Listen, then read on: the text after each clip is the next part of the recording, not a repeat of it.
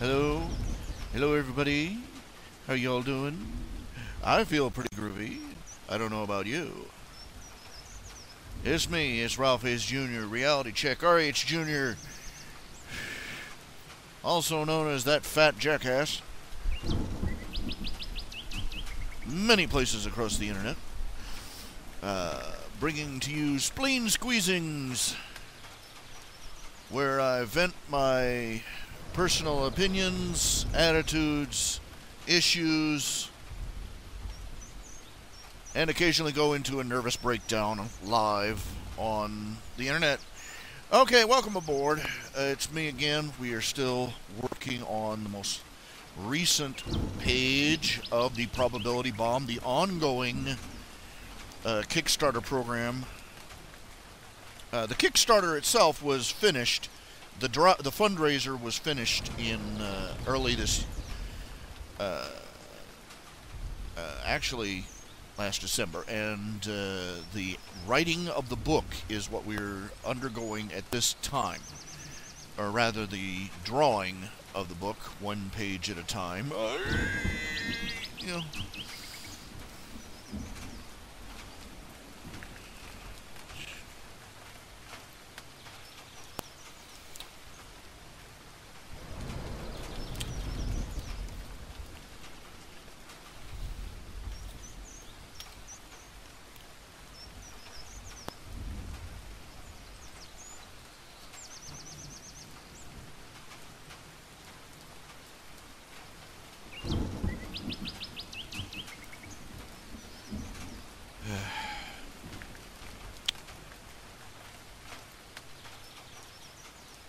I'm not going to make any promises. I know. I am not updating often enough. Not by a long shot. I'm not, I'm not,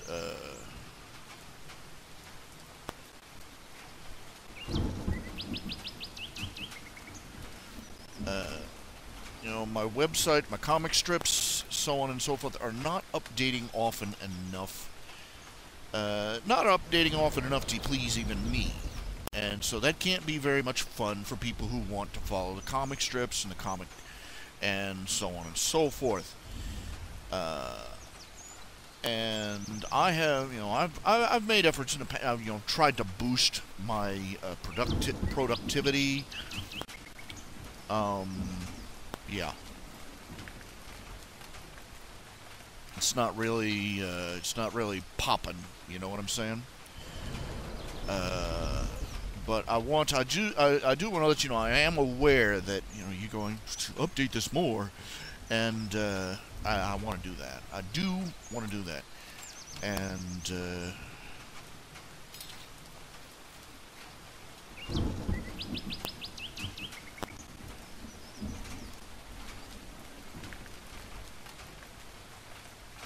so I'm going to try. I'm trying to push myself to make some more.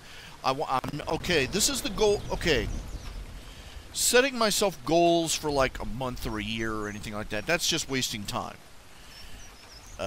Because you evidently go, oh, I've got a month. Oh, I've got a year. Oh, I've got this much. Oh, I've got that much time. I've got this much time. Okay, and then the next thing you know how it went in school. It's due tomorrow. So that doesn't work. So let's go to setting a goal for each show, a goal for each day.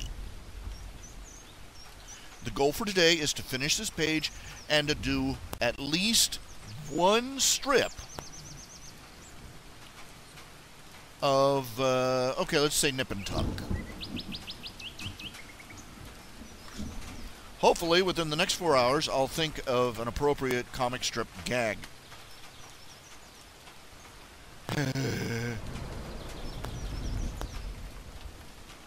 This is our goal. It's me with a pen, but you're the ones that are going to have to stand there and, why aren't you drawing it yet? So, here we go. Let's see, is there anybody in? Yes, we have all 3 people in. Yes. Yippee-ki, ki-yay, kippee-ki-yay, yippee-yi-yo. How you doing? Remember, talk frequently. If you do not speak, I think you're either horrified at what I just said, or that you died of a heart attack. And you're just lying there dead on your keyboard. Ouch. Look. I got gnats in the house again.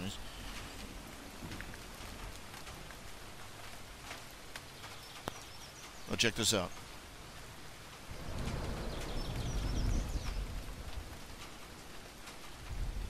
Check this out. I found this. This is fan work. Some fan created this. They got Flash and they made. This is a redesigned version of Luna / Nightmare Moon, or it could be just Luna.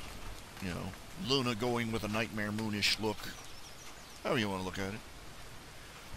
Now, she needed to, whoever did this needed to make the lines around her, you know, the forelock a little thicker. But other than that, it's quite good. Just, let me switch back to it. See that? This is what amateurs can do with the technology that is available. Back in the day, yo, that there would have taken months of work by at least a team of 2 or 3 artists.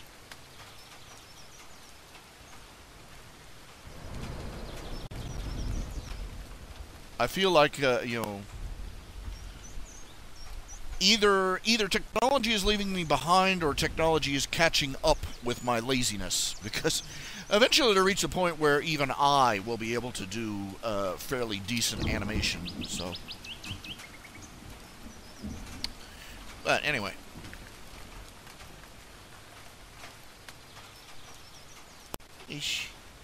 I'm going to add more. I'm going to add more of those animated GIFs as time goes by. Yeah, and yes, it's pronounced GIF. The guy that invented the format says it's GIF. G-I-F, GIF. Okay. You know, word of God, right there, you know. Guy that created the GIF format says, I herefore decree it's pronounced GIF, darn it.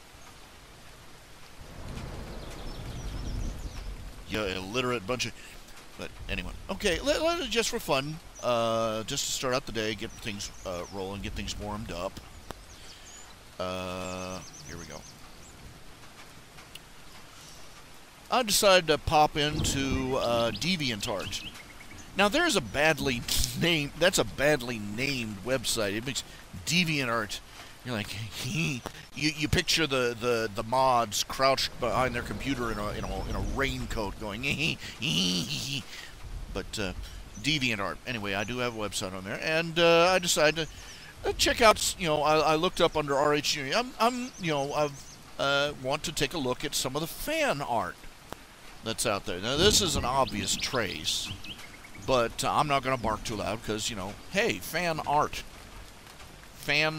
You know, and the guy that drew it, you know, he drew it. He wasn't trying to rip me off. He just thought I was cool, and I'm like, he doesn't know me very well because I'm not cool, but he liked my stuff, and I'm like, okay, so, you know, take the compliment and move on, you know. And so he does this trace number of Quentin. And this is by Malabite. Excuse me. He's done several drawings and even a couple of short animations of characters and such that I've done in the past. I just can't seem to. Oh, let me move this around. Let me image, zoom out. That's better. It's not great, but it's better. Okay, let me go back so you can see that other one. I'm guessing you only saw that. What's that? An eyeball? There you go. See. And you know, this is vanity stuff. So I think that people that do this stuff, you know, give them, you know, stop and give them a tap of the cap. You know. Oh, this is a drawing I did ages ago. What it is, I drew a birthday card commission for somebody, but I mixed up the gender of 2 of the characters. This guy was supposed to be a dude, and this was supposed to be a girl, but I...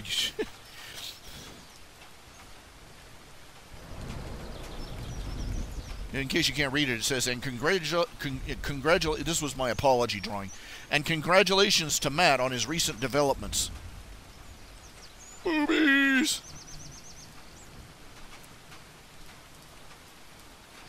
Yeah. This is a commission I drew for somebody. I'll tell you the truth. I traced that van. I traced that, whatever you call those things, the car truck hybrid thing. I'm terrible at drawing machinery, and you know, I get better over time, but there are times you go, screw it, where's the tracing paper? Now this one I am impressed. Look at this, look at this. This is Tuck. This is Tuck. This is rendered by Smithy's GCN. Look at that. He's a lot scrawnier and scruffier than I actually picture Tuck as being, you know, the bulkier of the two, because he's the one who's out there doing all the farm work, while Tuck, you know, Nip is skiving off.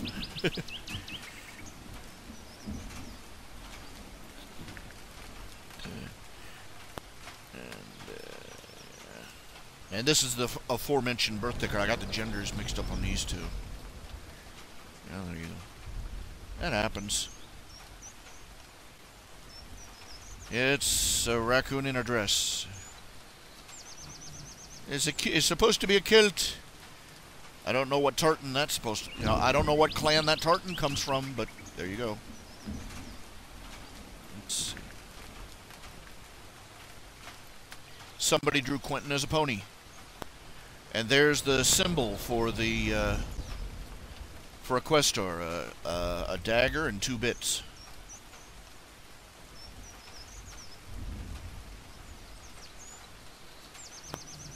Because it's supposed to represent the fact that a questor will do a, you know, if he believes in the cause, he'll do a job for 2 coppers if he believes in it.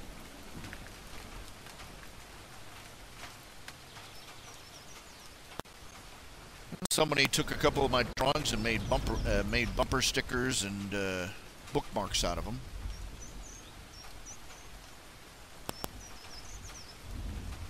I lost a lot of my aspiration towards making artistic stuff. I don't know.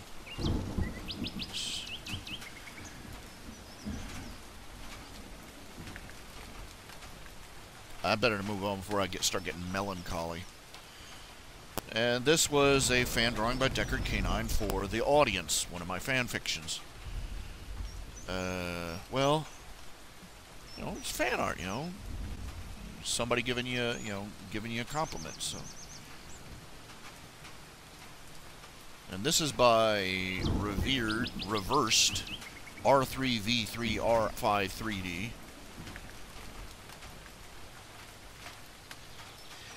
I found your pills and ate them. I can taste the colors. That's what that expression says to me. And yeah, okay. This is a fan work by Kokoro DM of Nip and Tuck. Yeah, but one of the best comics he's ever read. Well, I'm flattered. Pencil drawing of Quentin. I like to get the stitching detail right there. And that questor with sad eyes. Oh. And here's another one by Malamite. He's got his own fan stories and stuff. It spins off. And here's Nessie by Hair Trinity. He apparently drew this back before. According, he doesn't like me no more. He or she anyway. Well, you know, Hair Trinity. That could be a guy, a girl, or. But anyway, this old pic I did as a fan art for Tales of the Questor before realizing that RHJunior is batshit insane.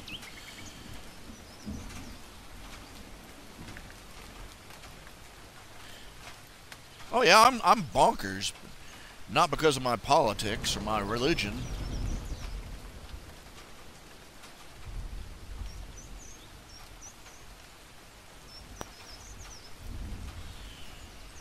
I swear,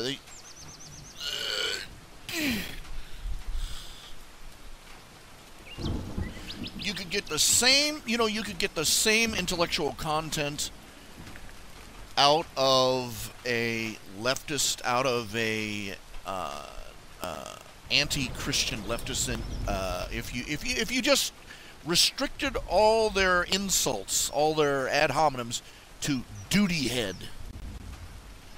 The intellectual content of what they have to say wouldn't change.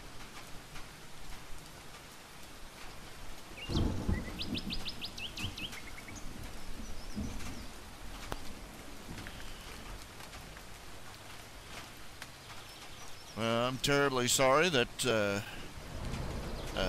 taste of objective reality is too much for some people to take. Well,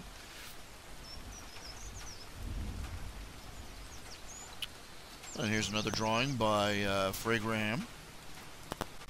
Again, a lot of detail with the stitching. It's a very rough drawing, but it's interesting what changes as your art talents increase. It's interesting what details become less important to you. Some become less important, some become more important.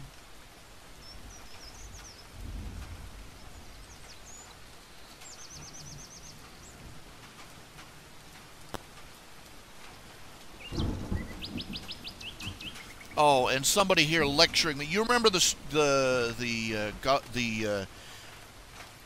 another sanctimonious evolution. Nothing more pathetic than a sanctimonious evolutionist. They don't believe in anything, and they're highly offended that you think less of them for it. And they feel pious about. How can you feel pious about not believing in anything? Okay, that's the age of not believing. Most people leave that behind at 12. 12-year-olds are the one, you reach the age of 12 and you find out, oh, guess what? The Tooth Fairy, the Easter Bunny, Santa Claus, all that other stuff, they're not real. Mickey Mouse is just a guy in a costume or a drawing on a piece of paper. And you decided that you've unlocked the secret of the universe, and you're just too smart and wise and insightful to ever believe in anything ever again. Oh boy, you've got the universe by the tail. Anyways, did a strip once where this one camp counselor is going on about how intricately complicated and how detailed and complex and fascinating the life cycle of a butterfly is, and how that teeny tiny little brain, more computing power than a Cray supercomputer on the head of a pin, beyond the capabilities of humanity to design. And she says, "Isn't evolution wonderful?" And Charles comes up and jerks her chain about it. And here we have a story. Well, oh, I had my beliefs and you have yours, and I'm so sorry. The pious martyr for atheism. Look, I don't care. I don't care if I offend atheists. Look, we've seen what happens when atheism takes over a civilization. Not even when the majority of people are agnostic or atheist, but when they get to the helm. Okay? We're talking the Soviet Union. We're talking communist China. We're talking the French Revolution. We're talking Nazi Germany. We're talking fascist Italy. All of these are examples of where they literally, the atheists got in control of the culture. And the instant atheism became the doctrine of the nation, blood flowed in quantities that would have made Aztec priests shuffle their feet in embarrassment.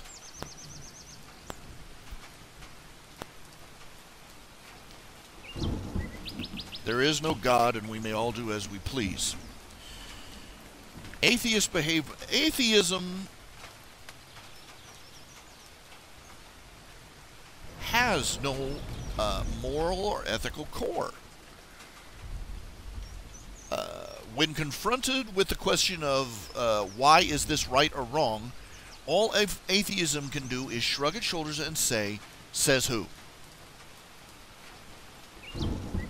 And you'd have to be dumber than a box of rocks to not notice what exactly comes after that, thanks to human nature.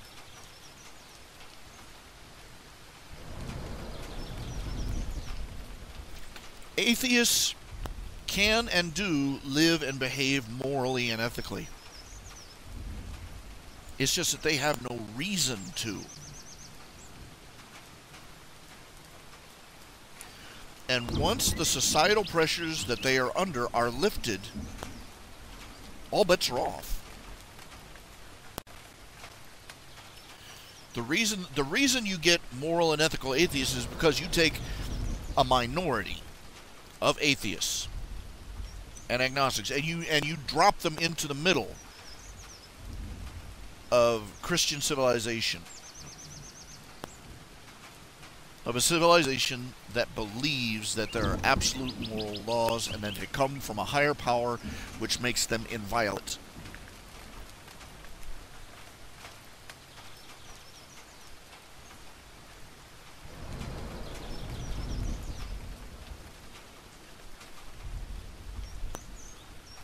And as long as they are in that, under that pressure, that social pressure, they're like somebody with a Benz. You know, you take somebody, drop them down a few thousand feet under the ocean, and bring them back up. So long as they stay under the societal pressure of being surrounded by a culture of Christianity, they're fine.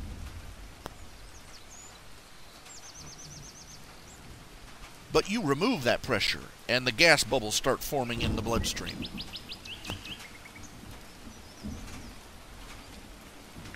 Eugenics, euthanasia, abortion,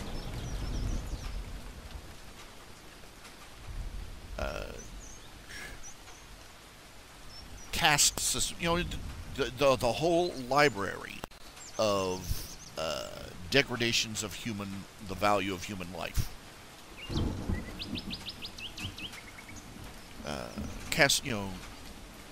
The neutering of those who are judged handicapped or defective.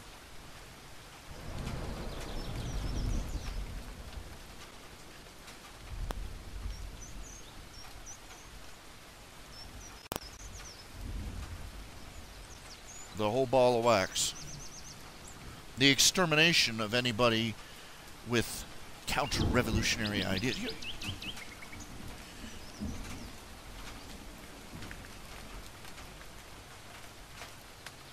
Is a morality from a higher cause is what restrains humanity from its most depraved habits.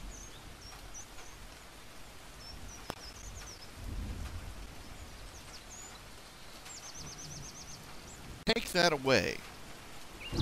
Proclaim that survival of the fittest is the only natural law. And you have to be dumber than a box of rocks to expect any other result. And empirical evidence indicates this is true. You know, there was a town, this actually happened in the United States. There was a town that was established by a militant atheist who proclaimed he banned all churches. And he ran out, you know, and he gathered together a bunch of people who were of like mind. Atheists. This happened back about 100 years ago or so. They gathered, they set up a town, and they set out No churches, no religion, no references to religion, no Bibles, no nothing. And it was to be an atheist community. And within a couple of short years, it was a crap hole. It was rancid. Theft, adultery, prostitution, murder. You know, just every depravity you can imagine out of man was pretty much happening out in the main street. It got so bad that the people that founded the town started begging churches to move in. They reversed the law and they started begging churches to move in. The town exists still. But the philosophy of the man that founded it washed out the door in no time flat.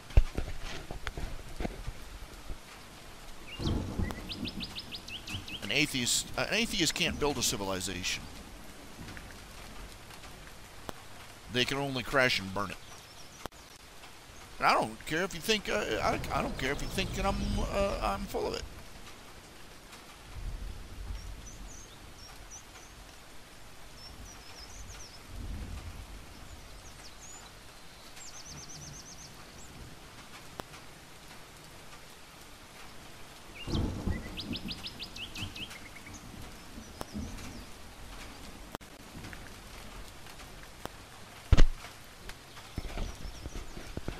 Yeah, and what gets me is the atheists who think that they are morally superior.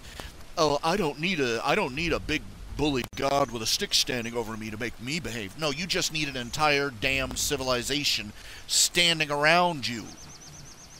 You needed your mom and your dad to raise you in a Judeo-Christian society. You needed an entire civilization standing around you at all times to keep you from depressurizing into the depravity that we've seen in every other proclaimed atheist civilization.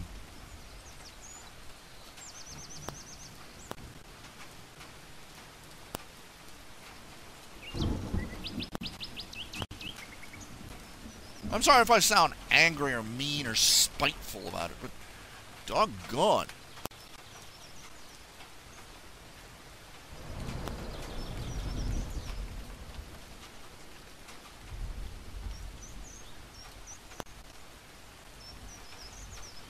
Communist regimes are estimated to have killed 11 million people in the 21st. No, actually, I take that back. It was the Nazi regime all by itself that killed 11 million people. And Hitler was a piker compared to what the communists, the loudly proclaimed atheist Union of Soviet Socialist Republics.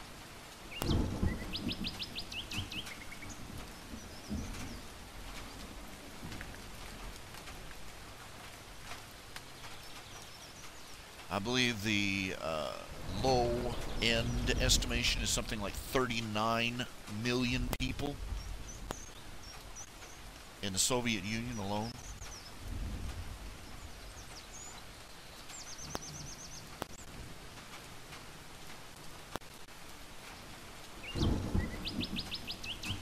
Field-tested, folks. A humanist regime has been, humanity has field-tested the humanist regime countless times, and the result has always been the same. It's a descent into hell.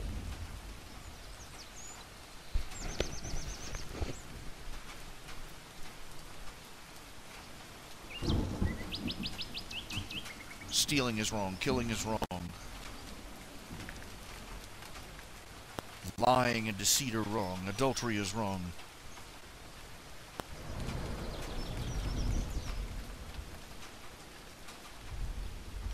and the atheist, and the only answer that comes out of atheism is says who.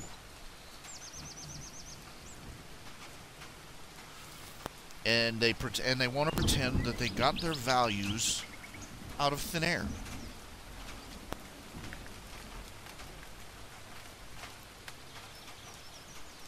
And when confronted, they'll try and BS about how, oh, well, these morals, you know, you credit them billions of years. You know what the problem is with thinking that society evolved its morals? A society, you know, nobody can survive the process of learning right and wrong by trial and error.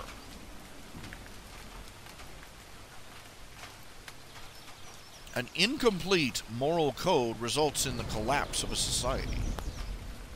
It results in the death of anybody trying to practice it.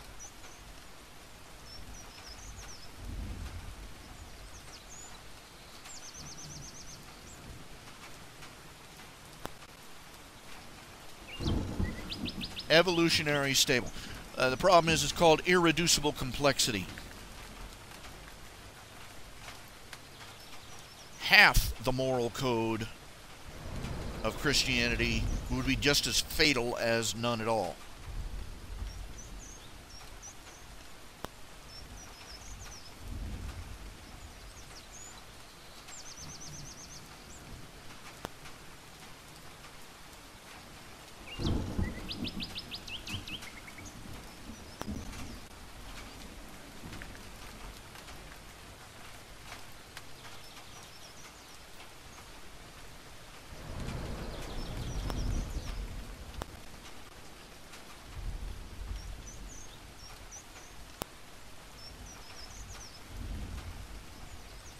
Morale, you know, the idea of an evolved morality faces the same problem as the idea of an evolved life form. Even the most primitive, simple, single-celled organism is too complex to happen in stages.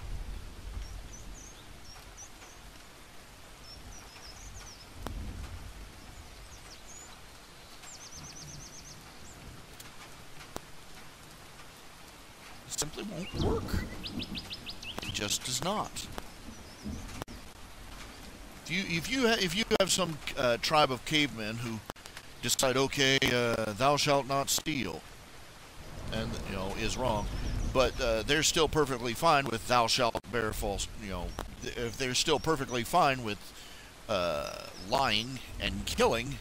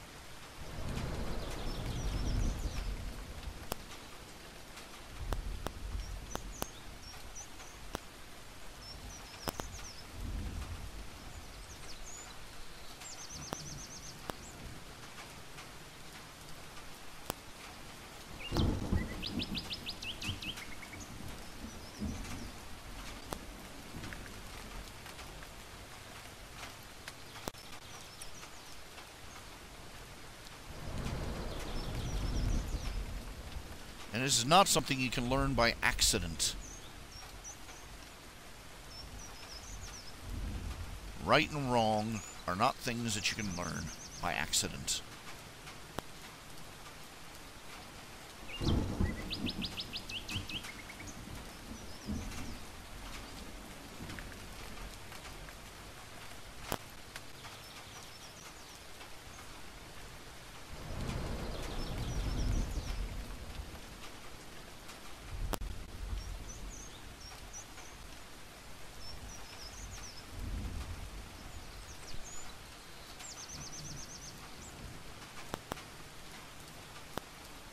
wouldn't survive the process.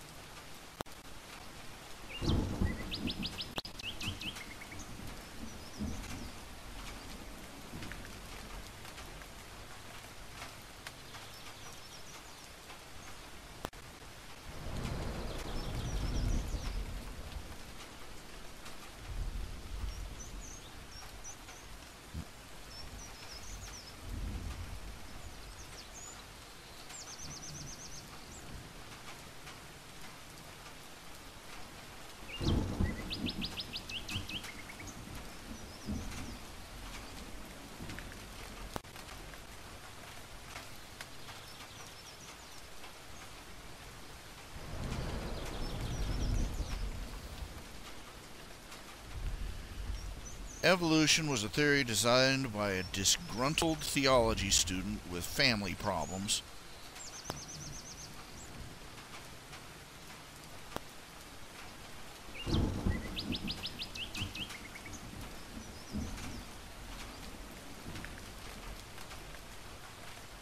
Who wanted to take them out by finding a way to explain away the existence of a creator.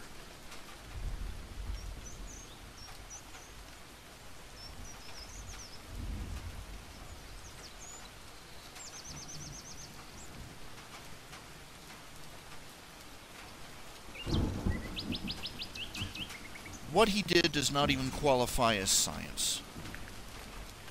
He went out on a boat trip, looked at a bunch of birds' beaks, and then made up a just-so story to explain why they were all different shapes. Scientific, okay, that is speculation. It's not even in the stage of hypothesis. Conjecture, that's all it was. Science involves going back, conducting experiments to test your theory.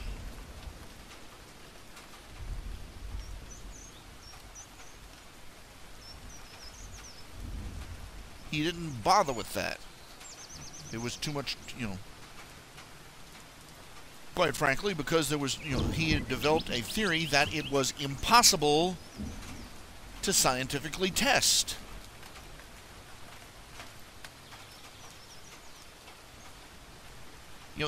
That is considered fraud sign number 1. Quack science warning sign. When they make claims that when they make self-asserting claims that cannot possibly be tested by scientific method.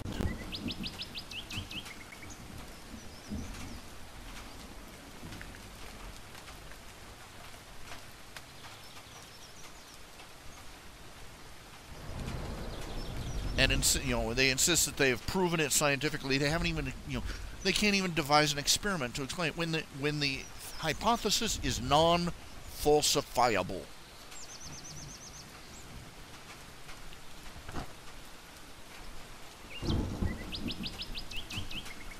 The claims of Christianity, on the other hand, were subjected to the ultimate falsifiable test on Golgotha.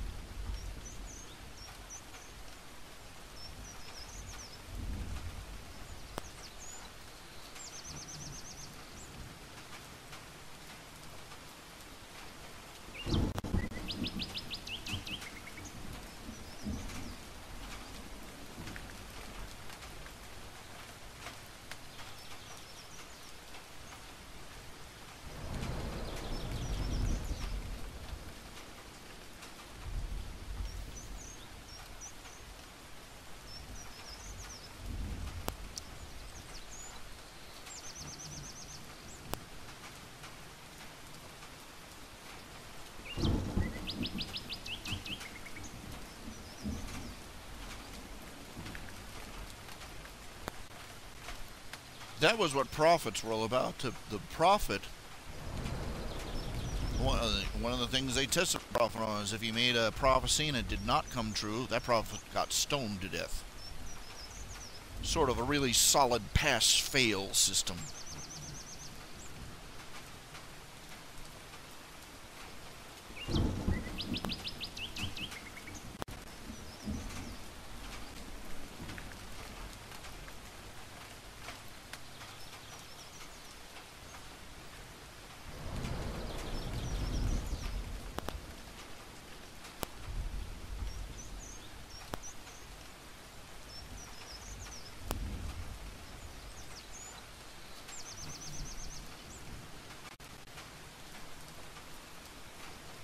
Let's see here.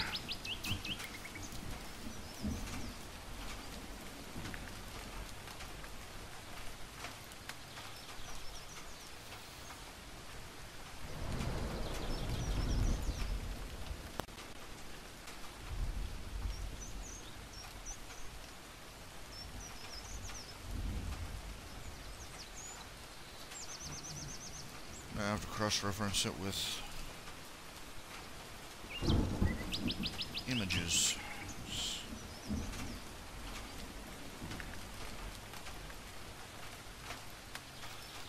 Okay, let's see here. Okay, this is our polis.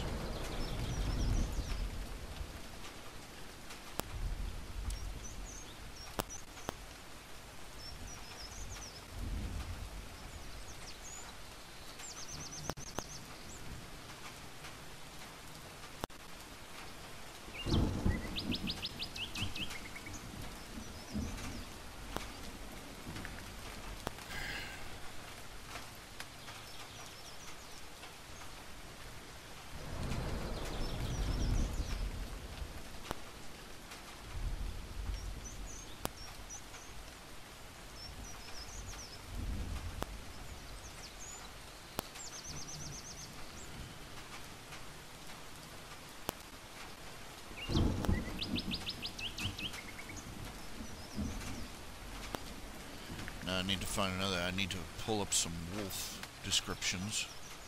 I had these sorted out in different categories. These all the different thingamajiggies. So figure out. I had these sorted by species too. Forget which one this.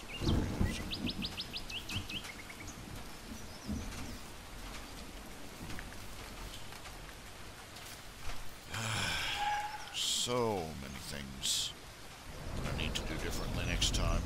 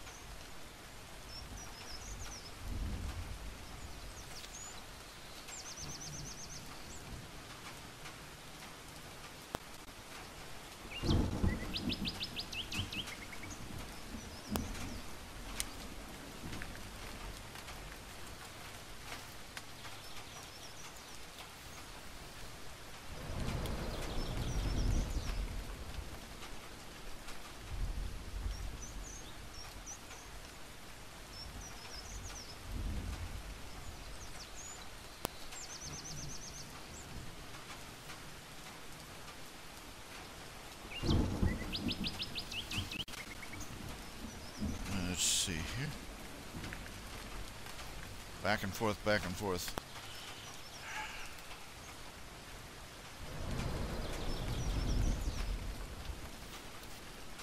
Things that needs to be done is that next time the data has to be... excuse me a second. Got a telephone call.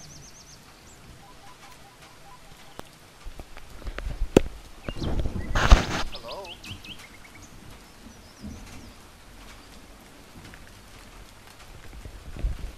What are you trying to reach?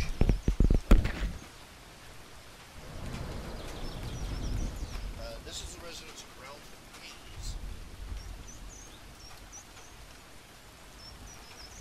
No problem.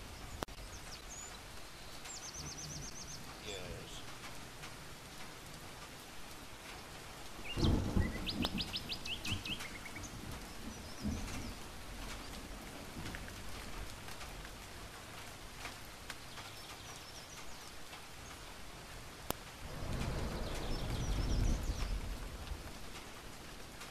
No, thank you.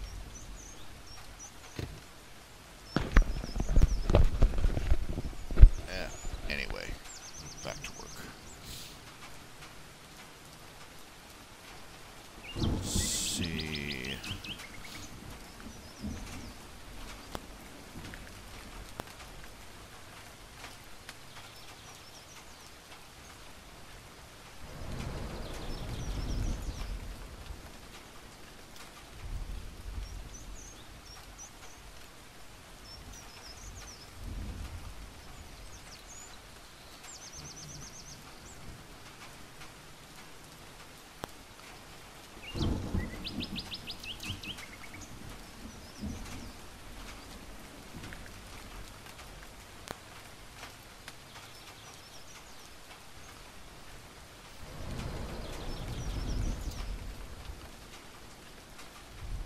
Yes, I believe that guy was on the Dragon ship. Dragon.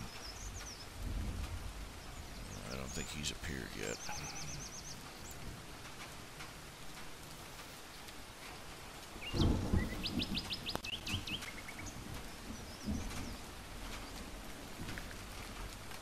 Dovahkiin, Dovahkiin, da-da-da-da-da-da.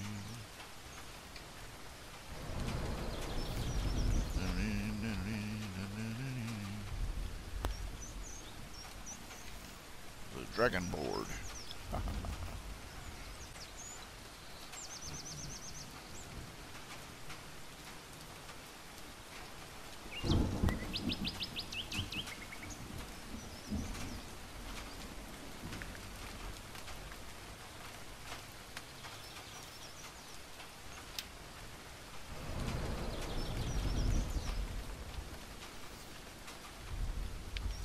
Gator boy.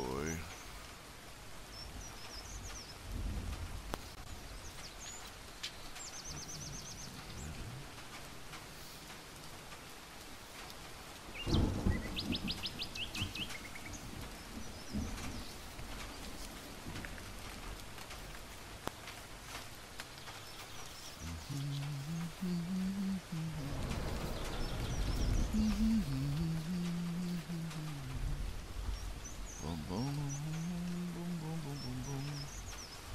Boom, diddy, boom, diddy, boom. I had some things I wanted to talk about, and I've forgotten what they were. Again. Such is life.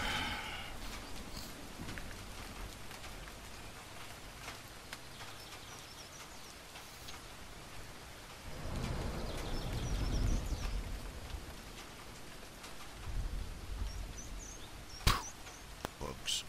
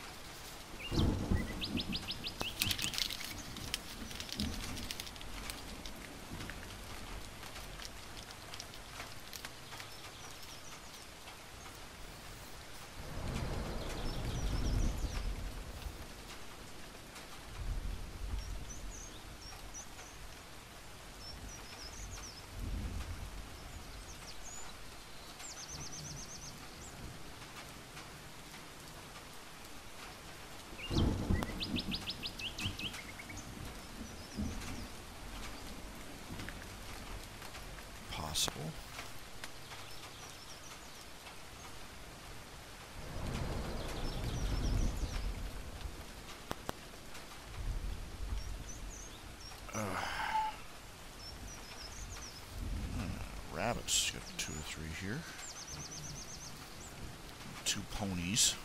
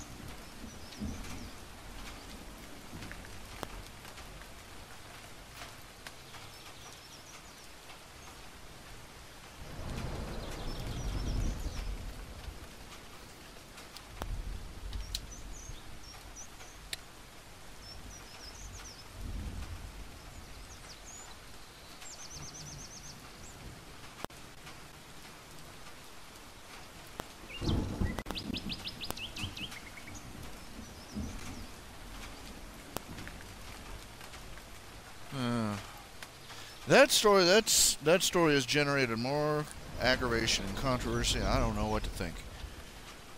I'll tell you this much. Look, I'm not changing the story on general principle. I'm not changing anything in the story on general principle.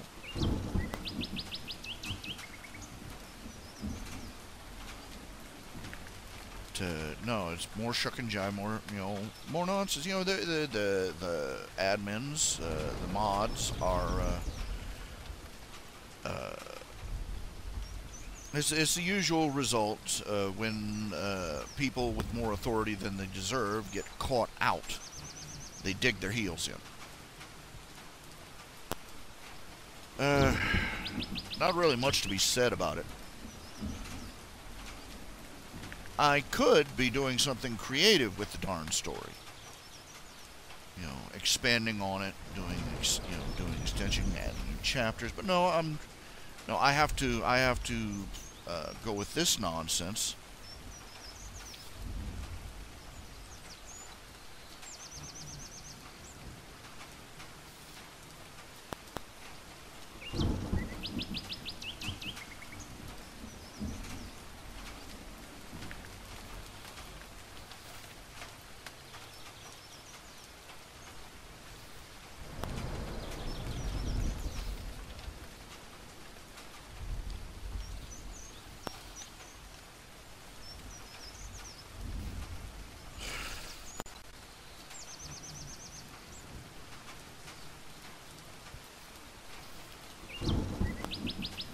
Jonathan Kruger's character. Oh, your character's already appeared. He was, let's see here. He was one of the guys in the green screen in one of the early pages here. Let me see here. Shoot, bugs. How to get up? Shoot. Let's see here.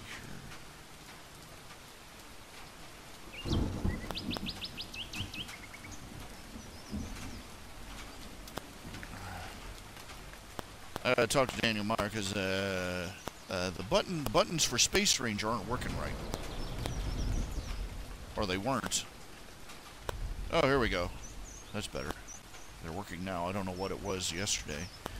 So, Daniel Meyer, if you're the one who fixed it, thank you. If not, thank you anyway.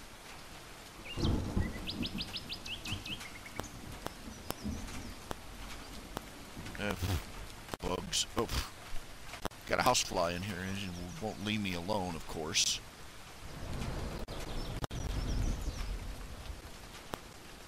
You know how it is. Housefly comes in, got nothing better to do than bug you.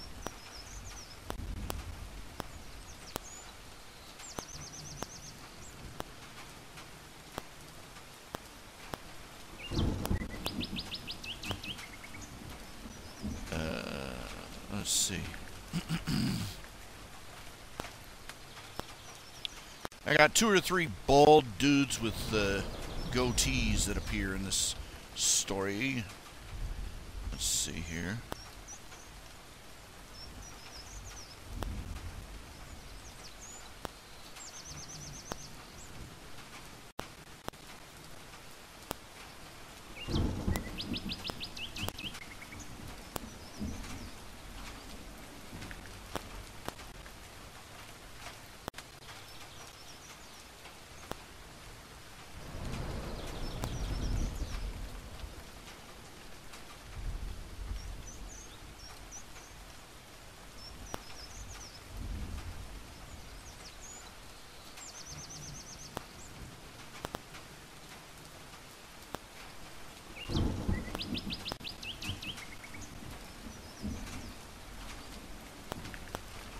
Here you go.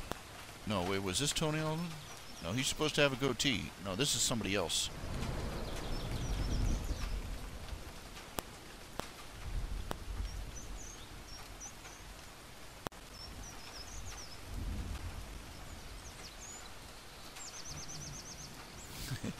I'm still fond of this gag right here. It doesn't like it when you move it. I figured that out for myself. You okay? No thanks, no thanks, bartender. I'm driving.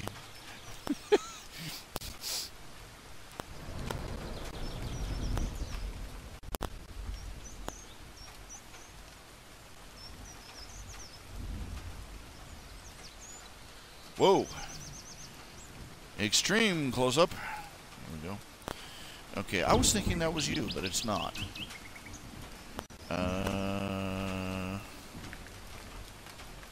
I gotta go looking.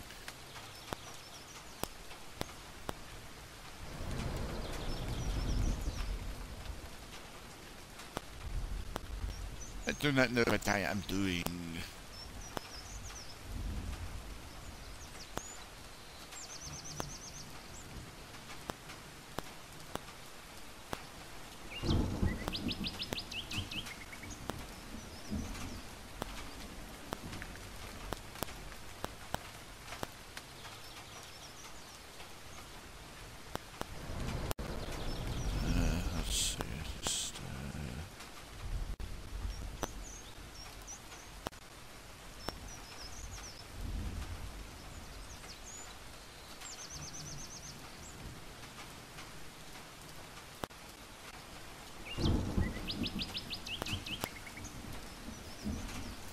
I think I got somebody here that can...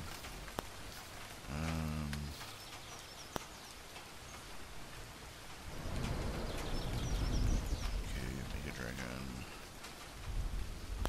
Shapiro. Mike Van Pelt.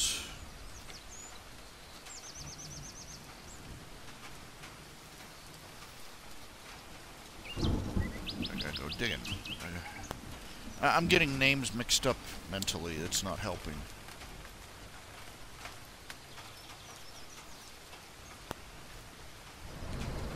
I've got several characters here. There's $100 donations. I haven't even made them appear yet.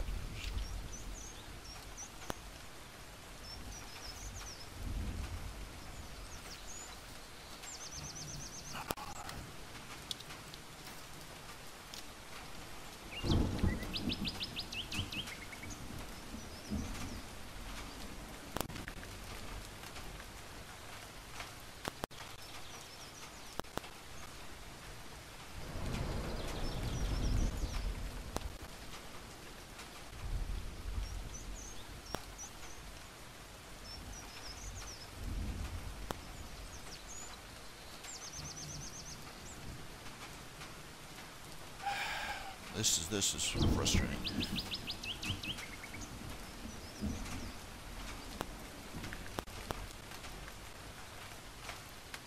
Page 14. Let's see here. And I closed it again, and I didn't lose it. Notice.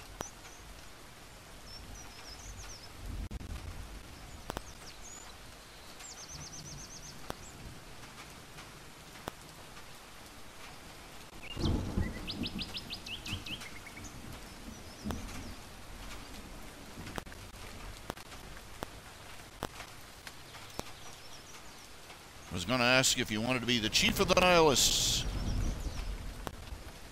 I may have to erase the guys. Yeah, there you are.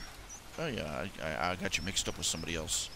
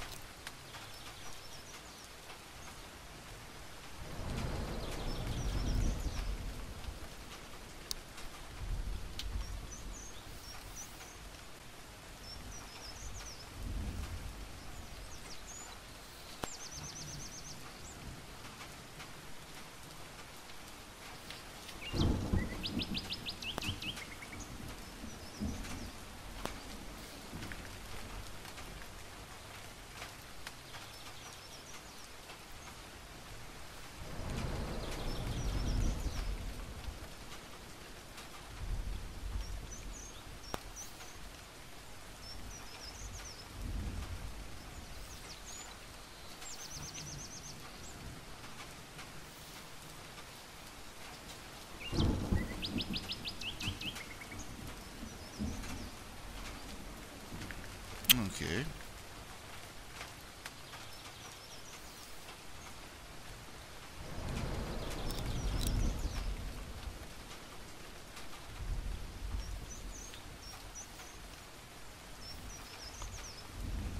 There, found a candidate. There, look at that.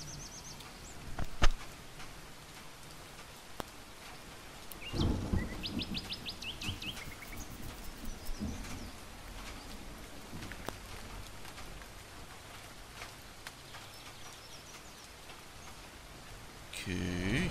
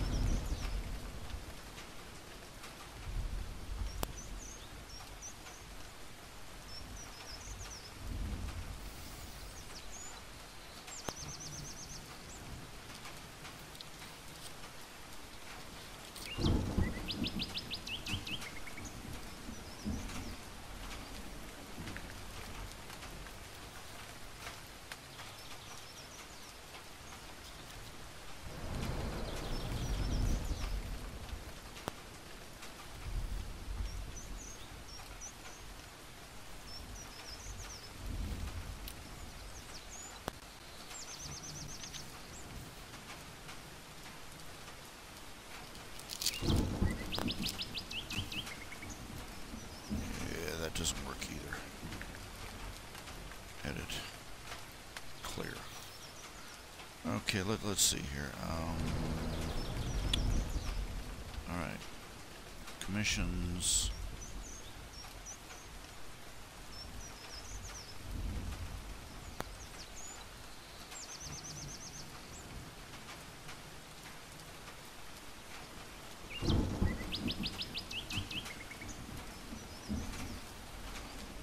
That character is at the $20 level. I'll have to move it up to the, let's see here, sketched $50 level. Okay.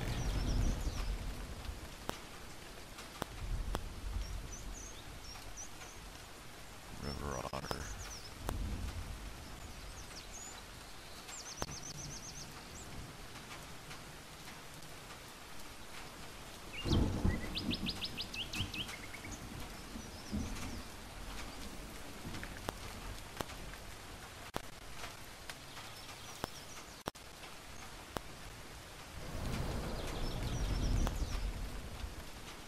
Okay, that'll work.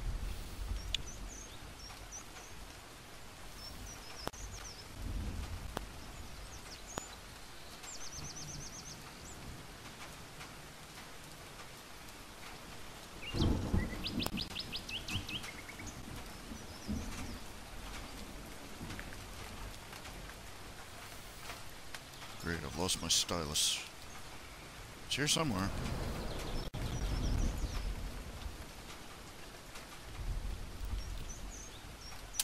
Ah! Darn it.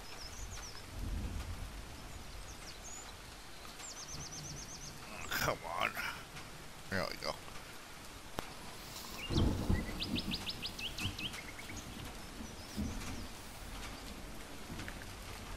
Alright.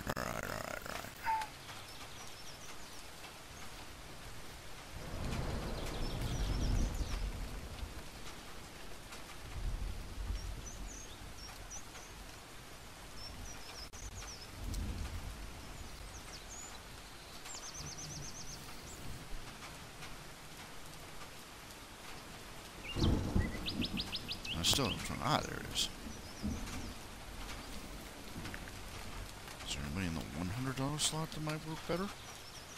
Let's see.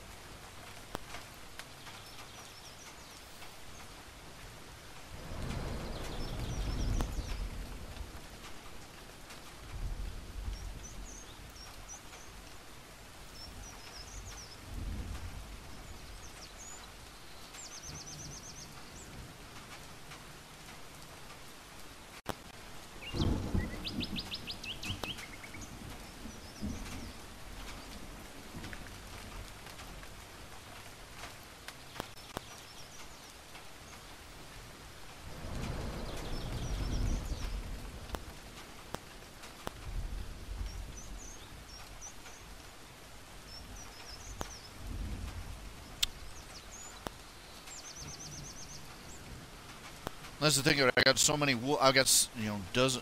Like I got a stack of wolf characters, wolf, fox, etc. And yeah. So I'm having to browse through and.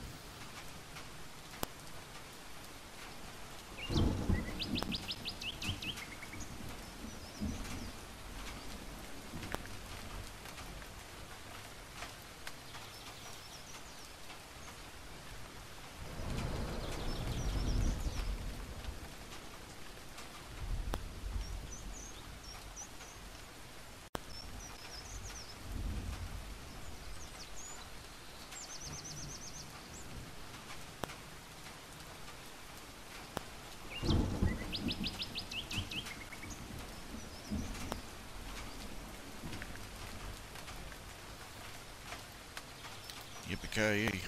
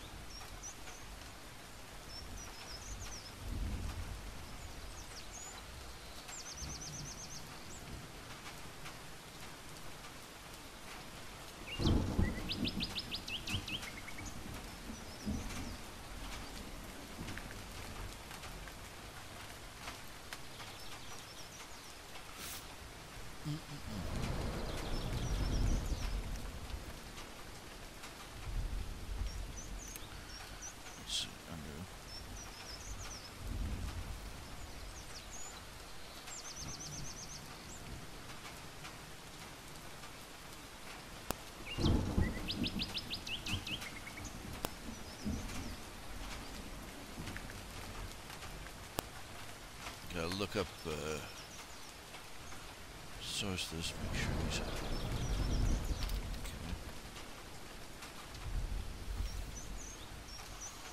I'll rest a second here.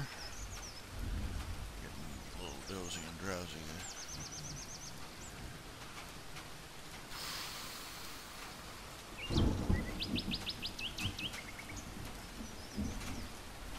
Ouch, ouch, ouch.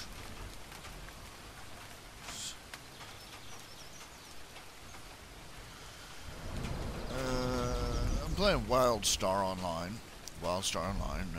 Nearly all of my characters are exiles. The good guys, you know, the Rebel Alliance group. You can play exiles or Dominion, you know, rebels or evil empire. And I'll say this much: I don't like playing the bad guys in a war pusher. And I tend to give a wide berth to people who do enjoy playing the villain just a little too much. But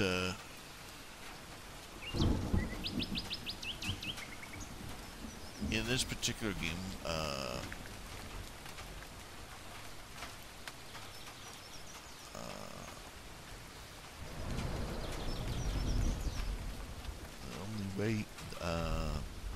this particular game, there's a race called the Chua.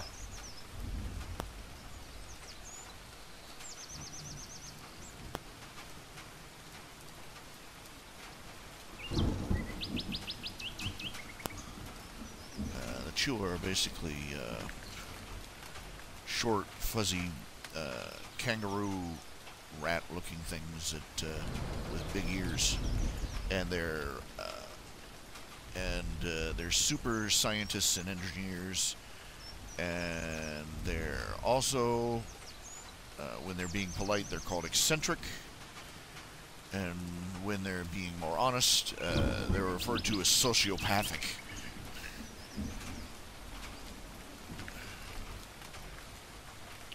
And naturally, they are in the Dominion side. And I reflected that, I reflected earlier that nobody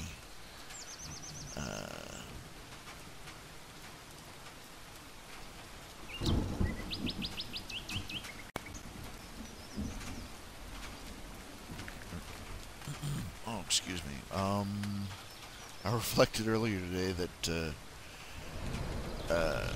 I didn't mind playing the villain so much because basically while my Chua character is roaming around doing missions for the Dominion, secretly my character, I'm secretly role-playing my character, running around looking at everything and going, someday I'm going to set fire to all of this. Really, they need an option to play they need a path choice. That you need to... First of all, I think that they shouldn't make it race specific. You should be able to be any race in the game, any playable race, and you should be able to choose whichever side you want, regardless of your species.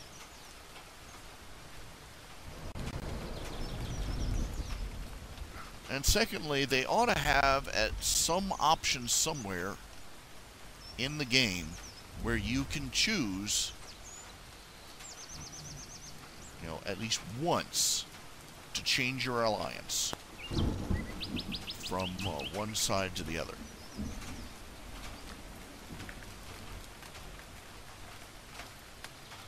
Of course, with a hefty penalty of some form for changing alliances.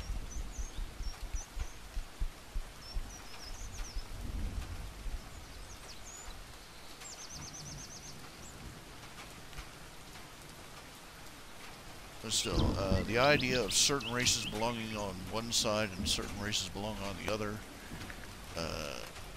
that is a little outdated. I mean, very, very J.R.R. Tolkien. Tolkien, no barks against him, but,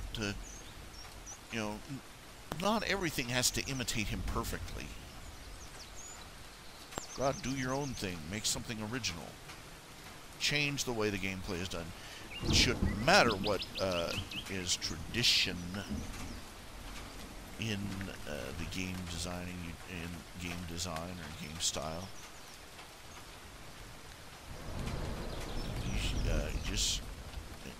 Just give a player more versatility.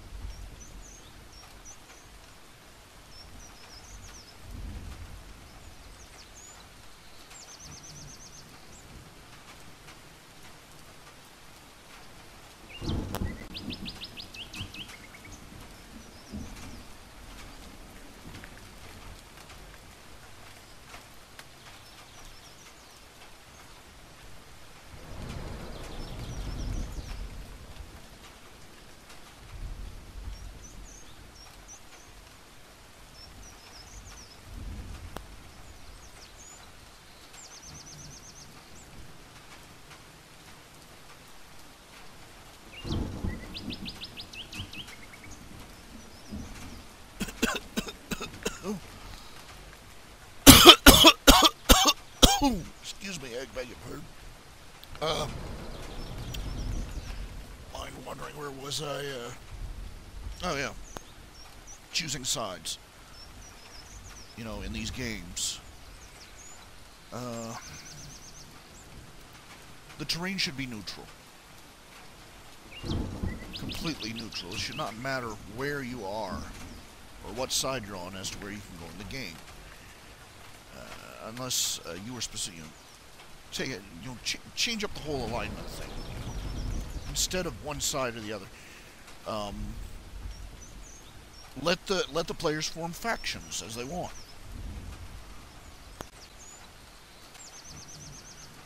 Territory remains neutral unless it's claimed by a faction.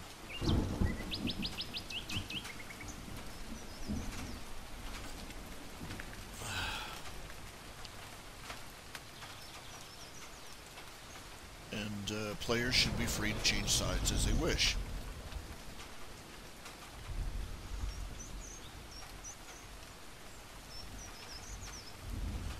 Players shouldn't come in there and go, for a simple reason. A player should not go in, oh, I want to play one of these cool characters. Oh, one of these cool... What, you mean you can only play them for the Horde? Oh, man. No, it shouldn't be like that. It shouldn't be like that.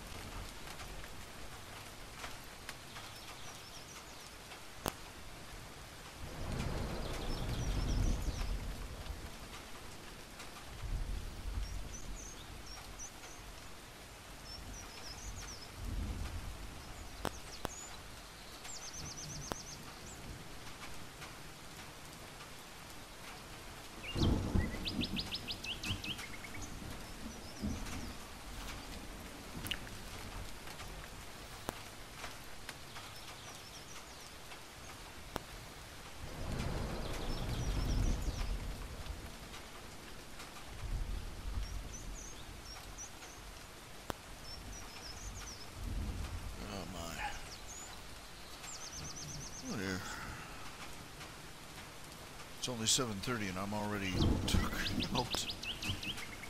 Tried to get more sleep.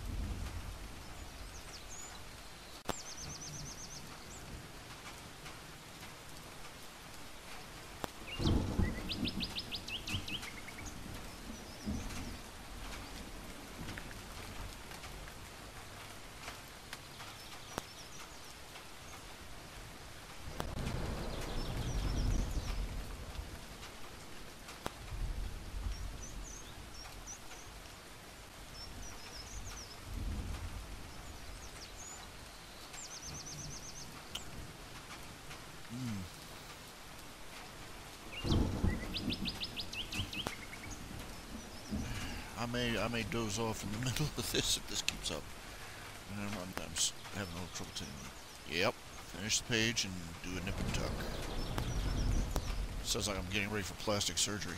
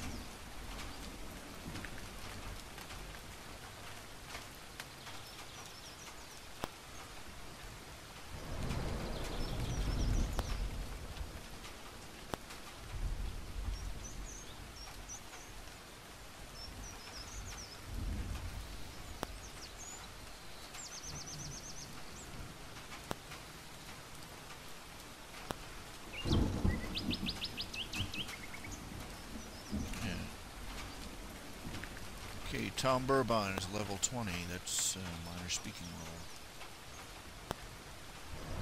Darn it. I'm trying to find a level 100 to be the evil villain.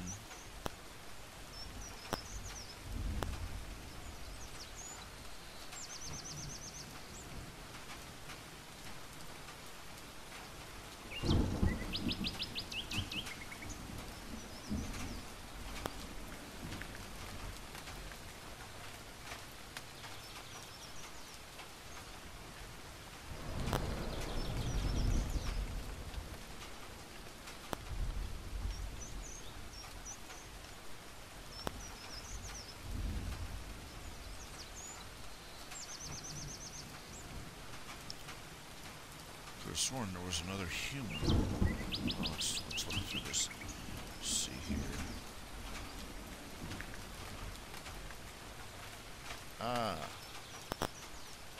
Sandstone Mirror, Doctor. Come on, just.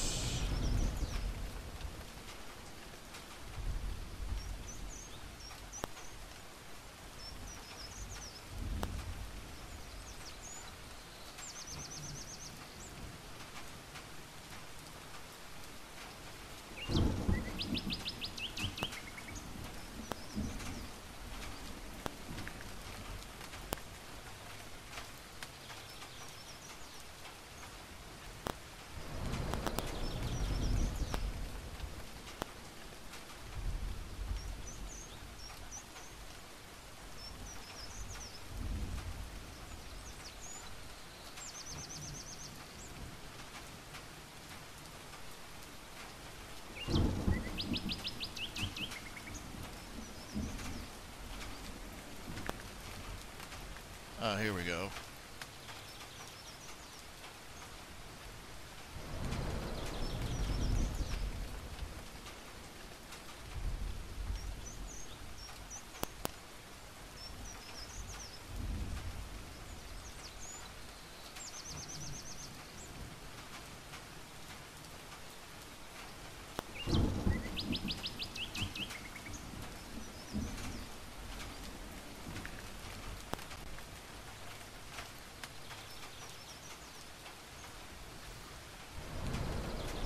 Anybody who wants a human character wants them with a goatee for some reason. It's 3 or 4 people who've had that. Let's see.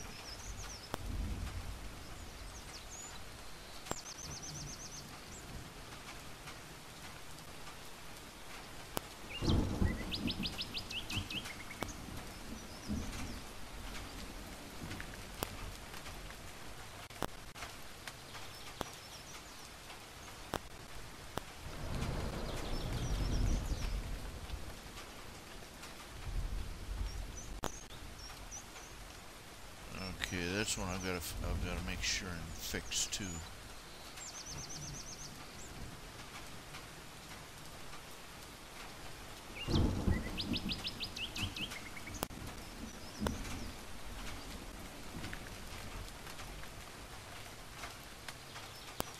I gotta get your character in there a little more often, Kruger. I didn't realize I must have had it just stuck in the wrong slot here.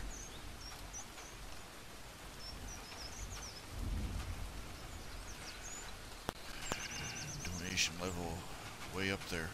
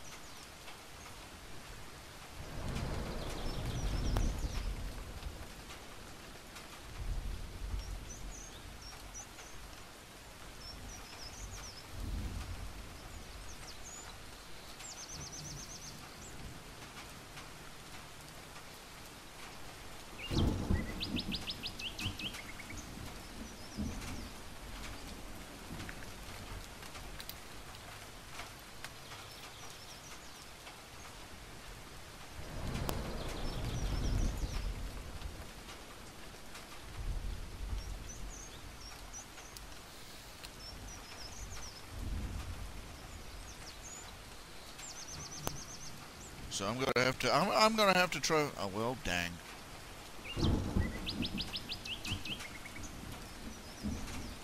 I got you mixed up. I got your character mixed up with a minor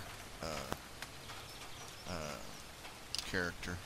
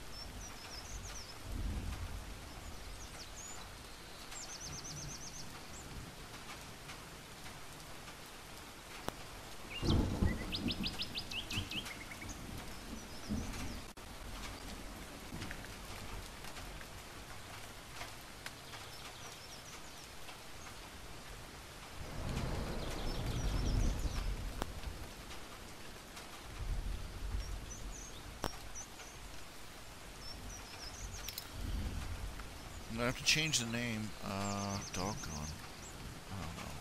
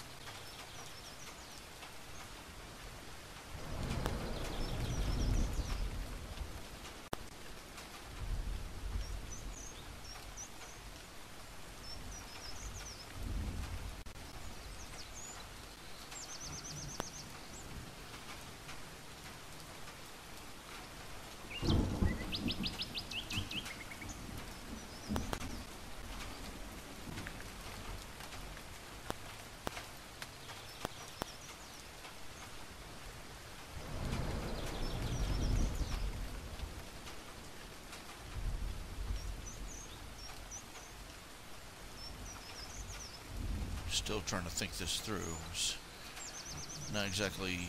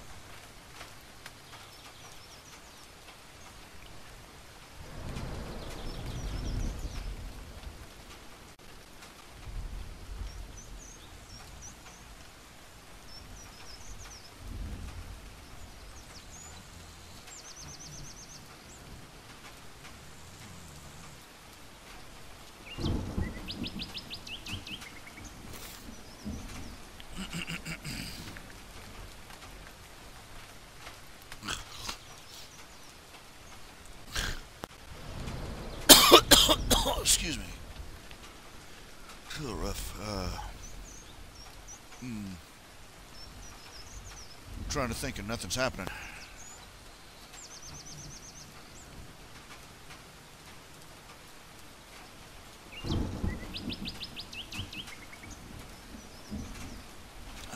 oh, okay. If you'll excuse me a minute, I'm gonna run to the restroom. I'm also gonna try and get something, sandwich or something. Try and refuel a little bit. I'll be right back.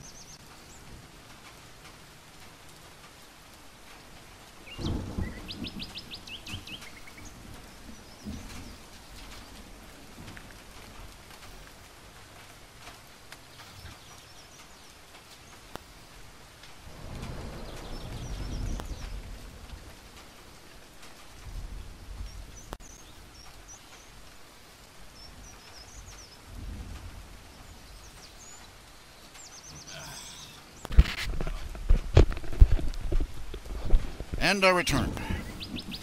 Dun, dun, dun, dun, dun, dun. Ah. How y'all doing?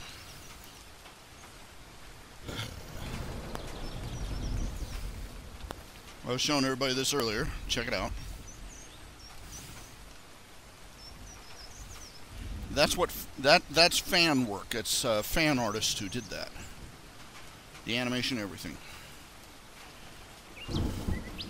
It's extraordinary, the tools that have been put in the common man's hands, you know what I'm saying?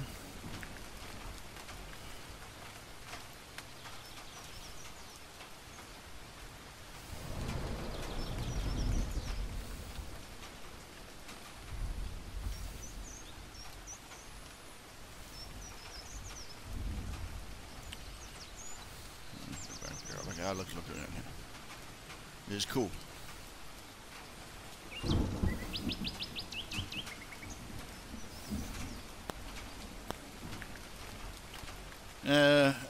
Barely. Somebody basically just did their own version of Luna. Yes, I've heard of fighting herds. I'm like, you know, I wasn't even really that interested in it when it was obviously My Little Pony. I'm not, cows. No.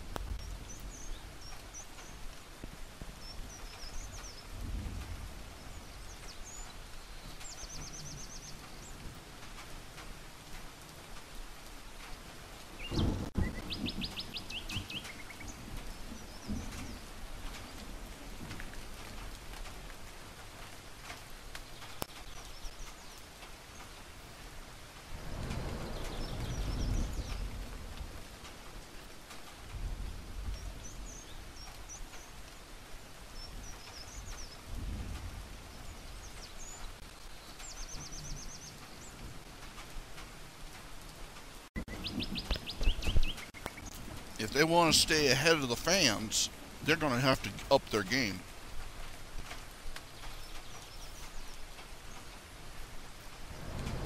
There are people out there who are doing animation and writing little episodes that are better than anything the show comes out with.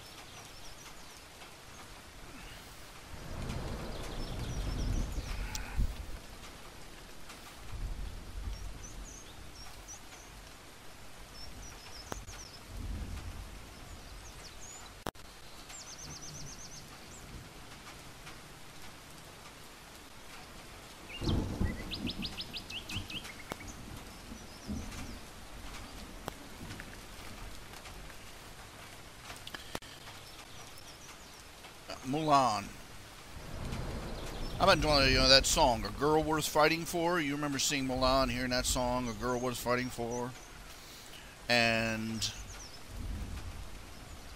it kind of gets me that the implication is all these guys, all these guys are singing about how they want a girl that's beautiful and a good cook and who loves their battle scars and who dotes on them, and Mulan's much like, oh, what about a girl who speaks her mind and thinks for herself, and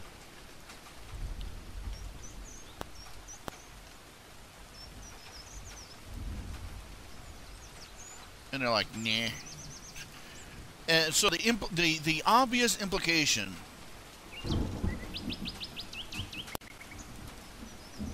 is that all these guys are jerks.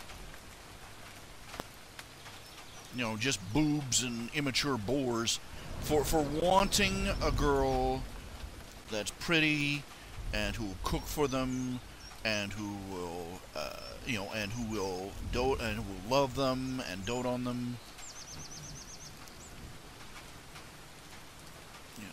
How horrible. How horrible, You know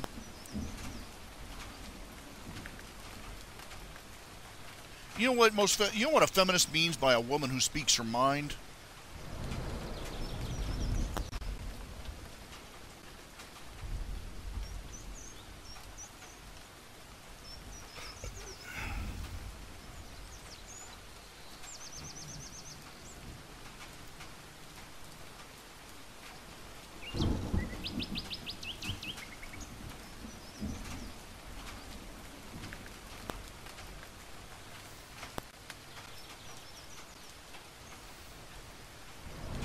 That means an intolerable nag.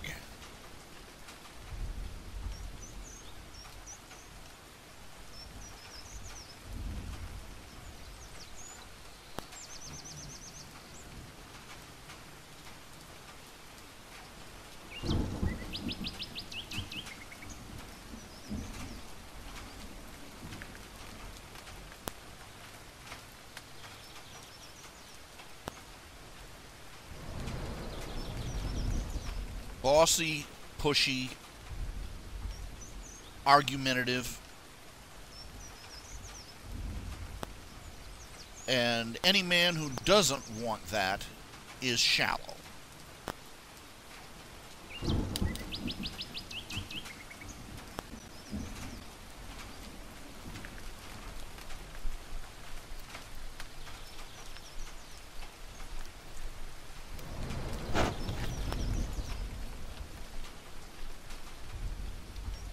Because to a feminist, a woman can speak her mind all she wants so long as she doesn't agree with a man on anything.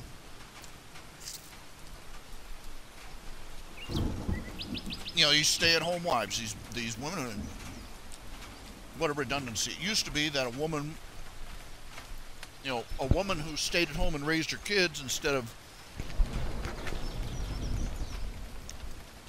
dumping them off on a daycare center was considered normal. Nowadays, you have to go out of your way and say, oh, yes, she's a wife. That means, and she also is a stay-at-home mom and a housewife.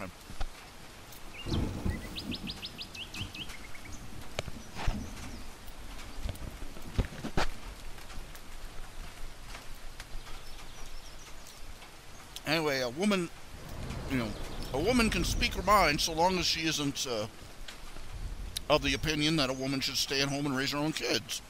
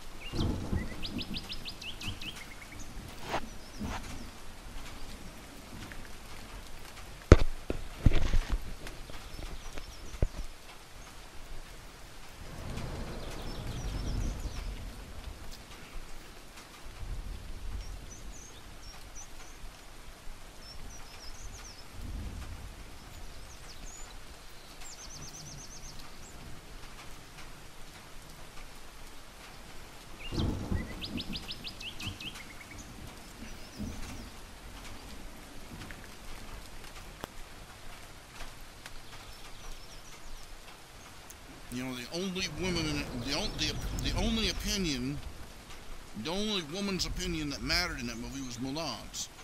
All the other women in that movie, oh well, they got nothing to say.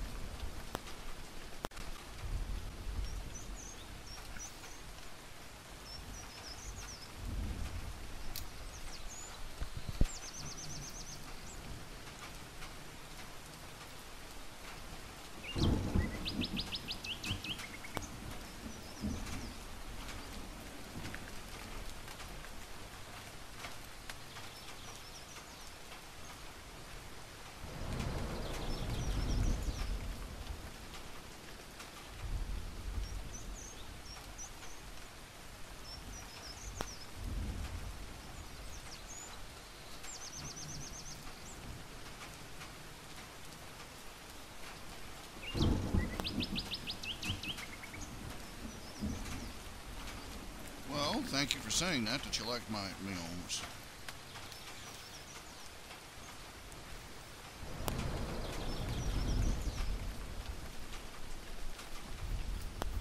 Thank you for saying that you like my stories and stuff better than some of the show stuff.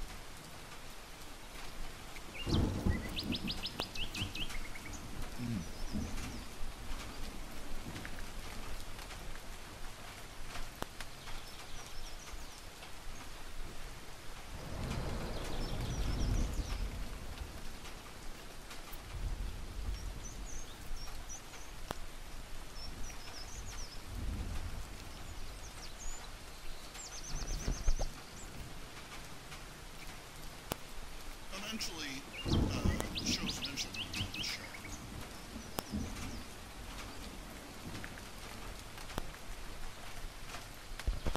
And but eventually, you know, sooner or later, it'll jump the shark, or it'll go off the air, and all the stuff, all the content is going to come from the fans, all the quality stuff.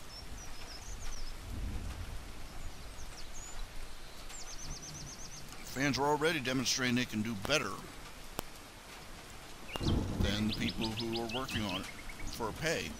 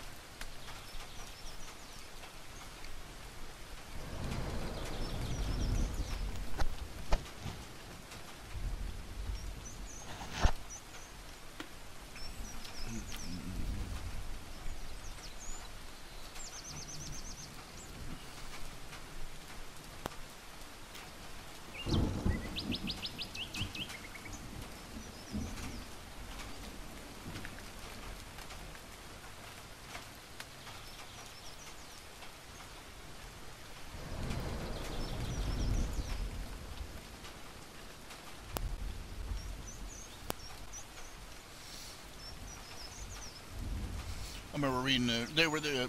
I remember reading this one thing. They were talking about the Chinese. How the Chinese have been saying that, you know, they're planning a lunar mission soon. And, you know, they're going to try and get to the moon.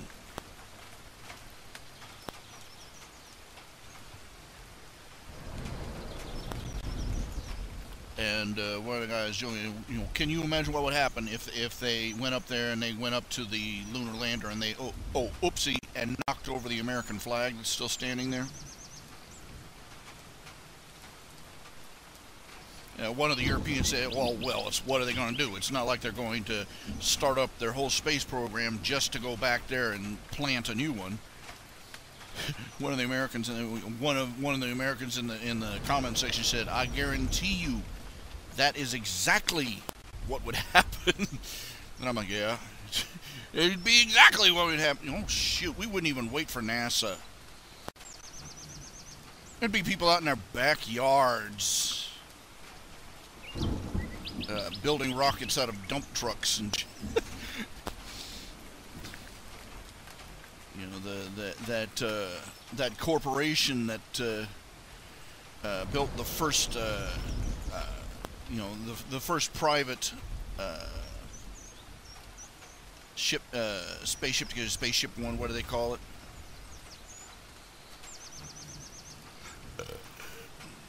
They would be like getting billion-dollar grants.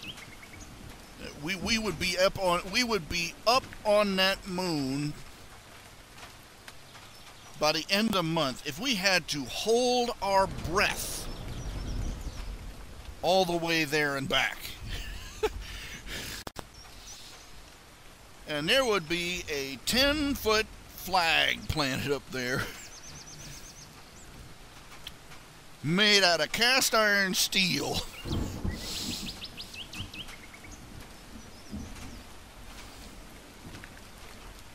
And we would be, and they'd go up there. We would carve a monument that you could only see from, from the exact proper angle in China of a giant middle upraised finger,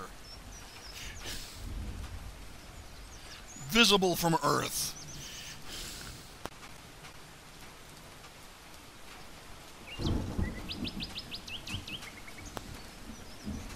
And I am not exaggerating either.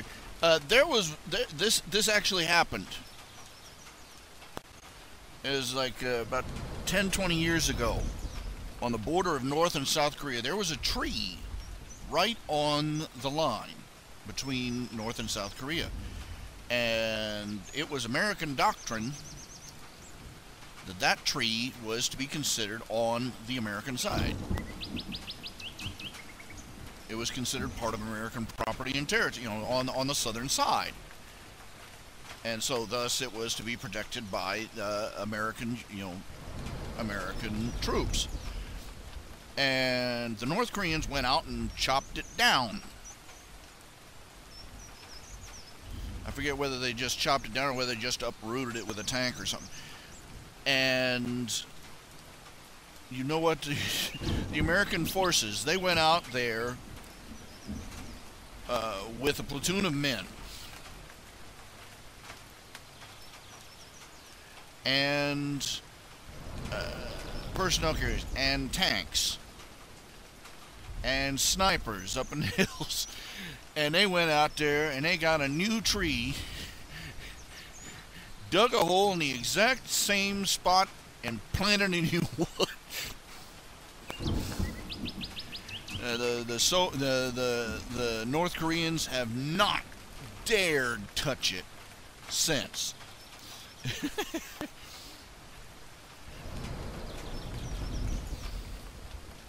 So if anybody went up there and messed with our flag or with anything else from the Apollo landings, they're right.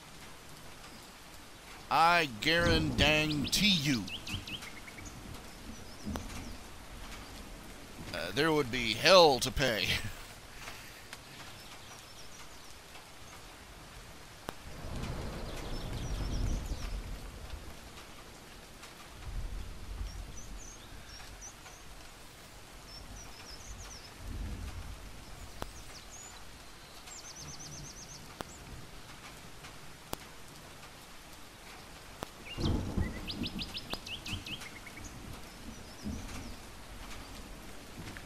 Oh yeah, that's a true story.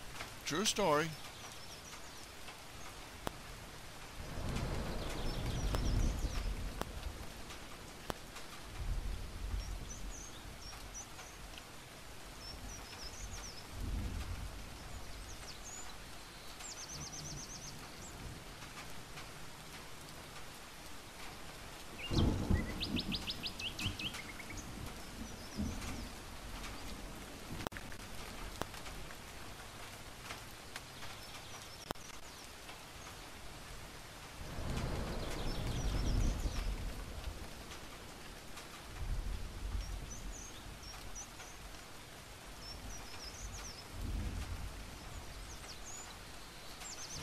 Okay, now I've got that stupid song from I'll Make a Man Out of You. Remember that?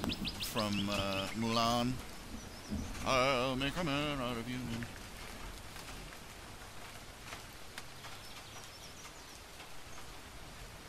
I'm not fooled. I mean, it's obvious that the point of it, the point of Mulan, above and beyond any girl power nonsense, the objective was to at each turn to mock the idea of manliness. And you're sitting there, and I can already hear you. Oh, no, they're not doing that. They're not doing that. Oh, no, they're not. I'm like, oh, yes, they are.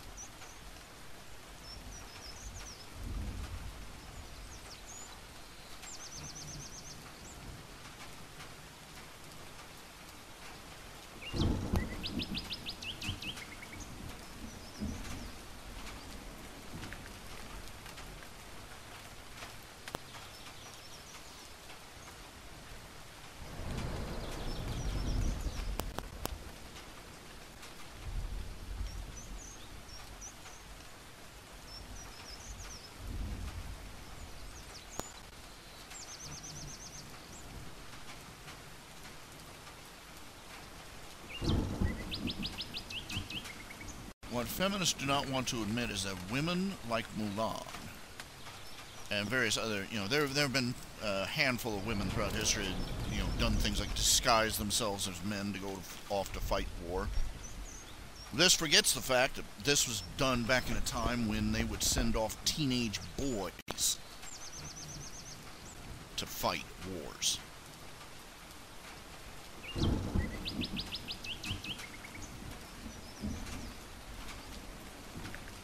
Now that morals and ethics have been asserted that restrict us to sending only adult men and women to war, the difference between the capacities of a woman on the battlefield and a man on the battlefield are a hell of a lot more obvious.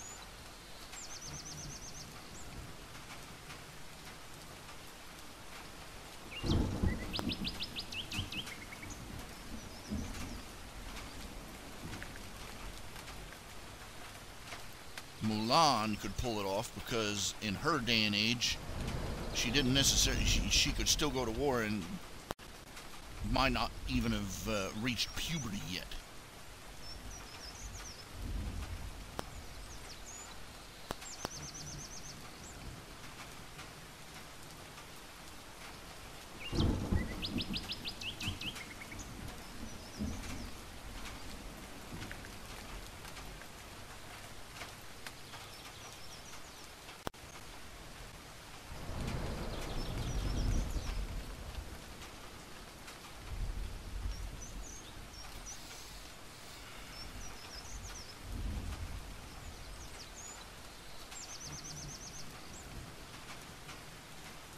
Today,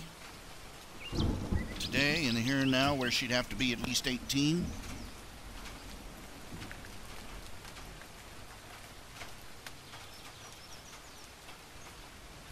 no, she wouldn't have managed to pull herself. She wouldn't have managed to pass for a man. And not just because we have slightly smarter medical examiners.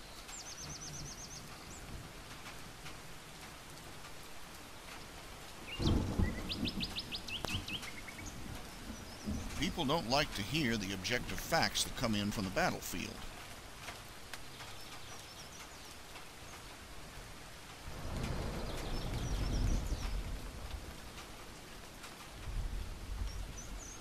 I remember once they had one of these game shows where they were a survey of experts. They would take surveys of experts on various topics, and the players had to guess how many of them agreed, how many of them disagreed. And they did one where they had 20 police officers. They were all the police officers were there. They were standing in the box.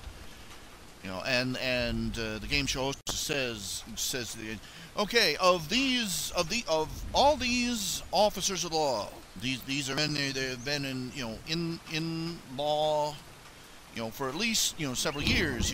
They're professionals. They're experienced. And they asked him, out of all, I forget how many men they had. I think like a dozen, 15, something. Well, but anyway, said, out of these men here, how many of them do you think said men handle emergency situations better than women?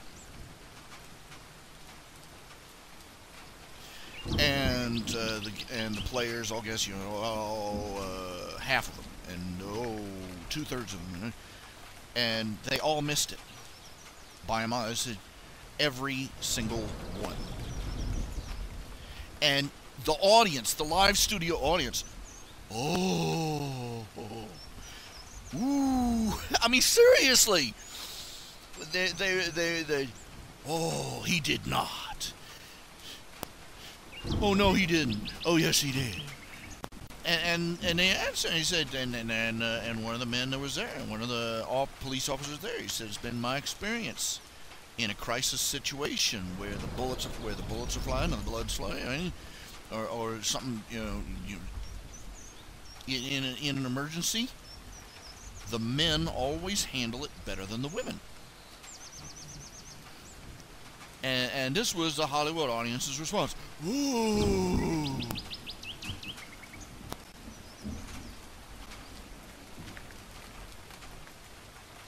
he was in trouble for telling the truth with these people. That's pathetic.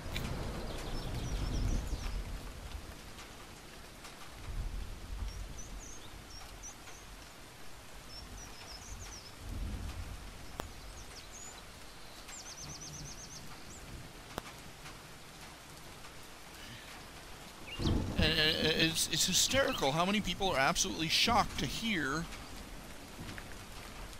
what they have been told their entire lives.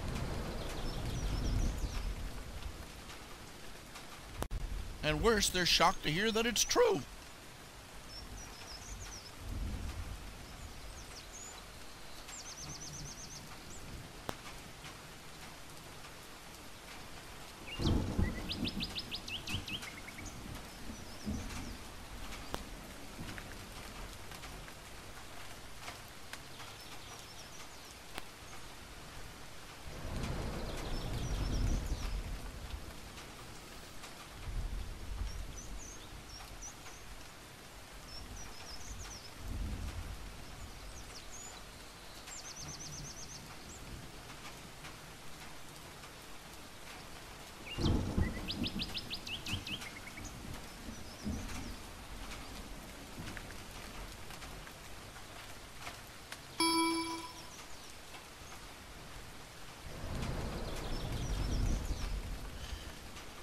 I'll tell you one thing about that story. People are starting to, people are starting to pick up. That story. Yes, it matters. The commenters are starting to pick up on the fact, on the political aspect, quote unquote, of the story.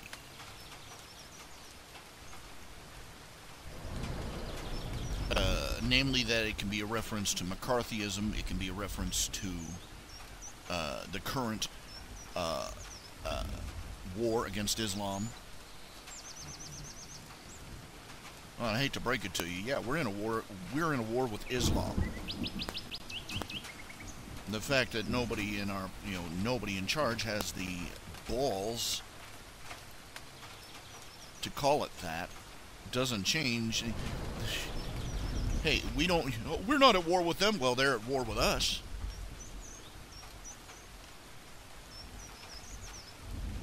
And the only thing that's keeping them from getting ahead of them is the fact they're so stupid they blow themselves up half the time.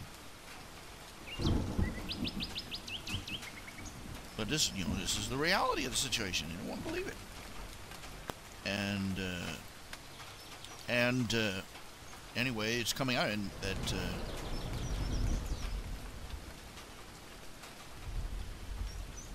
It's starting, people are starting, this could be a very obvious reference to things like the war on terror, McCarthyism.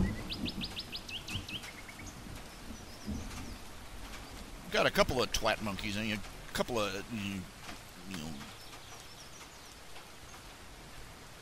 Rhodes scholars in there. They come in there. Oh, yeah, you right-wing conservatives want to shoot all the poor little illegal Mexican immigrants. And I just love how you managed to leap through the air with the greatest of ease to that conclusion.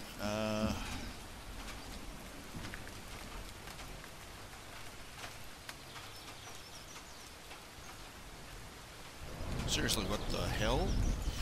And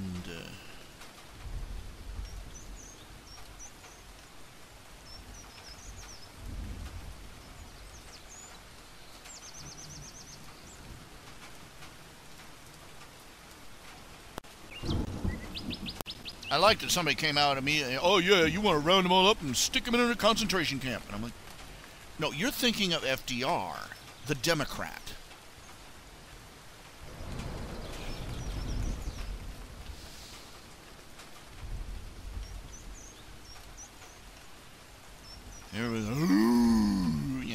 And the way it goes, because they're starting to realize that the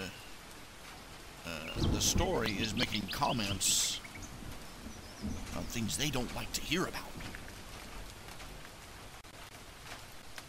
And, you know, the people who are reading are realizing, oh, gee, so this is why the mods don't like it.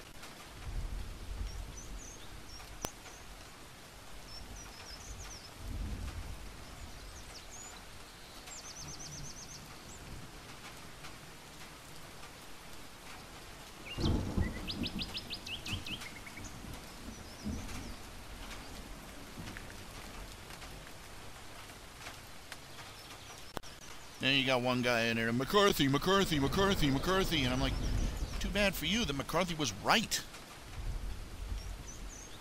We dug the paperwork out of the remains of the Soviet Union, and guess what? Yeah, they were traitors. He's like, oh, well, that doesn't change a thing. I swear to God, there are days I just want to round some of these people. Just bend them over a rail and take a paddle to their backsides. Just spoiled children of privilege. That's all they are.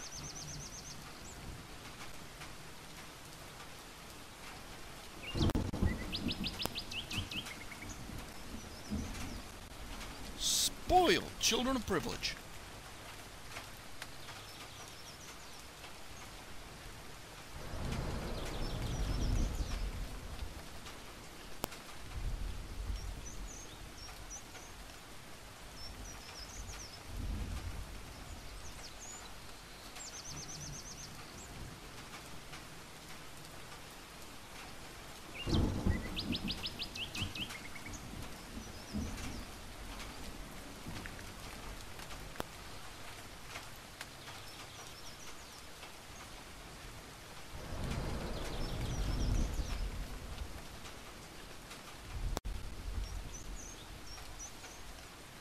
They cannot imagine.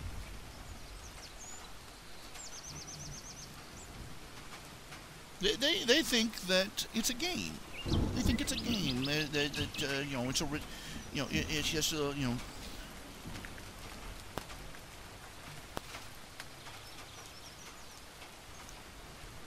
It's a little play school game that everybody all sits around and you know, fusses about who had their toe across the line.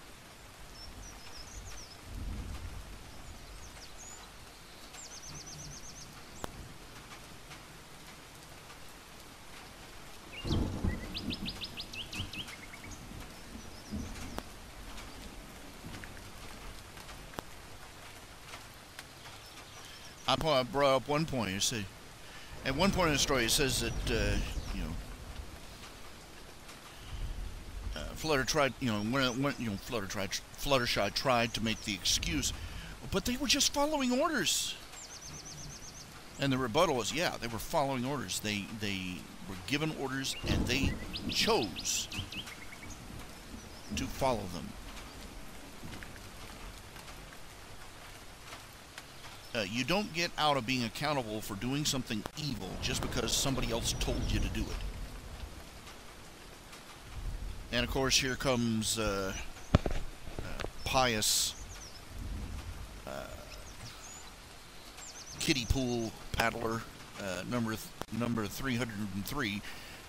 Oh well, they, you know, they had to be in fear of, you know, soldiers have to do all these orders, and they're in fear of their lives, and they have to.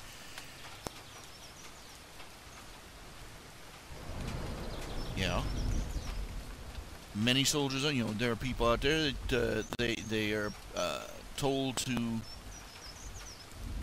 do immoral things in the name of their government, and they do them because they're in fear of their lives. But that doesn't absolve them of the fact that they went ahead and did it. There are people all over. The only reason that this world isn't a hellhole is because there are people all over who stand absolutely alone and say, no, I will not do this. Oh, well, you're talking about heroes. No, I'm talking about ordinary people. And every soldier in the United States Army is given the instruction that they are accountable for the orders they follow. Not as much as the one who gave them, but they have a moral they have a moral legal obligation to look a commanding officer in the eye and say, I will not obey this order because it is unlawful.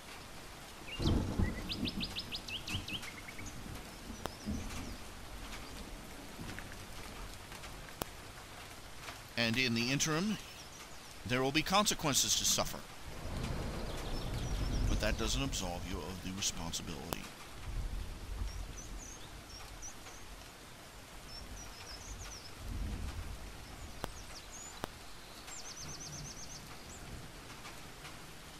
Nuremberg, end to end, was mass murderers marching up to a microphone and saying, I'm not responsible, I was just following orders. I'm not responsible, I was just following orders.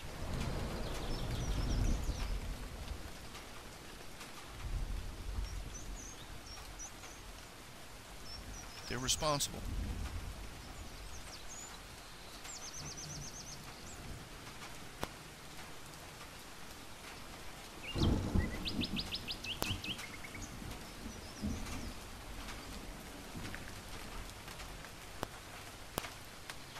You don't get out of being accountable for your actions just because somebody else told you to do it. It used to be that bullcrap didn't sail when you were a kid. You remember when you were a kid, some other kid would talk you into doing something stupid.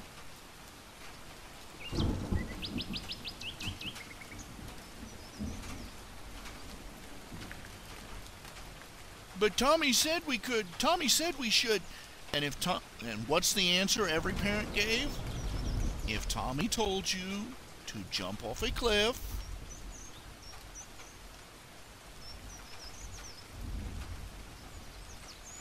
it's a stupid question because the answer's right there in front of you. Yes, they would do it if Tommy told them to.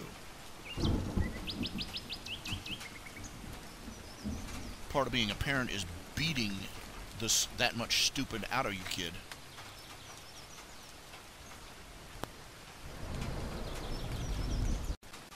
First law of life is that you don't have to do anything that somebody else tells you to do that's wrong.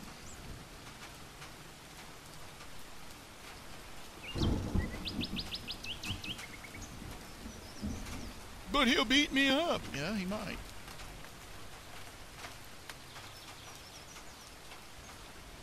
You know how few wars we'd have?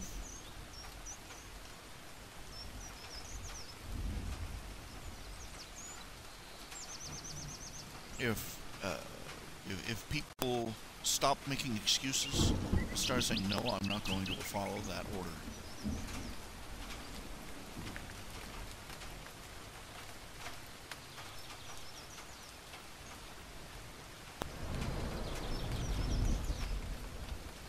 Everybody's always waiting for somebody else to be the moral agent.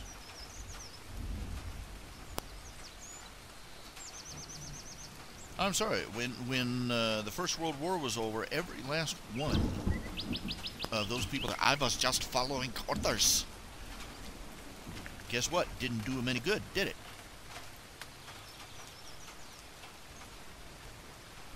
They ended up dancing at the end of a rope.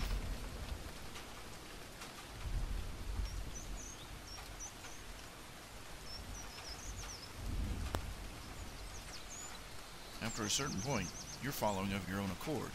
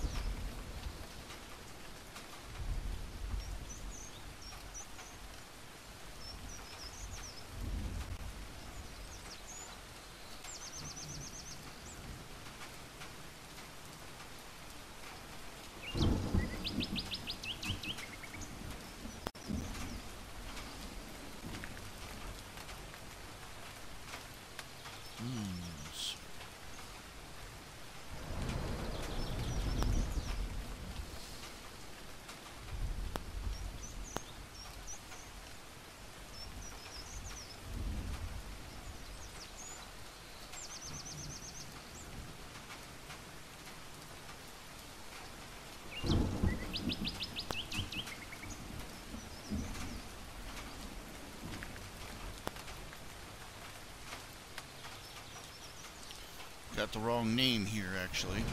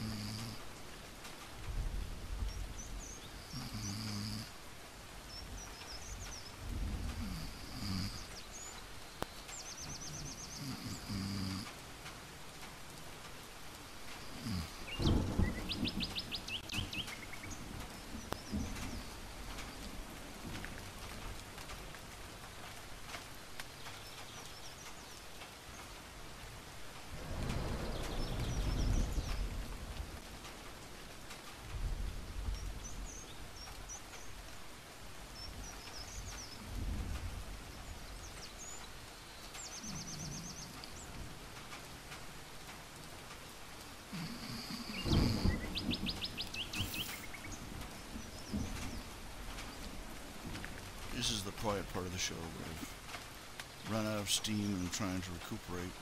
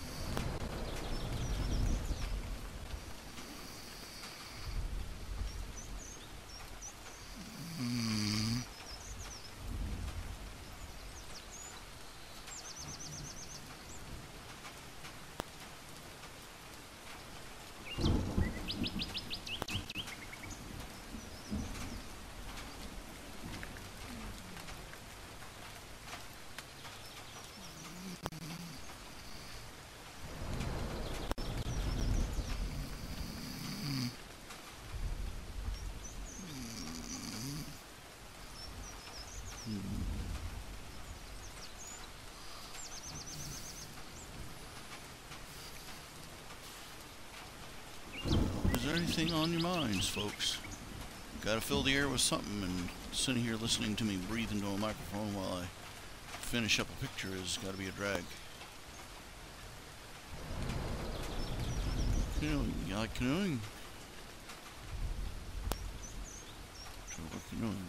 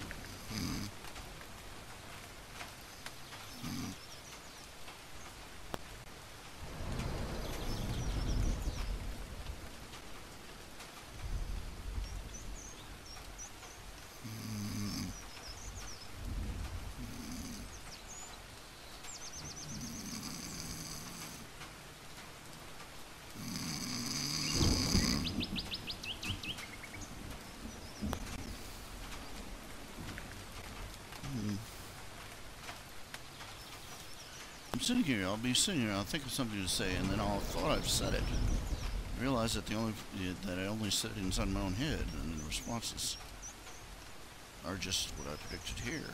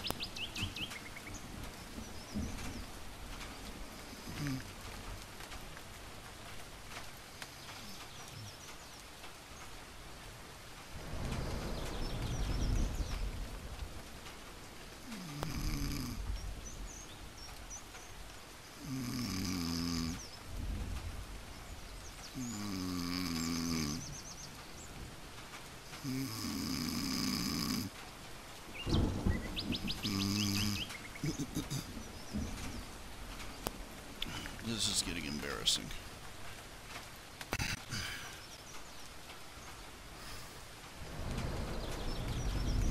This really is. Chicken back caffeinated flavored water and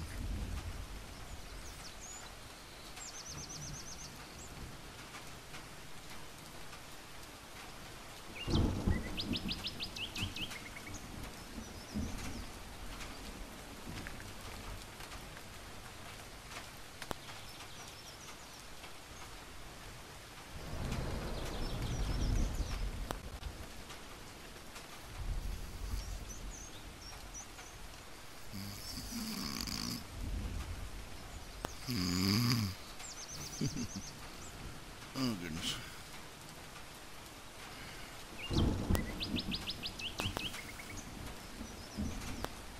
There's many things that time and patience don't change, and it's getting older and I wear out faster.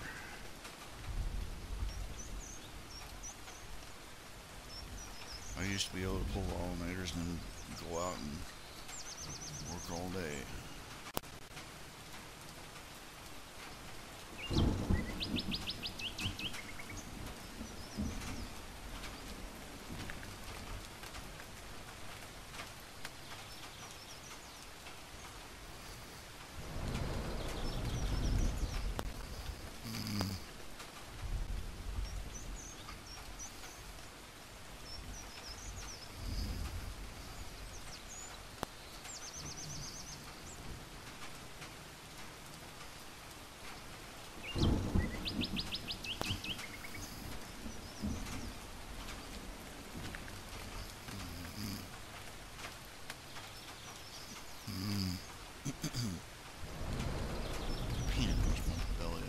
Strain something or not.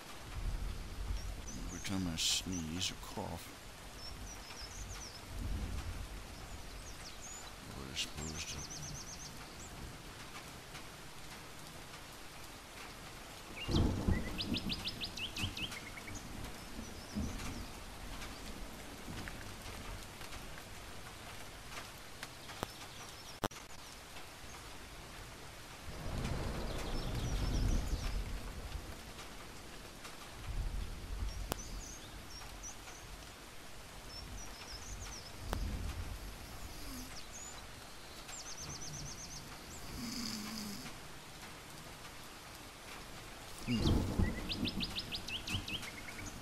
sitting here thinking all sorts of things and not realizing that I'm not saying them. That's how tired I am.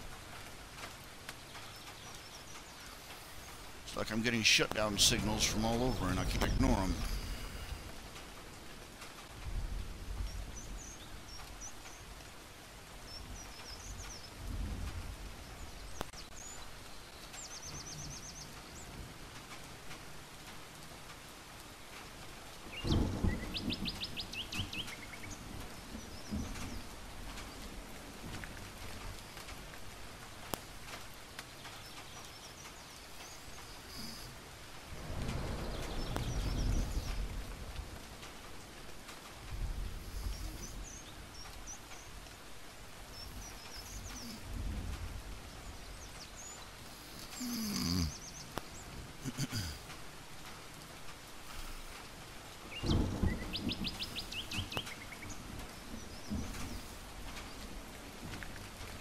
I really need a co-host. I really do. I need somebody to sit here and riff on stuff whenever I doze off, or to give me someone to bounce ideas off of, hold a conversation with.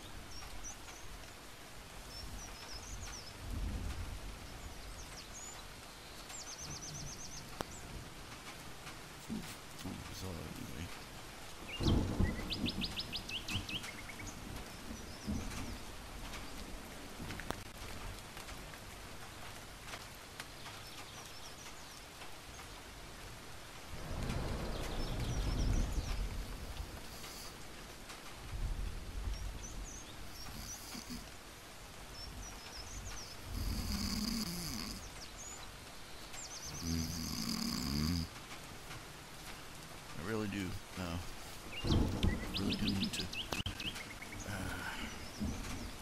Balance this show out better with content that can play while I'm dozing off. Content that's playable, content that runs itself, co-host, somebody else to talk to, poke me awake when I start drowsing off.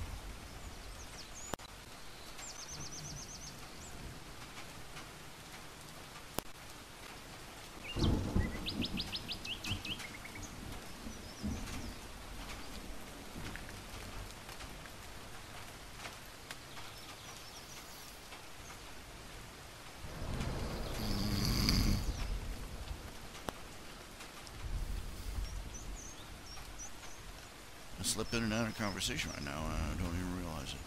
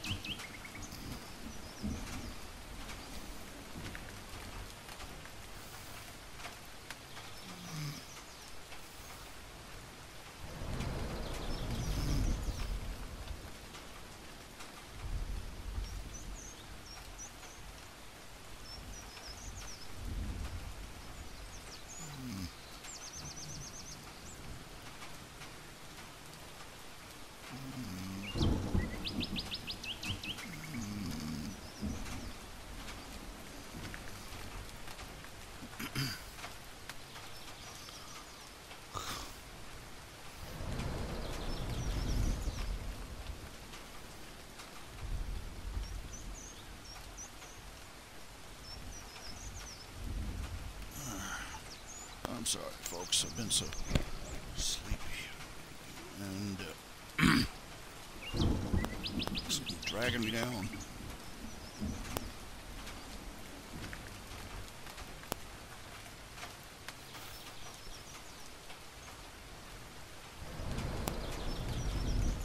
Oh, the refugees. They're not refugees. They're an invading force.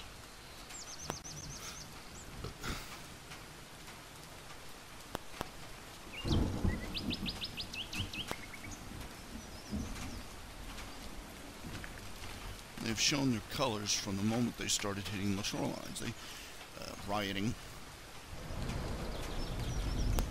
crimes and vandalism, rape and murder.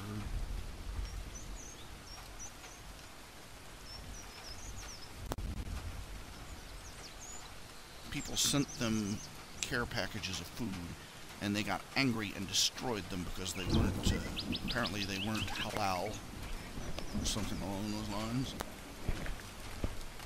They got offended, which is all that Muslims seem to be able to do when they're not killing people. Be offended.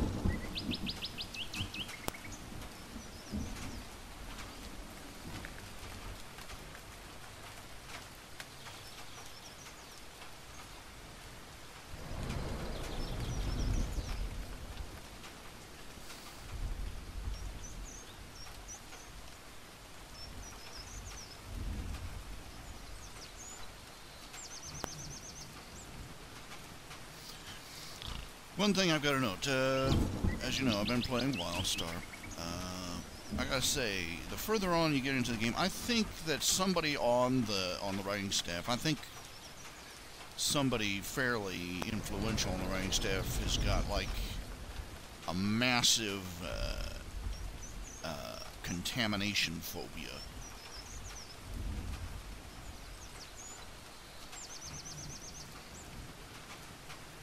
Because half the missions,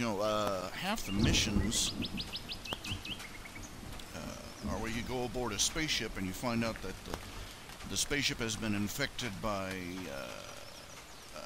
some sort of disease or poison or some mutagen that turns the crew members into horrifying monsters.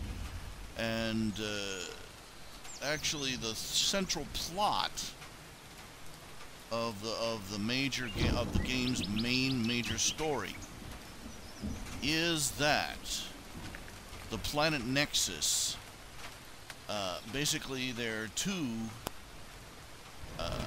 super advanced alien life forms that were created by the Elden, and one is good, one is evil, and the good one is trying to enlist your help to stop the evil one, and the evil one is basically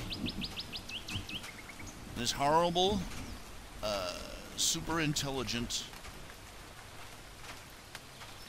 disease that corrupts every living thing it touches, and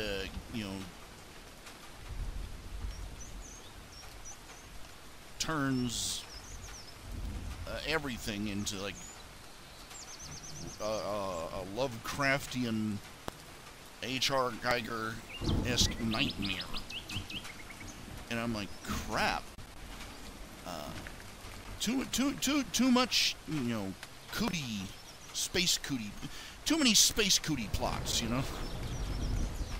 They have another mission section where you have to deal with squirg infestation, which is basically these squids that latch onto people's heads, like, and take them over. And there's a crew member mission where you have to deal with escaped alien parasites roaming through the spaceship, and I'm like, lay off the Aliens rerun, kid. Come on, I mean, I'm just a little too many Space Cooties episodes,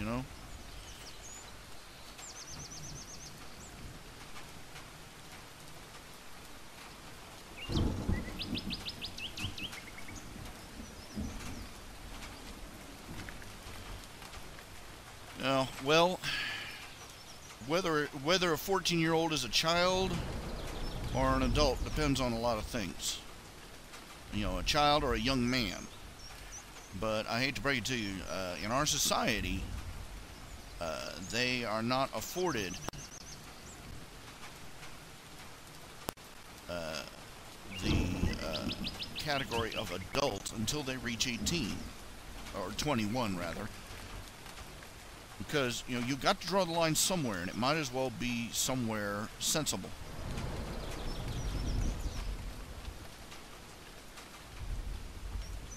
They shouldn't be calling, oh, he's just a child.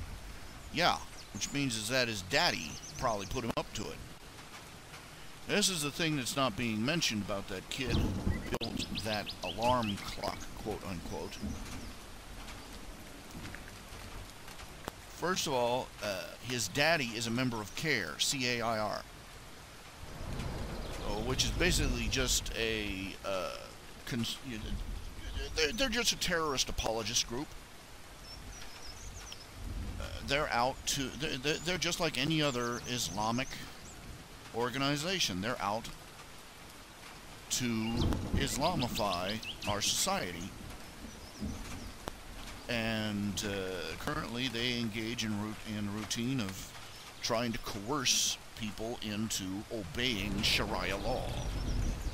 They try and push more and more for schools to promote Islam to the students, and for Islamic holidays to be celebrated, and schools to be shut down for the Islamic holidays, and suing whenever Muslims' precious little feelings are offended. And they're assholes. They're Mecca bobbing bird sons of bitches. And I'd put them on the same boat with the terrorists. Then I'd push them out in the middle of the lake without any oars. Well, anyway, his daddy is an influential member of CARE. And recently, this just came out, and recently, the government in that region shut down an effort to bring in Sharia law. This boy, he went into school. He was put up to it by his daddy. He takes apart an alarm clock, reassembles it in a miniature briefcase so it looks like a bomb. Jerks his teachers around when they confront him about it, and parlays that into making a spectacle about how racist and Islamophobic his school is, and how Islamophobic his community is, and here comes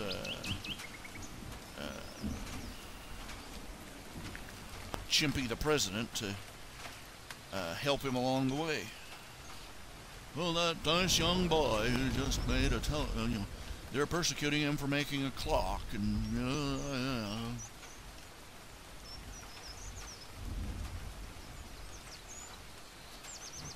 why is it so hard to convince people the truth about Muslims? Because they don't want to believe it.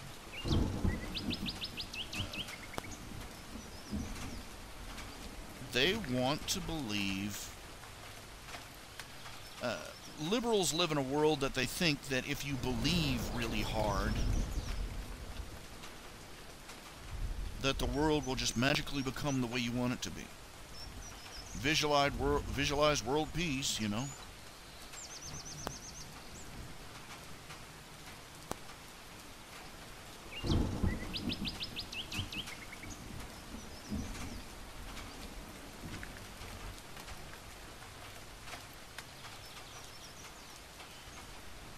And some part of them, they know exactly what we're talking about. They know what the Muslims really are. And they're terrified. And they want to pretend that it's anything else. It's called aggression transference. Psychologists and psychiatrists refer to this as an example. In a laboratory, what they do is they take rats that have a dominance and submissive hierarchy. They'll take a low-ranking rat, put it in a cage with a high-ranking rat. The high-ranking rat will beat the low-ranking rat up. Then they'll take the big rat, they'll take the high-ranking rat out and put a toy rat inside. And generally speaking, the rat who has just gotten his ass kicked will turn around and attack the doll.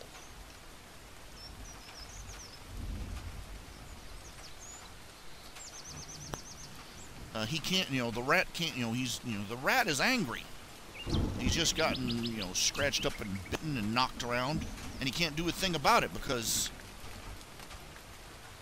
the one that did it is too big and too scary for him to touch. And so he takes it out on the nearest available target. Aggression transference. And that rat will probably go back in the cage pretending, oh, hey, the big rat that kicks my butt all the time, oh, we're good buddies, yeah, we're doing fine, And any opportunity he gets, he'll take that anger out on the nearest target that will not fight back.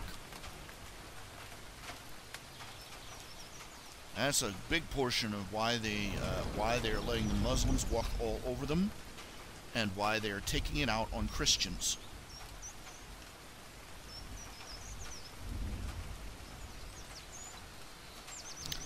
people are starting to question, if you're such a brave, big, if you got such a big swinging pair that you're going to fight for justice and attack all these Christians. Why don't you drag those bowling balls on over and do the exact same thing to a couple of Muslims? No answer yet.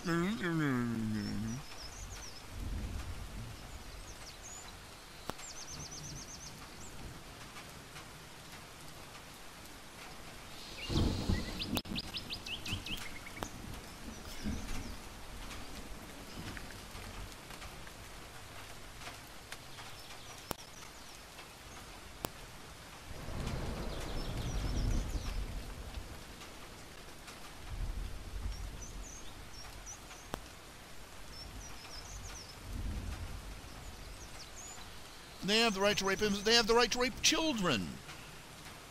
I pointed that out to you last night.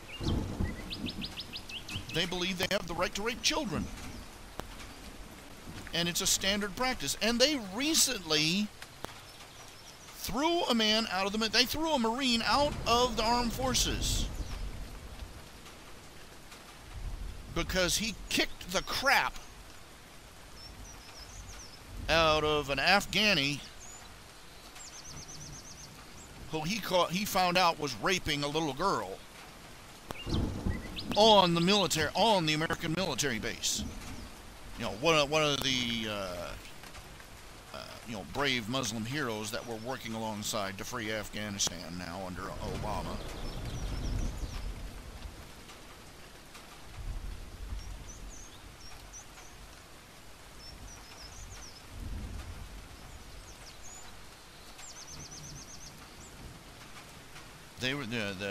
They've had passing. There's one we're talking about where one community the Muslim leaders have been passing around one little boy because he was so pretty. He was a status symbol. There are photographs, old black and white photographs of these dirty old men of Islam sitting there in their turbans and their robes, being waited on by a naked little boy.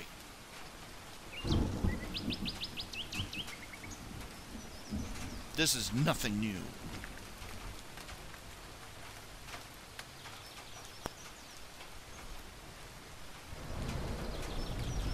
They're vile.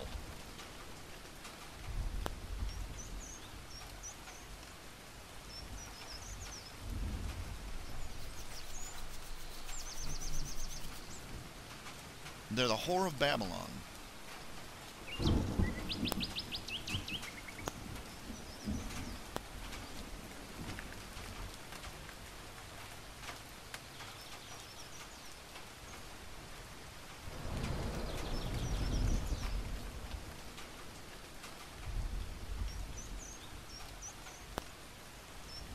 And I am sick of hearing, oh, well, there are so many of them who are peaceful and law-abiding, and they have no reason to be.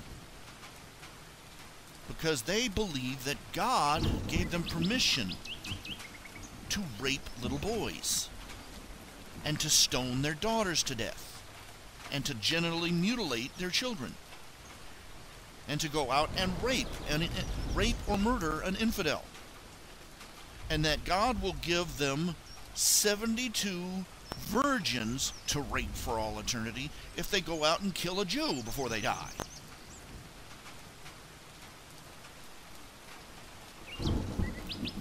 People don't want to face it. It's too horrifying, dude. Telling them this, you want to drive them into a psychotic rage, just go Google this. Google this on the image search. Muslims rape children.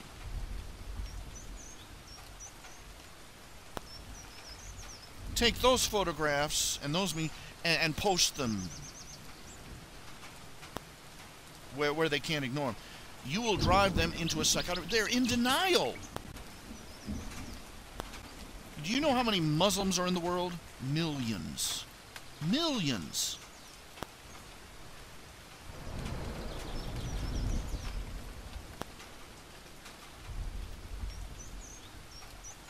And the vast majority of them are radicalized. which means is that they are ready at any moment to drop, to drop the base, pick up the saber, and start swinging. The rest of them are just waiting for the atmosphere to be more conducive for them.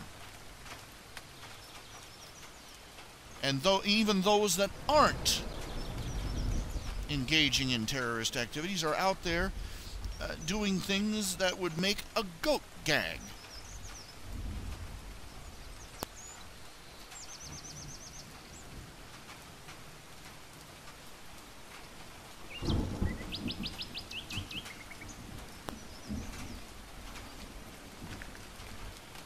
Jesus said to love thy neighbor and to forgive and to pray for them. Pray for your enemy, bless them that curse you. But he also said to pick up a sword. And if you didn't have a cloak, to buy one.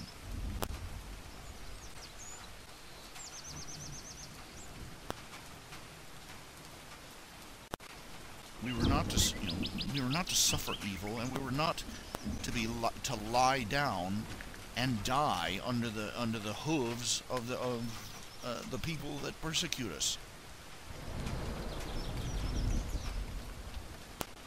It is a violent, dangerous world that Jesus lived in, and it still is.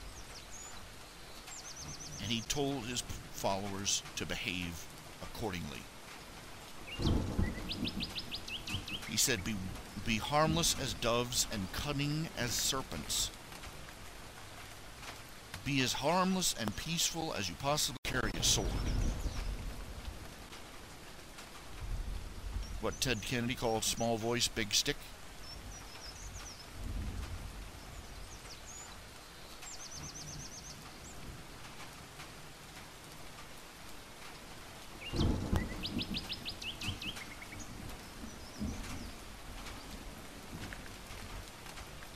They don't want to believe we're at total war. We are at total war.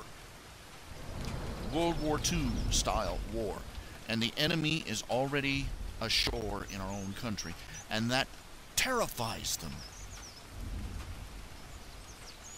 And they think, and at any time, we could have another surprise attack that would make September 11th look like nothing. Because they are literally scattered all over America. And the traitor-in-chief is collaborating with them. He's bringing more of them into this country. He plans on bringing something like 20,000 of them into this country.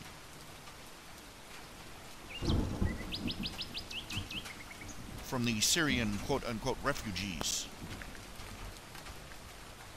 The word is not refugee, it's migrant.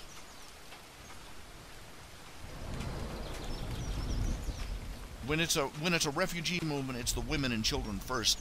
All you're seeing out there among these quote-unquote Syrian refugees is nearly all the men, while the women are being left behind.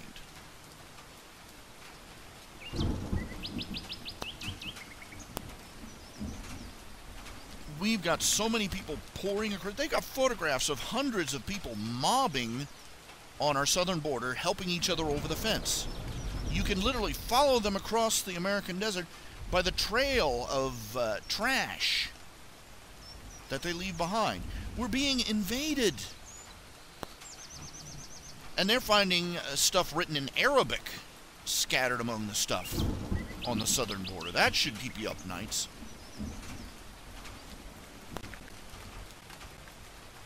It's a mass invasion.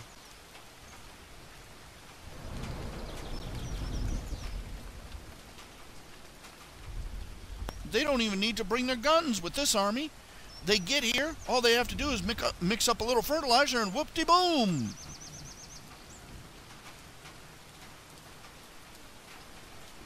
This is what we're facing.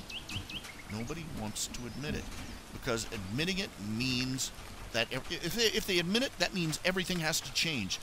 We have to stop diddling around, and we have to act like it's a war. Remember, none of us alive, other than the World War II generation, the last generation to remember what it was like to actually go to a full-scale war. That would mean that civil liberties would be curtailed. That would mean that factories would be pretty much, companies would be pretty much coerced into going from producing iPhones and other shiny toys into producing military equipment. It could mean rationing. It could mean, rationing cards. It could mean mandatory blackouts and curfews. It would mean that we could no longer behave as if the war was everywhere else. And they don't want to admit that. And they don't want to admit that the guy running the grocery store down the street has the equivalent of the satanic verse, the satanic Bible sitting on his counter. And he is just waiting for his opportunity to earn some brownie points with Allah.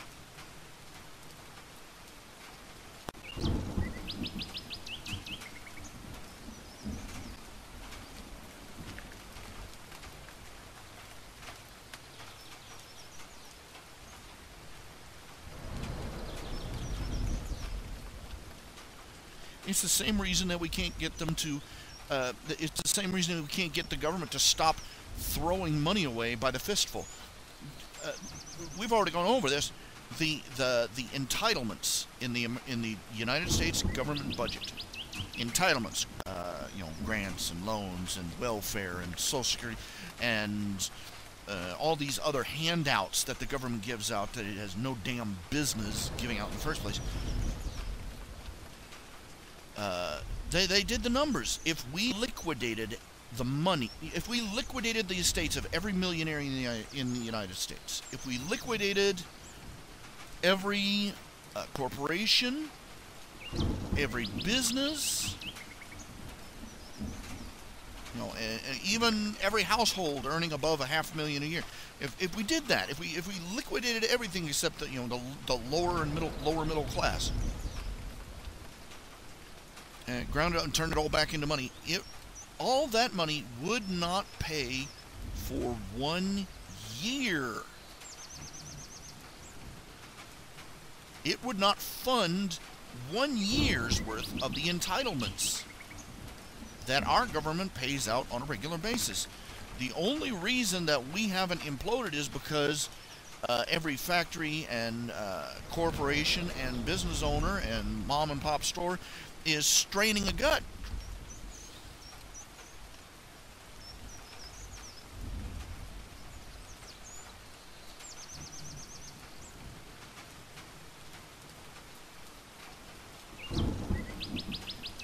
Trying to produce more money. Everybody in America works until the beginning. Every person in America works the first 3-4 months of the year just to pay their taxes. The sad thing is that it's higher in other countries. But the tragic thing is that our corporate tax rate is higher than anywhere else in the world.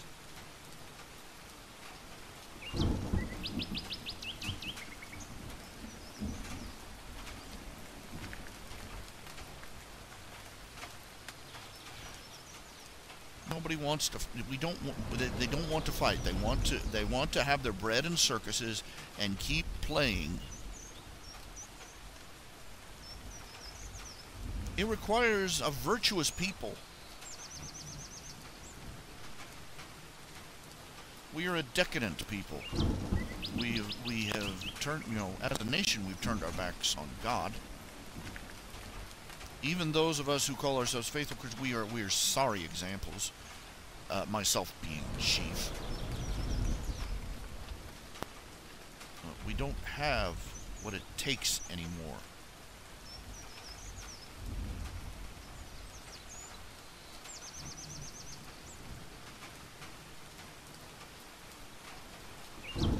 And when it finally comes around, it is going to be so bad. It is going to, either it's going to break out and it's going to flay away the excesses of our society, or it's going to or we're going to be so enfeebled by our self-indulgence that we'll be overcome.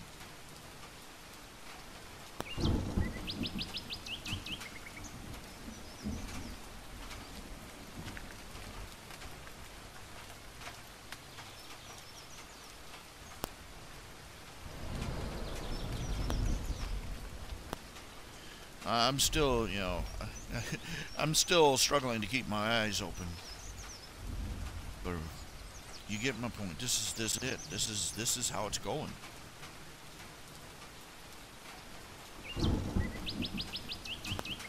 This is what we've come to.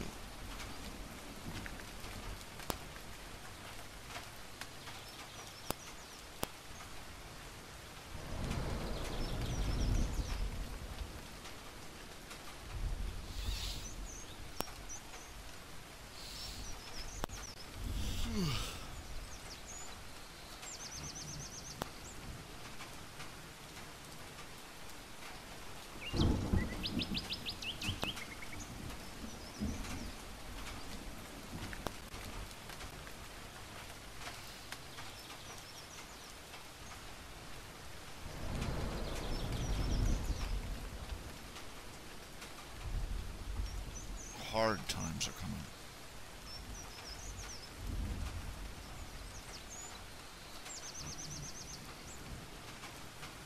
I'm ashamed to say I don't think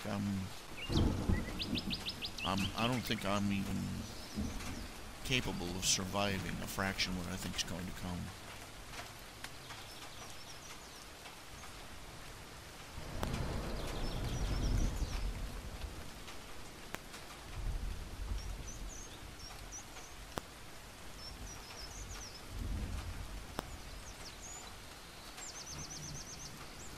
You know what would save this country is a revival.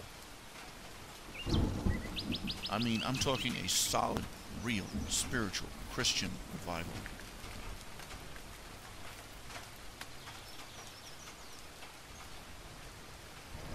Where Christians stopped curling up in a ball like a pill bug every time liberals made any noise at us.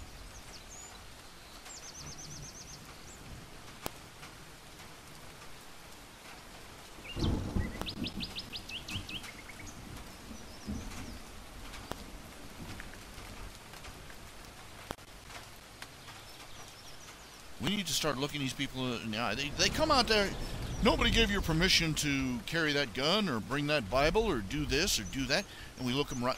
And you know what we need to do? We need to do what Daniel Meyer did when somebody started barking at him about taking photographs of something. Nobody gave you permission to take photographs. He looked him dead in the eye and he said, "It's a good thing I didn't ask your permission."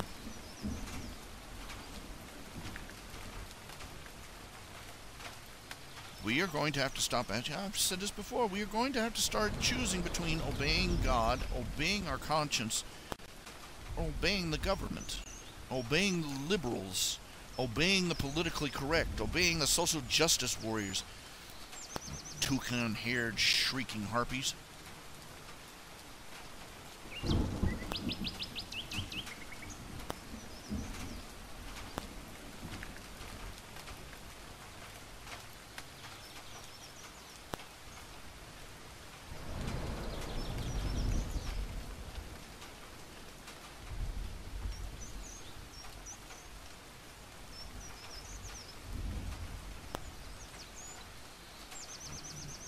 And we got to look them right in the eye and say, tough. We're not doing what you said.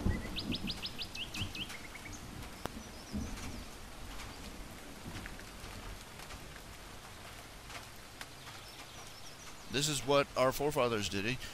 They had the judges, the Supreme Court. At one point, the Supreme Court tried to pass some resolutions, and I believe it was the president said, "Well, he has his resolution. Let's see him enforce it."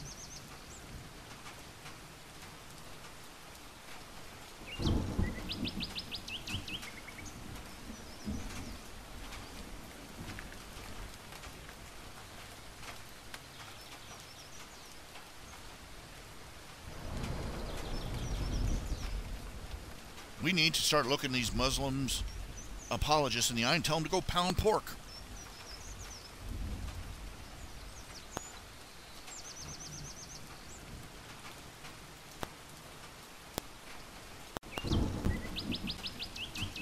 Somebody got in trouble for saying that, actually.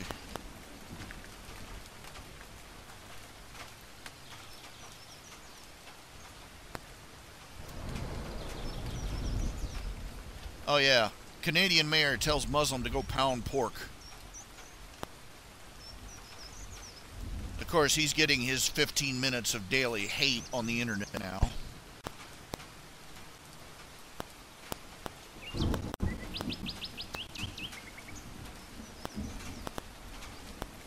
People showing him molesting pigs, you know, the typical pathetic little...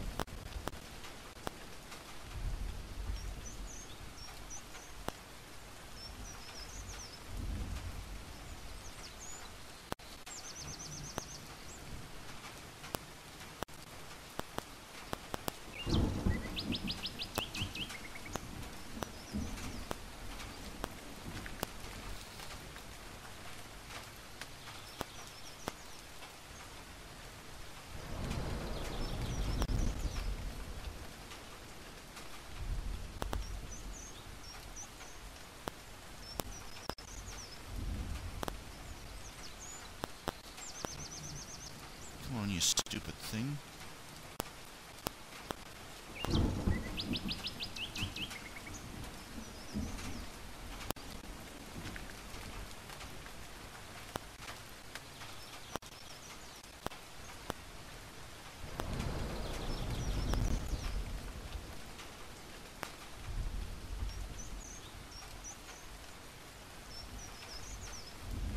Got 10,000 ads jumping out here.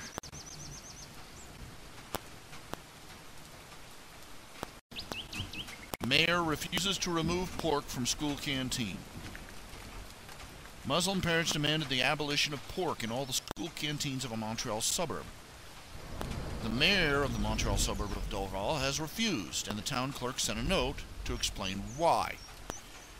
Quote, Muslims must understand that they have to adapt to Canada and Quebec, its customs, its traditions, its way of life, because that's where they chose to immigrate. They must understand that they have to integrate and learn to live in Quebec. They must understand it is for them to change their lifestyle, not the Canadians who so generously welcomed them. They must understand that Canadians are neither racist nor xenophobic. They accept many immigrants before Muslims. Whereas the reverse is not true, in that Muslim states do not accept non-Muslim immigrants. And that no more than other nations, Canadians are not willing to give up their identity, their culture,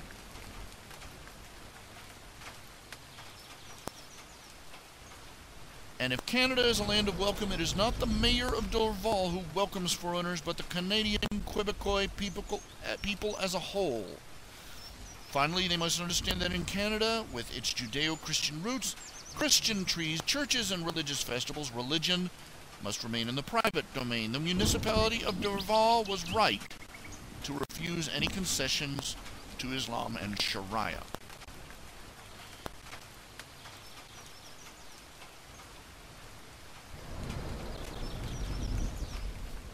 For Muslims who disagree with secularism and do not feel comfortable in Canada, there are 57 beautiful Muslim countries in the world, most of them receive them with open halal arms in accordance with Sharia. If you left your country for Canada and not for other Muslim countries, it is because you have considered that life is better in Canada than elsewhere.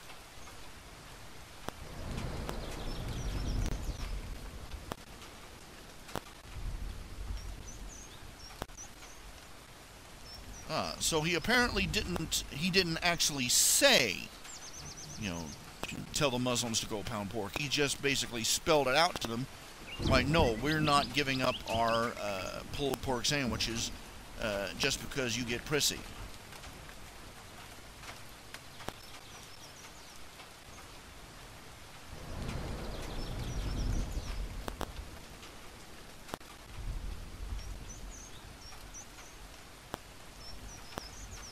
And so now they're all over him.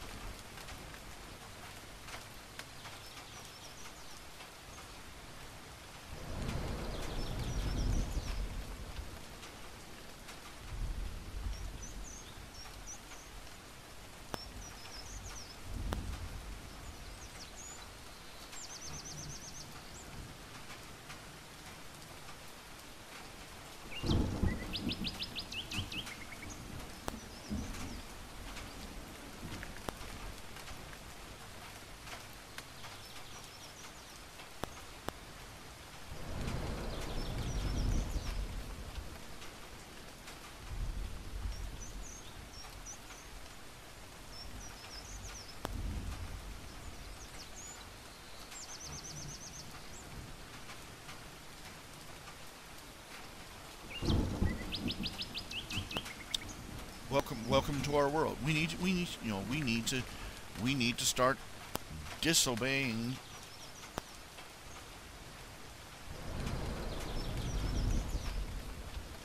these people who think they have the authority to tell us what to do. We have to be willing to accept the consequences too. When Martin Luther King Jr. engaged in, in his civil disobedience, his nonviolent civil disobedience, he expected to go to jail, and he went peacefully. And then when they let him back out, he went right back to what he was doing, just like just like the apostles. They went out, they preached the gospel. And if there was ever a person who was motivated and had a reason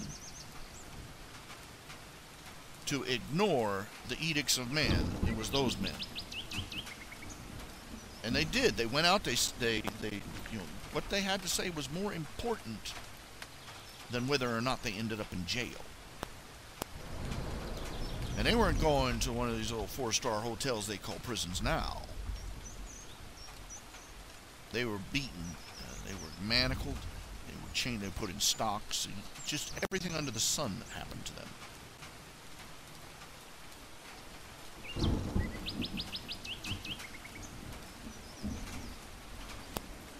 Many of them didn't come back out alive.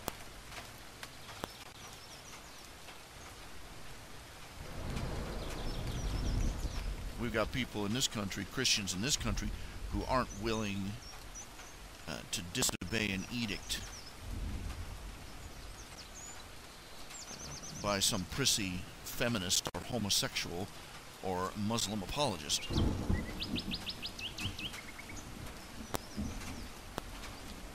Because it might stir up too much trouble.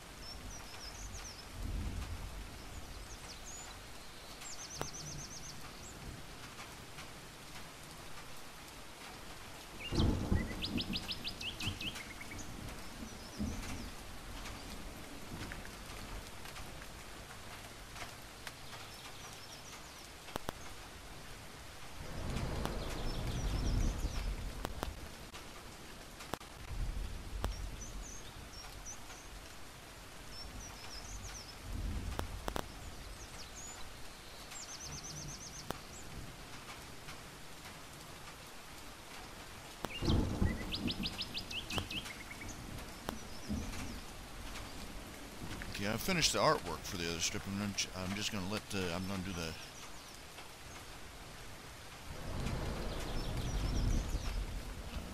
I'm going to do the dialogue tomorrow. But let me get started on this nip and tuck strip as soon as I can think of a topic.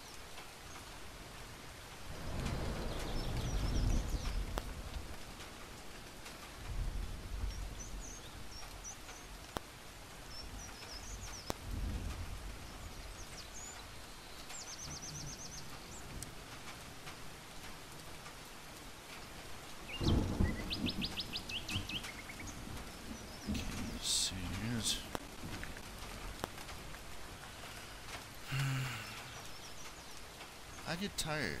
I get tired of being angry all the time. I get tired. I have reason to be.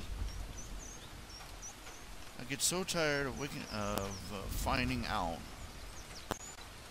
some new atrocity every morning. Some new insult, some new evil puking all over my shoes.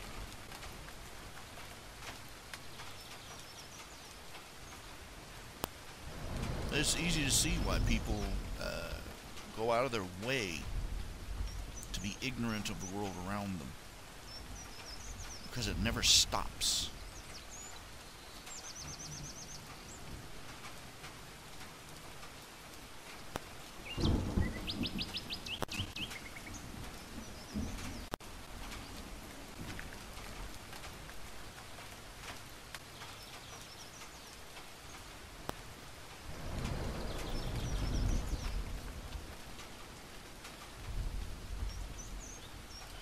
I like what P.J. O'Rourke said. P.J. O'Rourke, he said he was driving along one day, passing yet another one of these leftist protests in his hometown.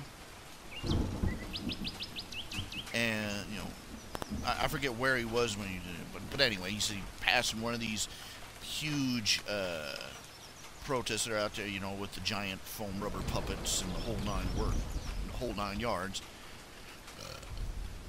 And he looked over at the guy that was driving and said, you know, why don't we see conservatives out there like this? Why don't you see conservatives out there protesting and,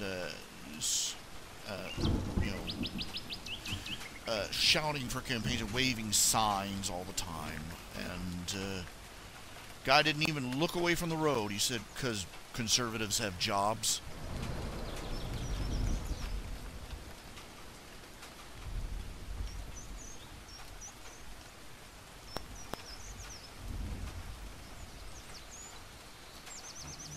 Granted, in my case, that's an oversimplification, because other than what I do here, this is it. You know, this is it for me. This is my income.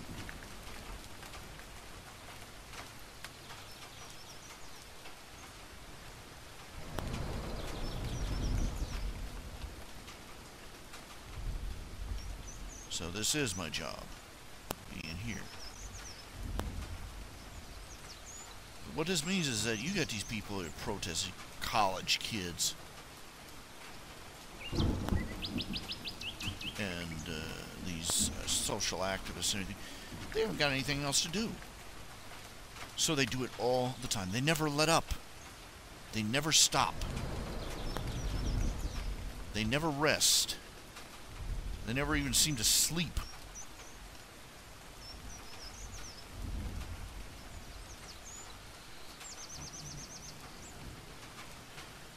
And they exhaust the rest of us.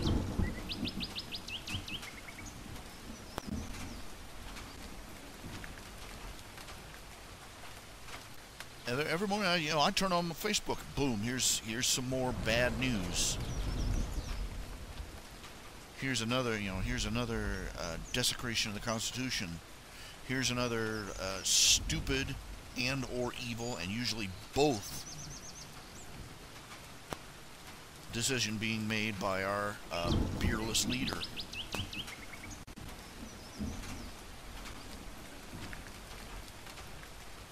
Here's another protest group, making a nuisance of themselves.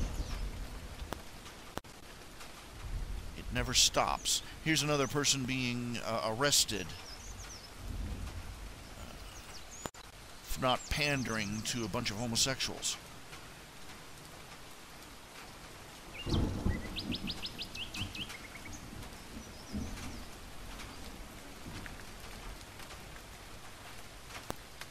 Here's another institution being torn down, being replaced with a desecration. Here's another.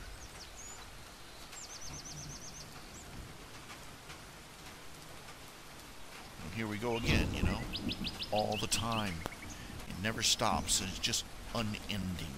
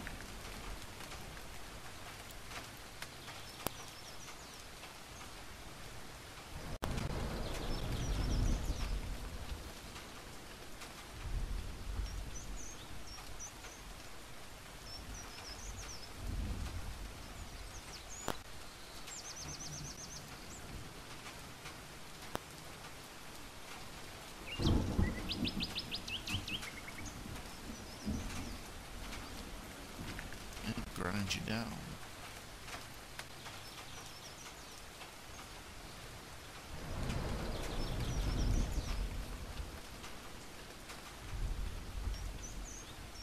Never, ever stops.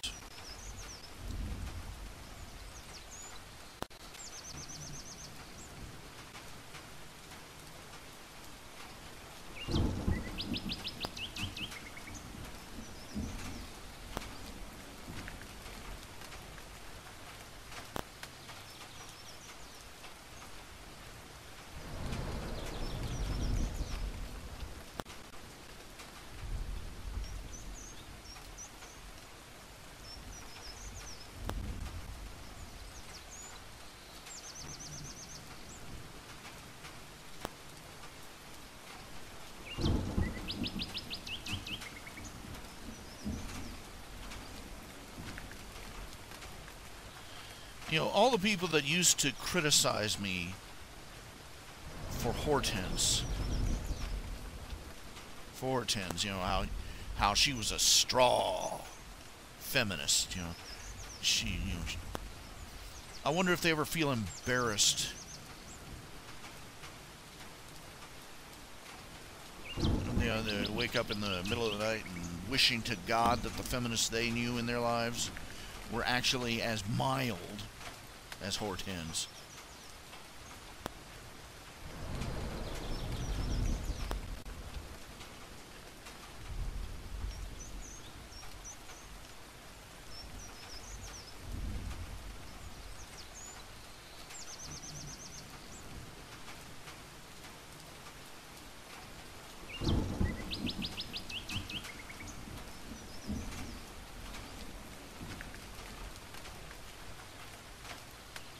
Seriously, these people that you know, throw temper to you. Oh, you're so mean to the feminine.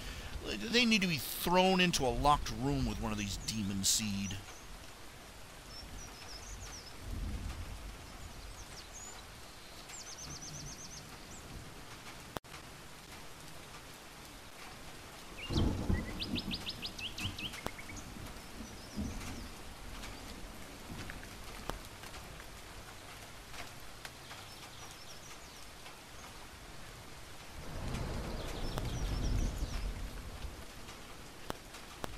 Calling the frickin' exorcist in 5 minutes.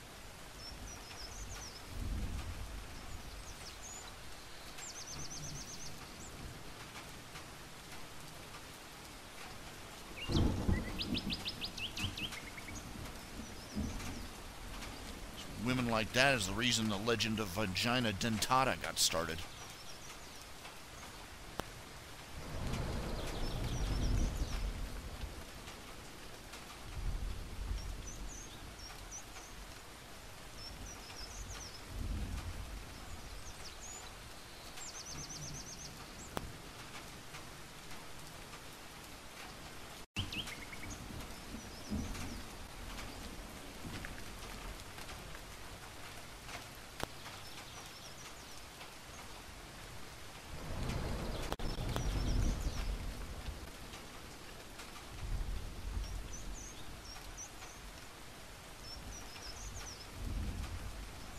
They're nothing new. They're nothing new. They're nothing special. They were talking about this back in the days when they were riding around camels. And the latest news was about that rather spectacular political execution up on Golgotha the week before.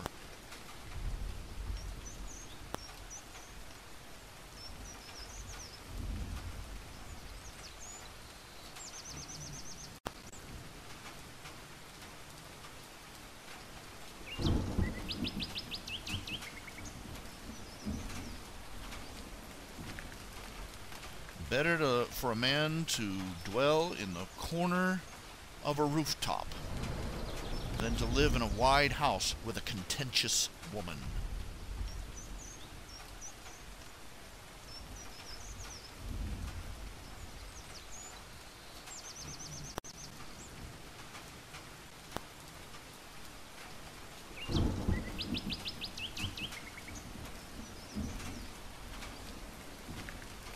I love how the feminists went out and gave Miss Piggy a feminist award.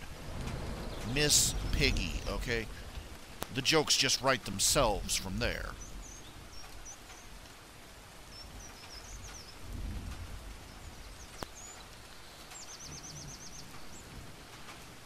Throwing the new Muppet TV show called, well, it's just basically called The Muppets, and Kermit has a new girlfriend, and the feminists are throwing a fit over that because she's like Miss Piggy, except she's a little thinner, you know, got a narrower face. You know, truly the crime of the century there.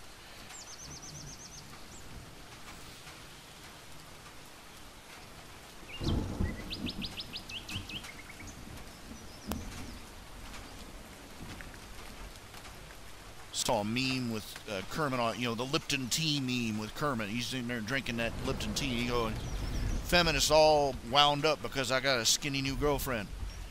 They didn't seem to mind too much when Miss Piggy was beating me every day of the week. You know, none of my business. Of course, actually, it was his business.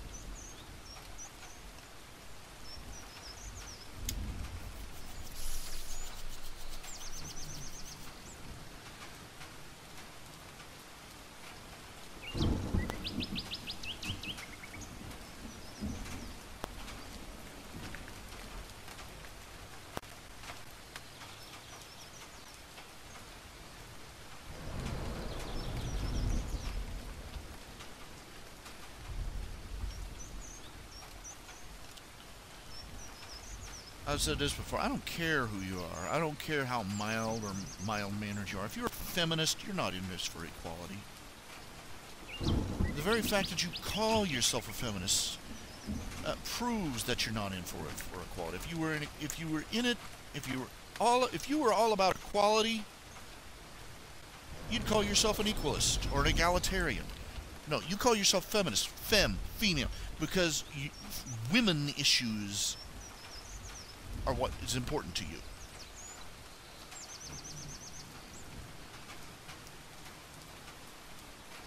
Never you mind that as many men are victims of spousal and domestic violence as women now. Never you mind that men have no support groups and or halfway houses or anything for when they are victims of domestic abuse or rape or anything else.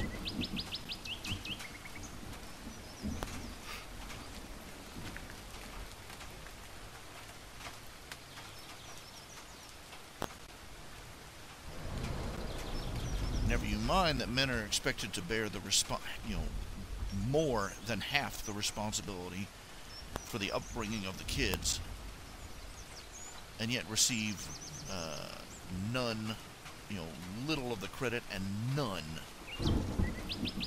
of the authority under the law as a parent.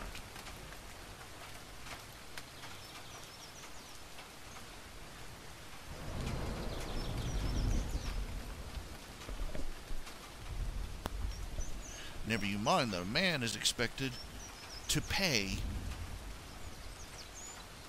out of his own pocket so that his girl can go out and murder his child. If it was men out there forcing women to have abortions, the war would be on.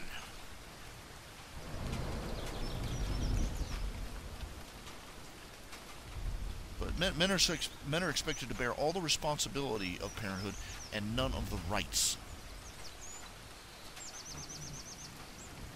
You call yourself a feminist, you're not in about equality. You're obsessed with the concerns and issues of a privileged class.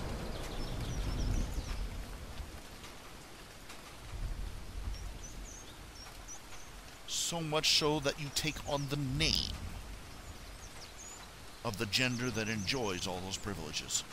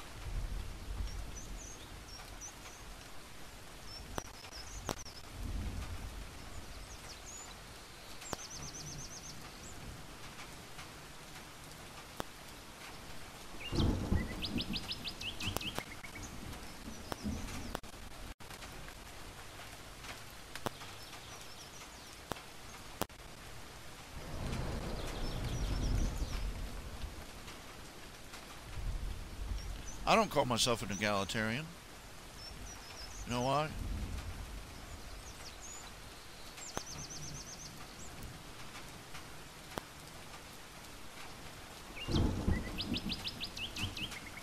Because it never occurs to me, that's why.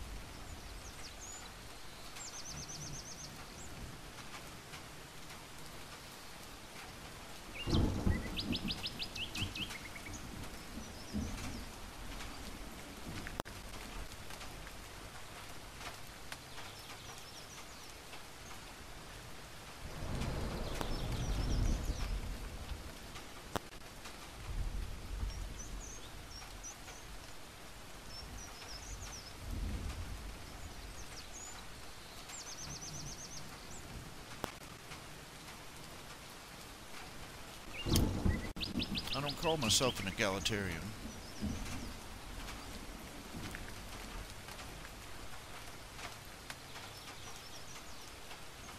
Because I think that comparing men and women is apples and oranges.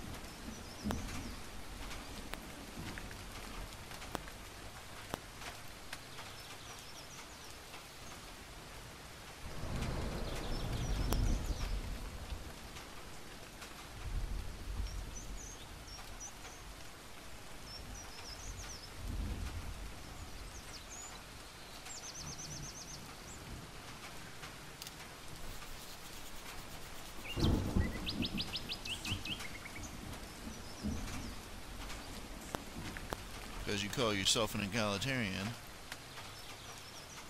you might as well be saying that you're setting out to underplay.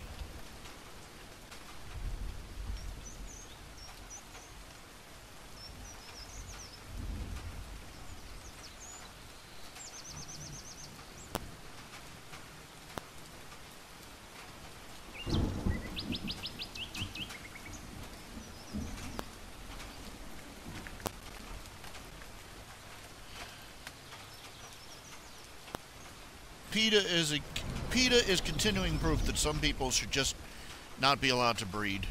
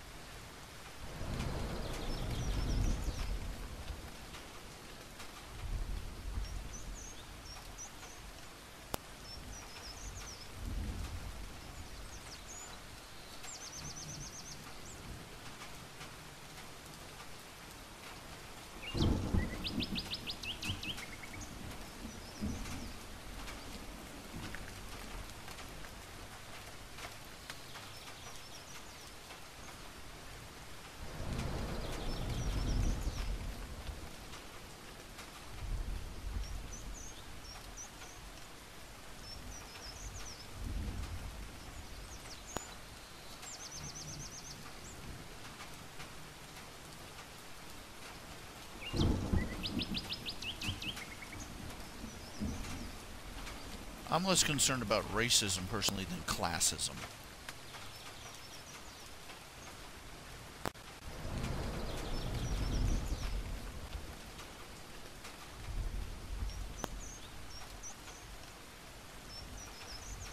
Treating another person poorly or looking down on them as being lesser than you because they make less or more money or because of where they were born, for God's sake.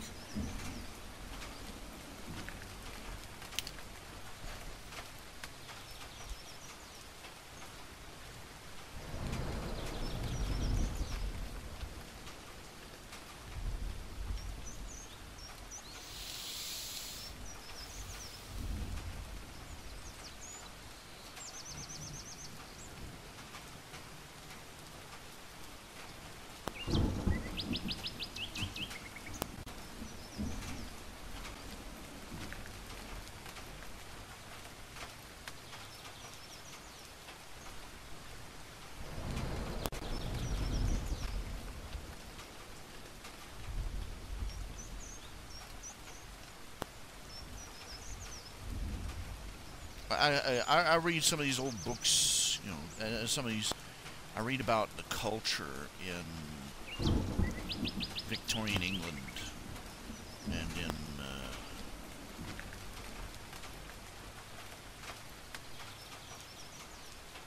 Elizabethan England, and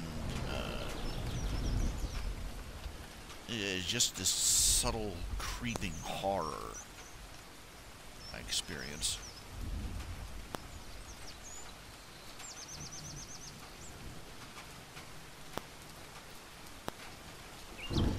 The way they practically regarded the lower classes as if they were a lower species.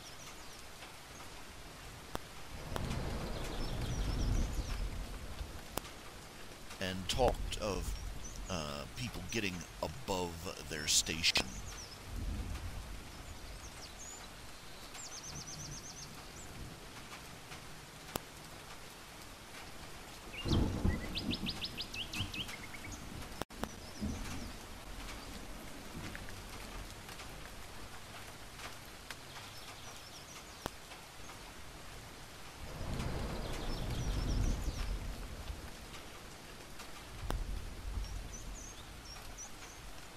Just skeeves me out.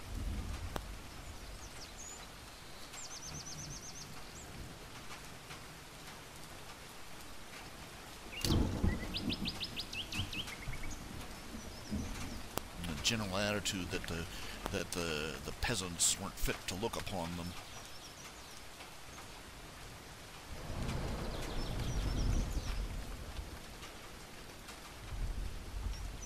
That's the one that ignites a rage in me.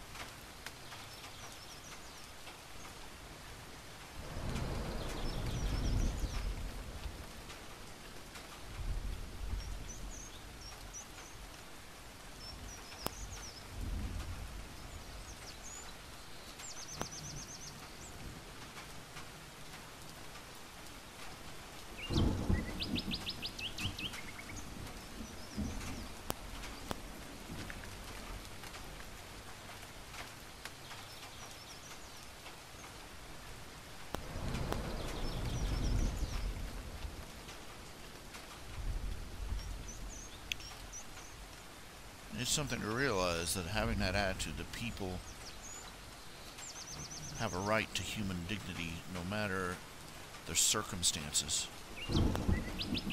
It's something to realize that that attitude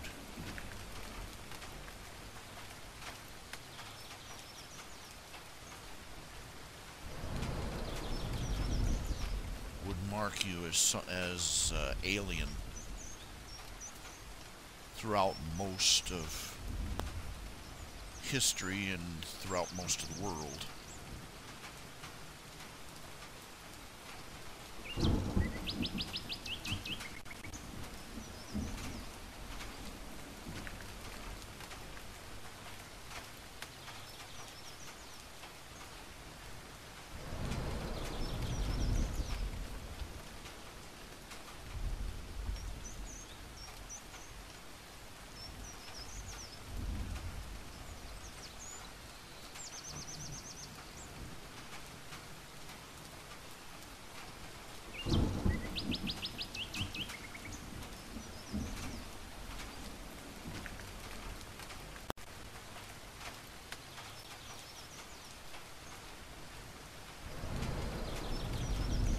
Or even in the supposedly civilized British Empire, right up until the 1980s, it was considered treating a servant like property, or better yet, like a sex toy, was considered their just due. I remember reading about how maidservants were instructed to always, whenever a male member of the household came through, they were expected to turn away and face towards the wall so that he wouldn't see her face and be tempted.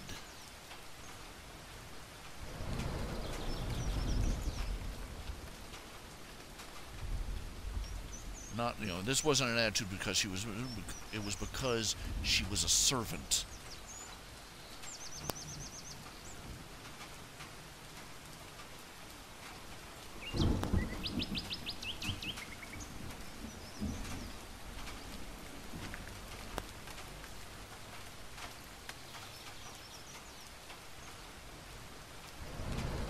Everything in me just revolts at that.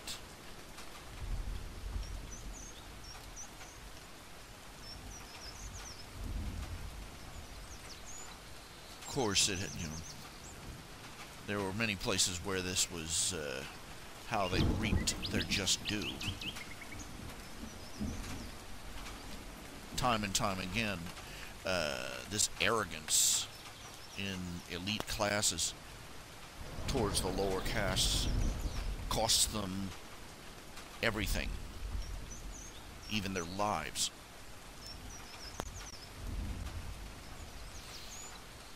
The reasons the ninjas got a reputation as being invisible is because technically they were.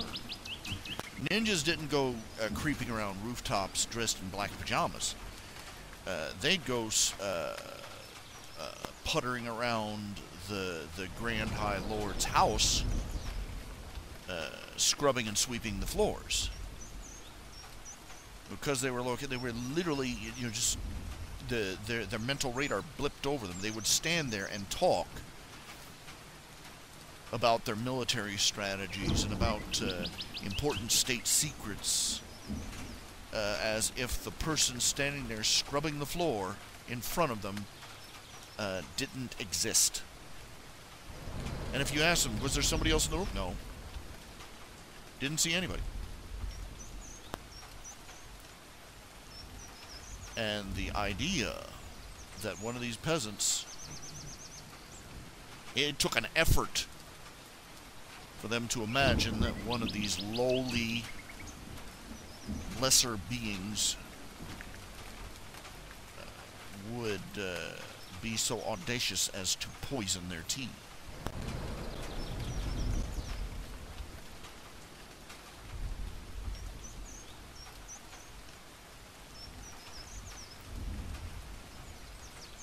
or whip out a blade and gut them in their own hallway.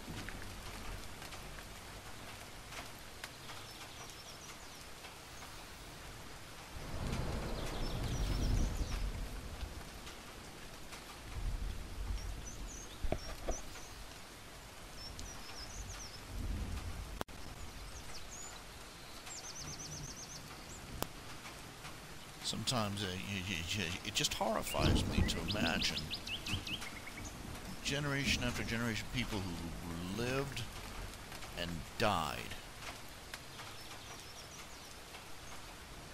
without ever receiving their just due of human dignity.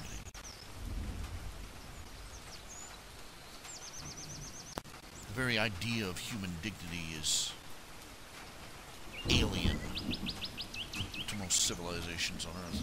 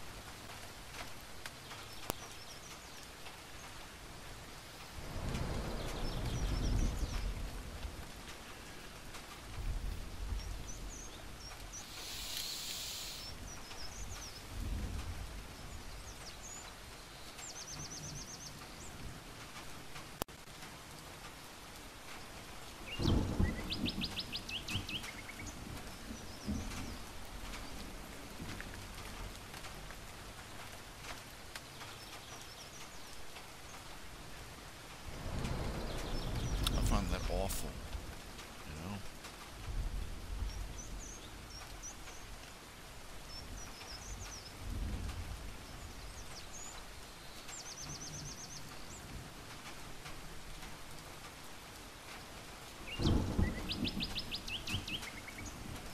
There's some comfort in the fact that God says in heaven, the last shall be first and the first shall be last. The people who thought they were kings of the world will find that there's not even the level of street sweepers in the New Jerusalem. There are a lot of people who will be like that. And people who never received their just due in this life will be granted the respect and the human decent dignity that a cruel and wicked world denied them.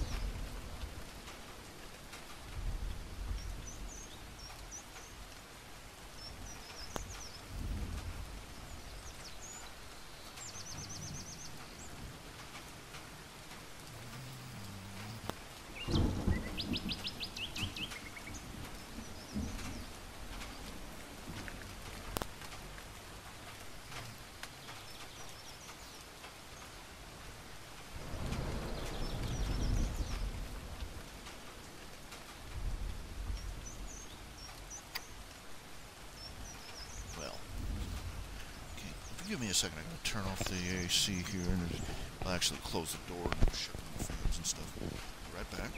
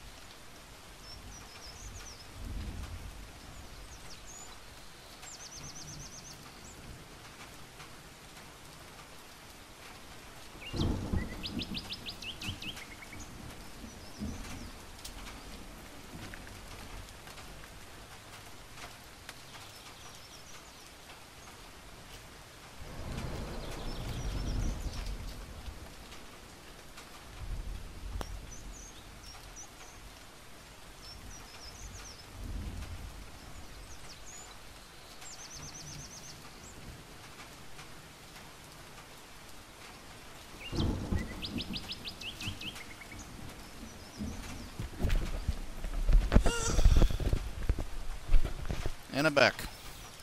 Hooray!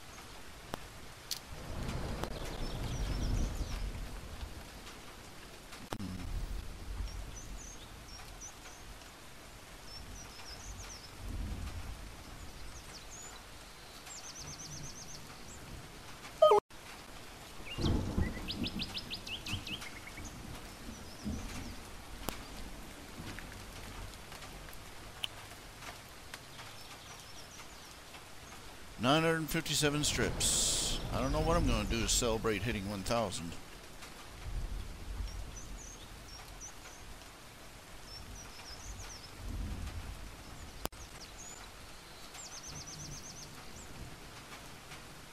Trying to get the portions right here.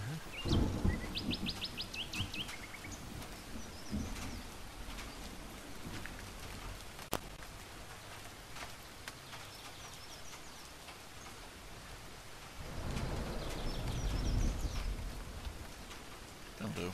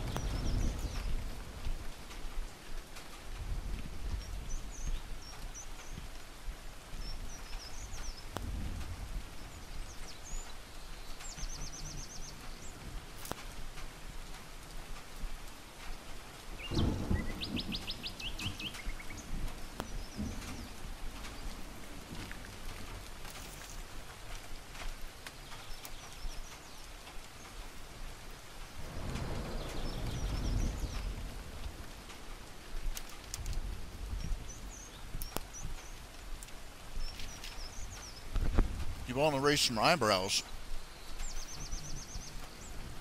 look up stuff by Dr. Seuss.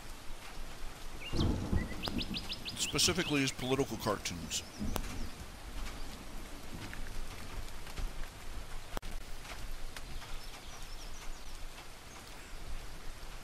He was utterly unapologetic about how he portrayed the Germans and the Japanese.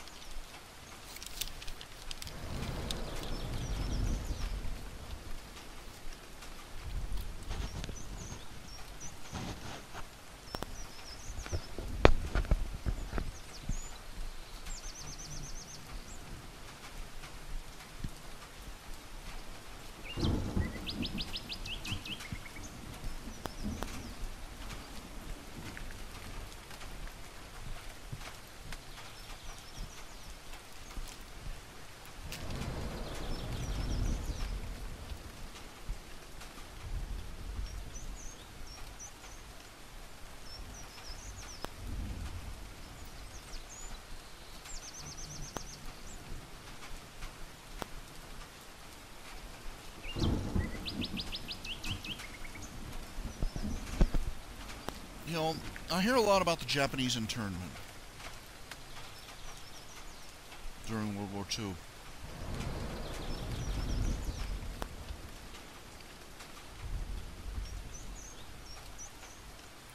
I've also heard about some of the incidences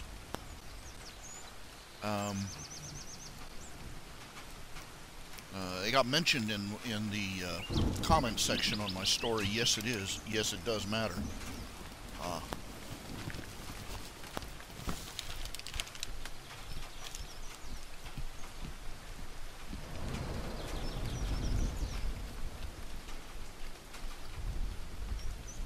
Japanese, as I recall, basically boils down to some Japanese pilot crash landing on some little Hawaiian island.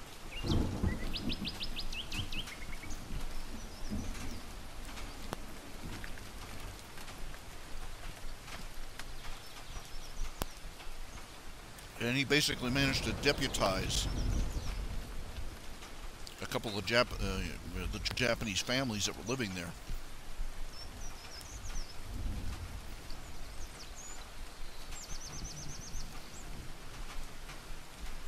No, I'm going to look it up. Excuse me. Eating trail mix.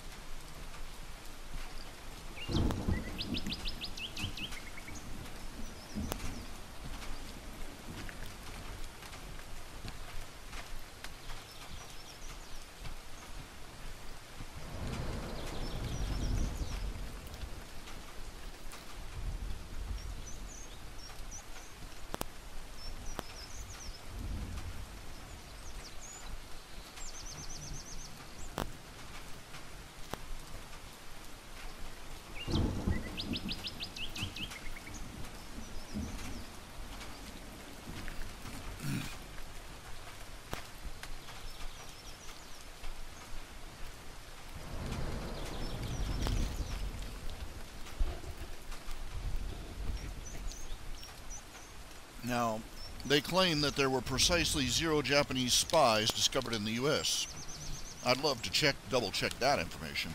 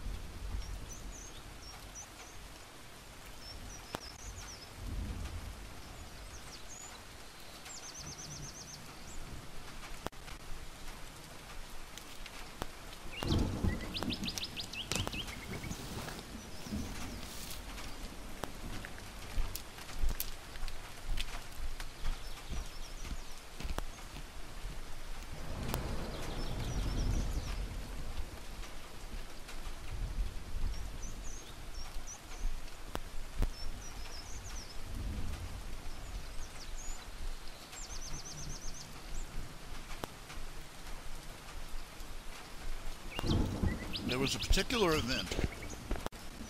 I'm looking for a reference to it.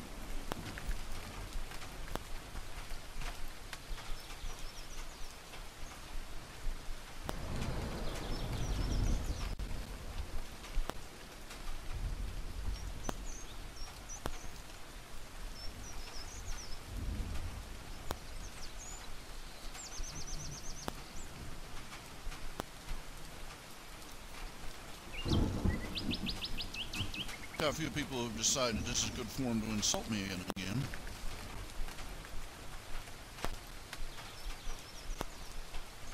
Oh, it's not simple to stand. Of course it's not simple to stand up against a tyranny.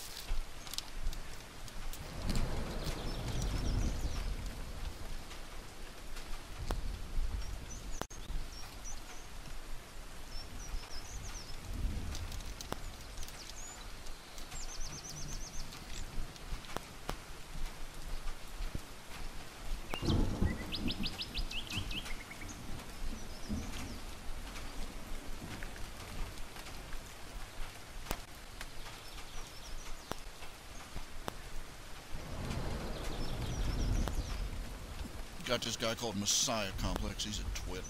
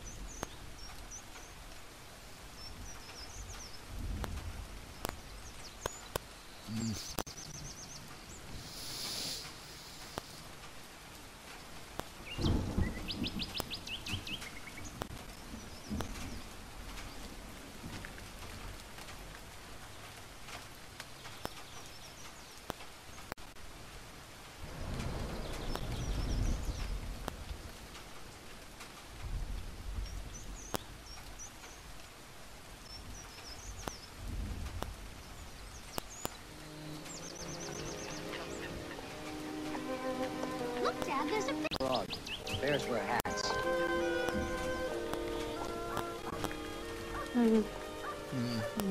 Trying to find something, it's not finding it. Anyway, there was an incident where there was at least one incident where Japanese American citizens instantly sided with a Japanese soldier.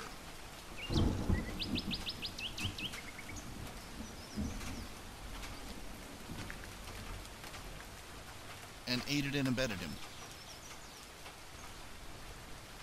This is why this did not help the circumstances of the Japanese Americans during World War II, for obvious reasons.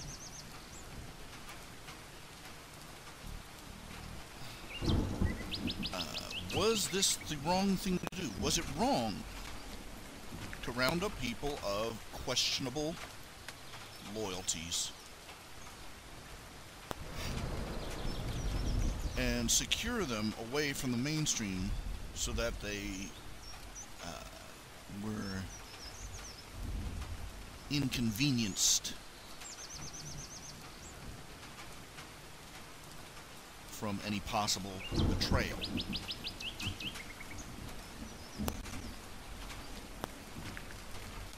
Now, what were the options here? What were the options? Let's consider that, okay? America has just been attacked by Japanese Americans. by attacked by Japanese. America has just been attacked by Japan in one of the bloodiest assaults in history. The wreckage is still burning. You know, there is wreckage that is still leaking oil into Pearl Harbor.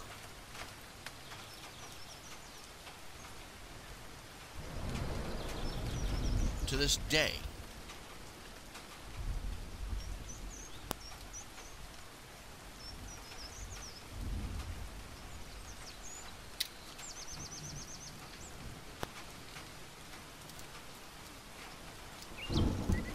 It was a sneak attack. It was insidious. The infamy of it is what outraged people the most. It was a sneak attack.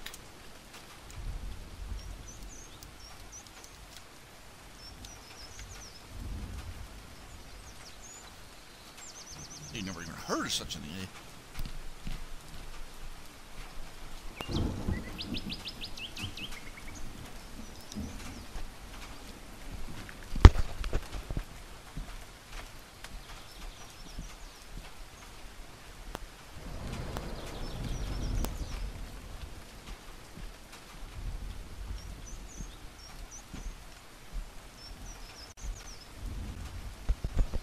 I have read that many of the Japanese who were interned still had dual citizenship. They had green cards in America, but they were still listed as Japanese citizens as well.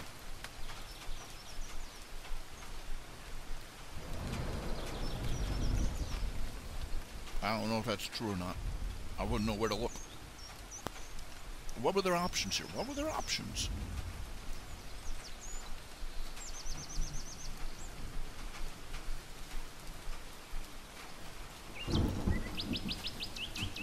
America had just been attacked by a foreign entity.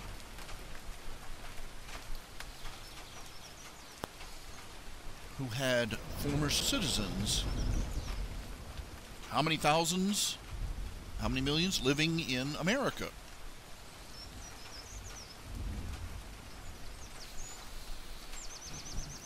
They could round them up and put them all in one place so they could keep an eye on them. Or they could just go on as if nothing had happened and wait and see what the American people did.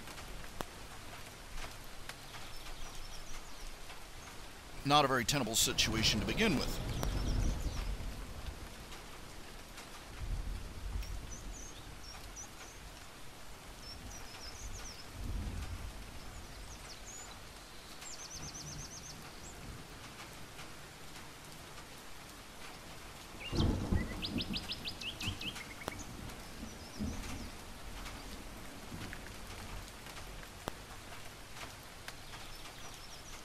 Bad news, you know. I get a feeling no matter what they did, it would have been history would have marked it down as the wrong thing to do.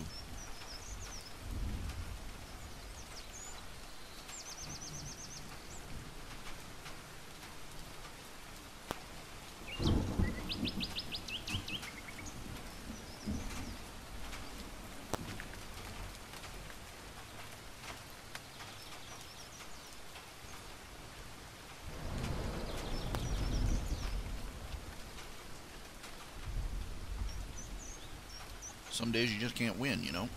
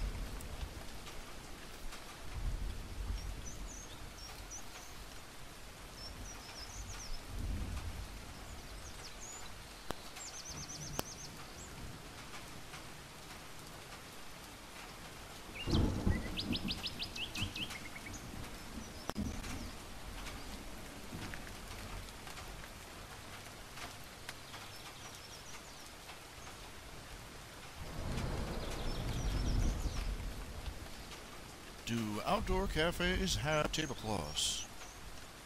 Yes, I think so.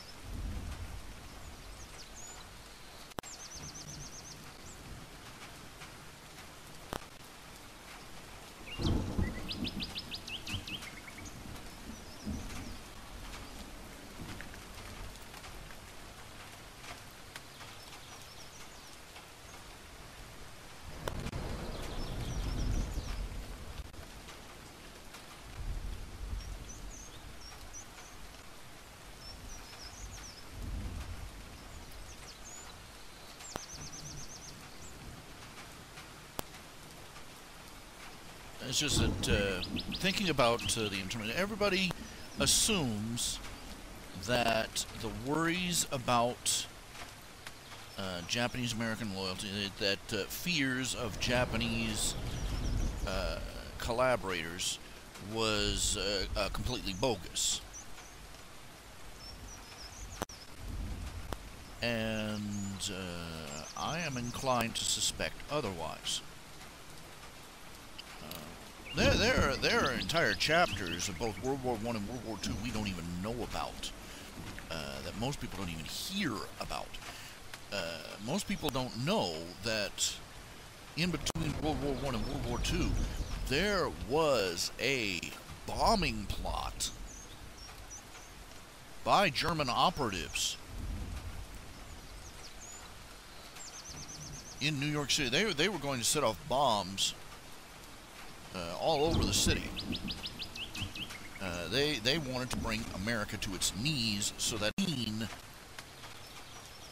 when Germany went on the march. What it basically comes down to. And they figured by hitting America in its largest financial center would do it.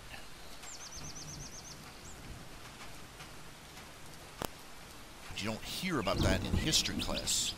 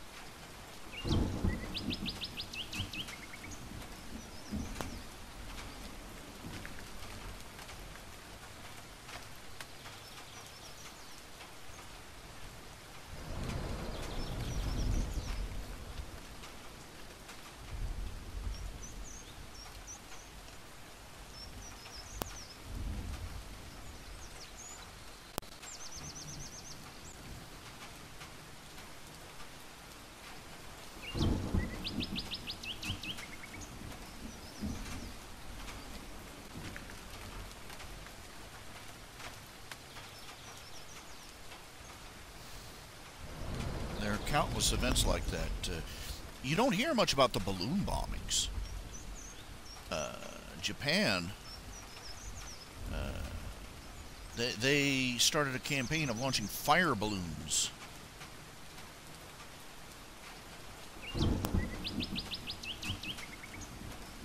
Out in the Pacific. The goal is that they would land in California and start forest fires. I forget how many of those things actually reached American territory.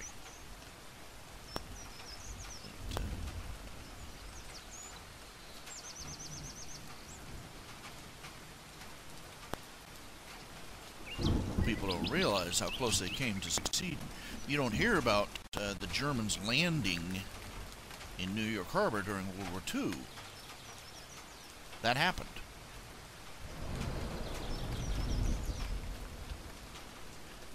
I'm inclined to suspect it was a little bit more than just racism against the Yellow Devil that led to the American government building those internment camps.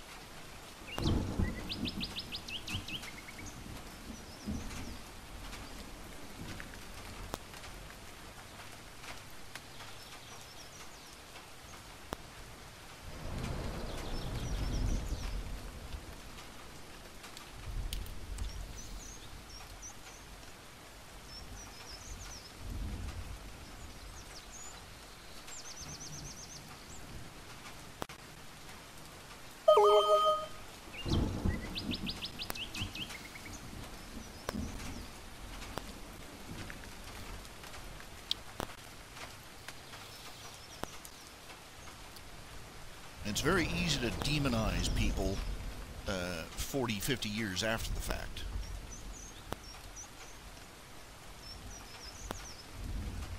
You know what would have happened? You know what would have happened if they had intercepted the 9/11 terrorists? Suppose everything had gone right. Suppose that the FBI and the CIA, just collaborated and they found out that these guys were going to attack and they arrested them on the way to the airport. The day is saved, right? No, we'd have people standing in line to protest the unfair treatment of these poor Muslim immigrants.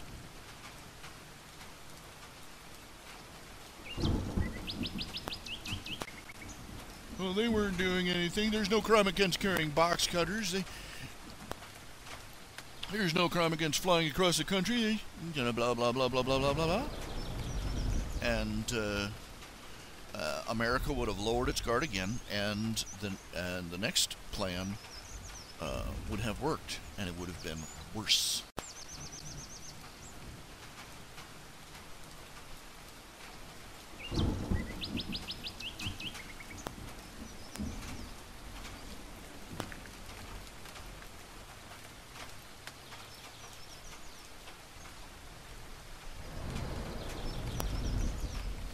Let's see here.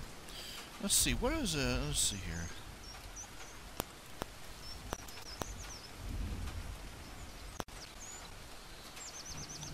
Let's see.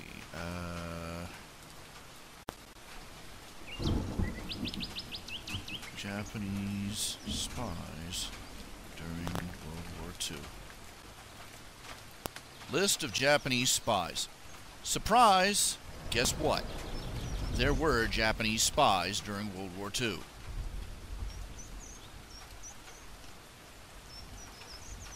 Takeo Yoshikawa, the World War II Japanese Pearl Harbor spy.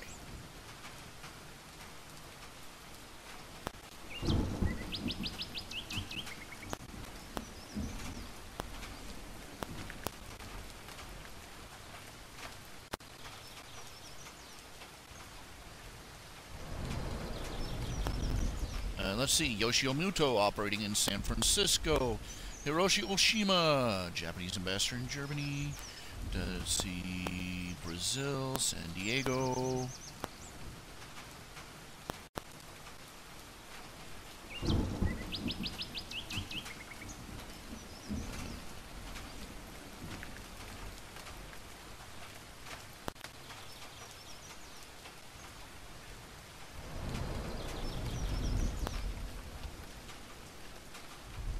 there were 250,000 Japanese nationals living in Brazil. By August 1942, German submarines had sunk 19 Brazilian ships.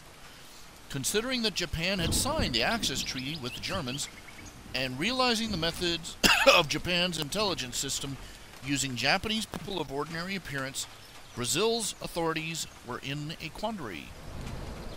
So here we have a picture of what would have happened if we had not.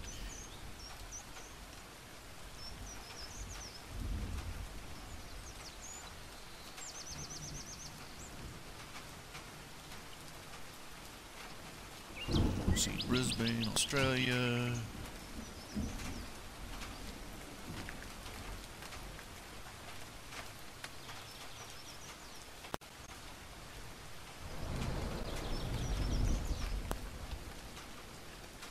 I need to narrow it down.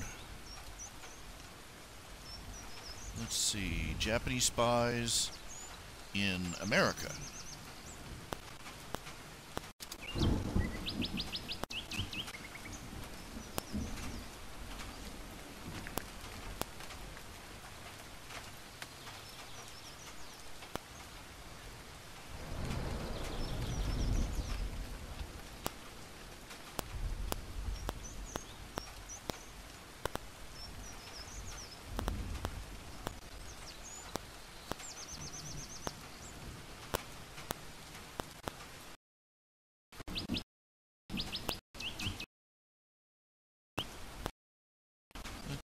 See here.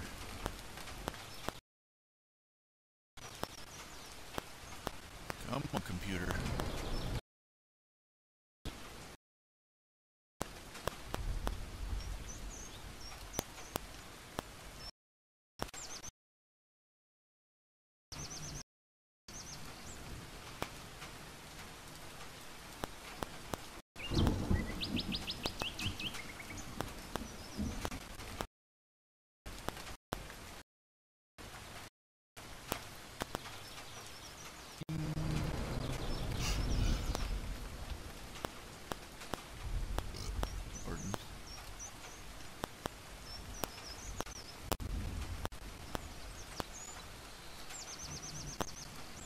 Well, here's an attack that most people don't hear about, the bombing of the Elwood oil field on the California coastline.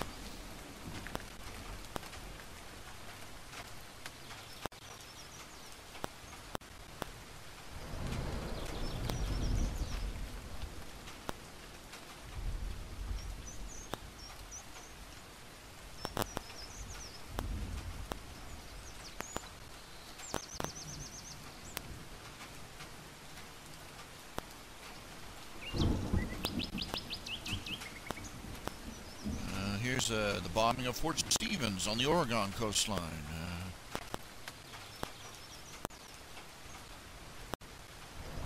Operation Pastorius, the largest invasion of American soil during World War II in the form of 8 Nazi saboteurs sent to the United States.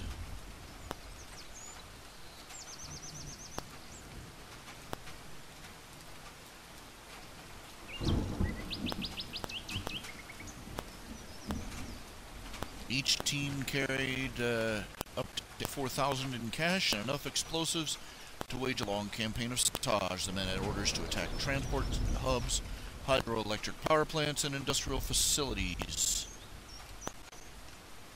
The mission was to accomplish.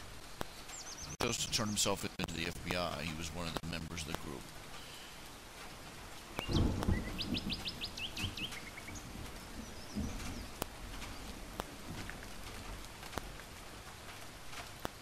Japanese fire balloons, of course. 350 of them made it across the Pacific.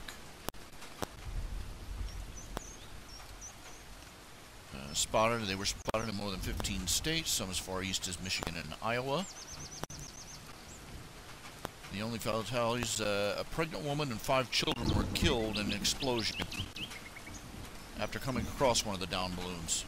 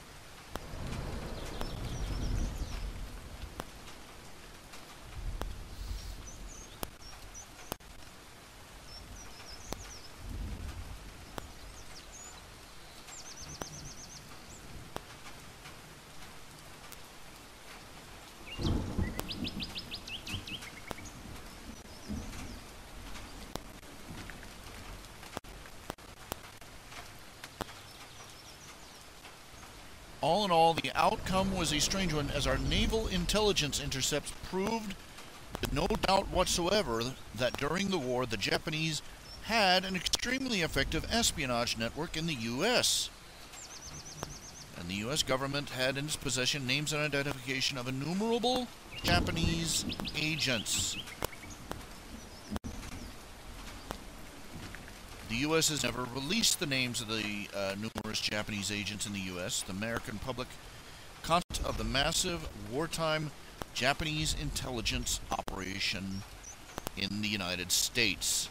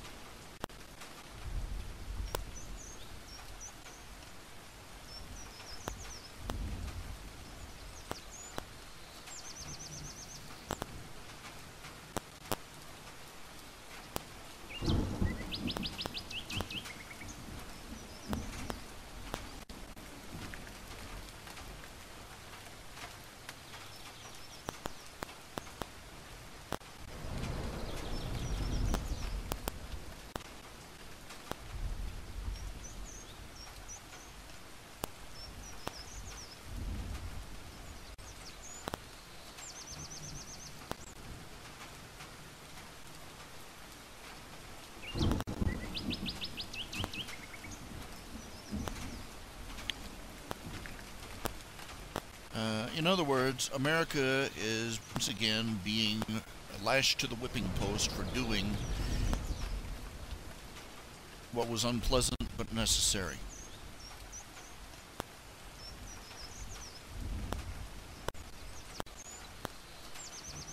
Moving on, it says here, the few witnesses willing to testify on behalf of the government complained that they were cut short, humiliated, and sometimes commissioned. It is well nigh impossible to find statements suggesting in any way that the government's actions may have been legitimate.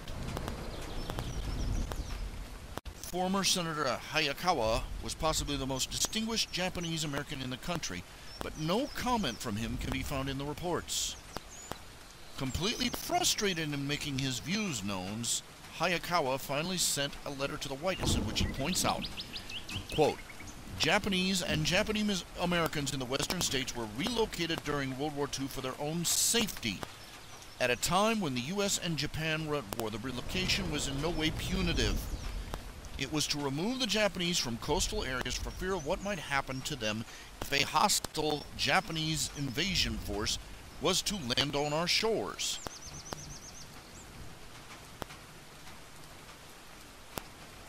Henry Stimson, FDR's Secretary of War, gave similar protective argument. Anti-Japanese feeling on the West Coast had reached a level which endangered the lives of all Japanese individuals. Stimson, of course, could not mention magic, the breaking of the Japanese military code, which might have been the best kept secret of the war.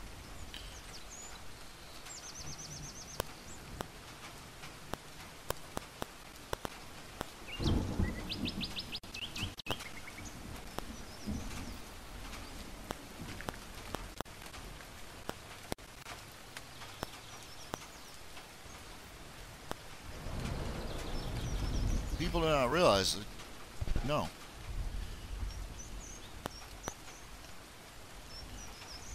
Okay, we have a picture. We have a picture here.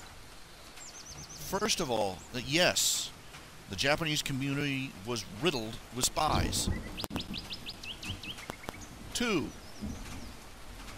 that anti-Japanese sentiment was at a dangerous high. And even if the majority were innocent, they had to be moved for their own safety.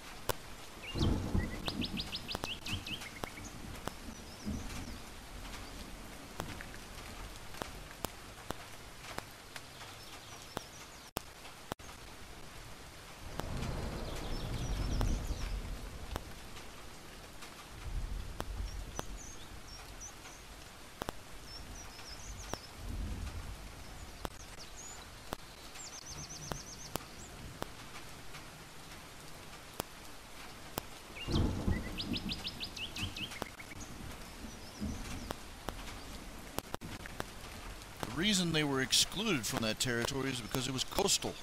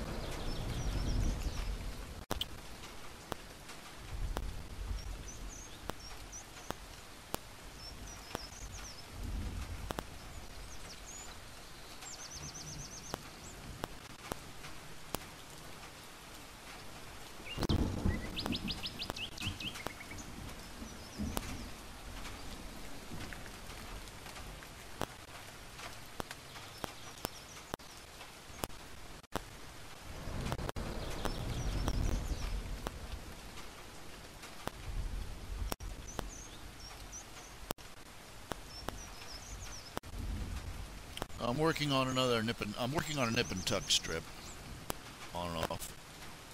Here, look, my recent story, yes, it does, has brought up a lot of political issues, particularly references to the terror war with Muslims, and references to World War II and the Japanese internment. And what most people don't realize is that their picture of the Japanese internment is very incomplete. The average American citizen does not know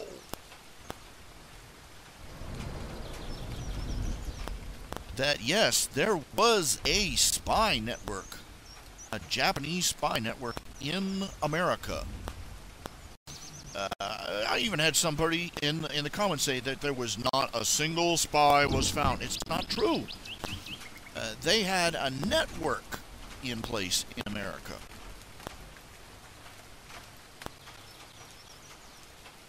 And also, what most people don't know is that they didn't sweep the whole nation. They moved Japanese people, Japanese Americans, and Nisei Japanese, out of several coastal areas picked by the government, due to their strategic significance.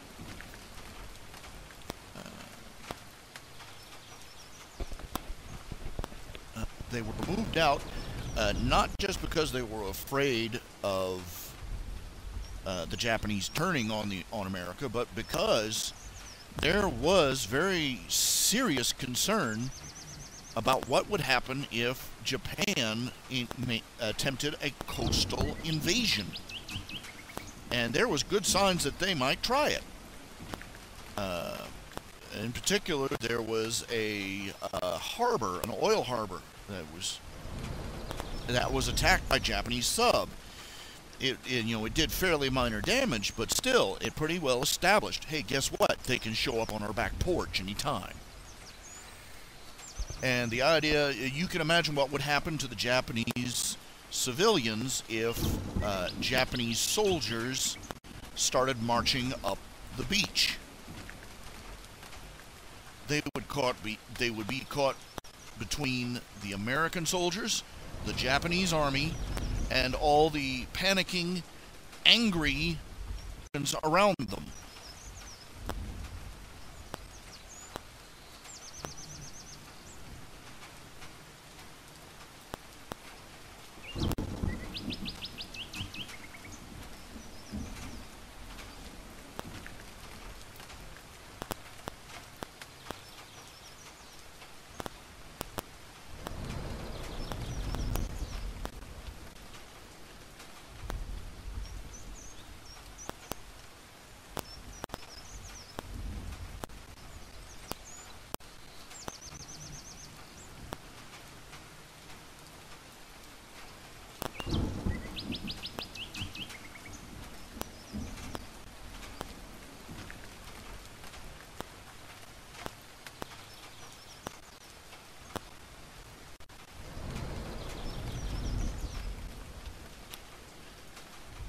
So this wasn't just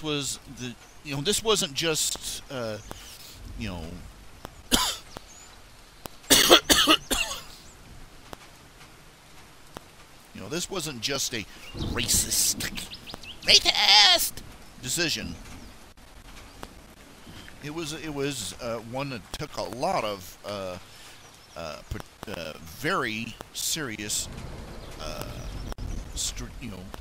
tactical problems.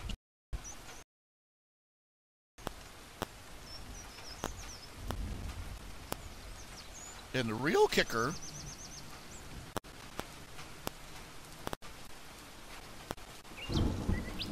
is that we have an image of what might have happened. They were saying here in Brazil, they had 250,000 Japanese citizens, and they were riddled with spies.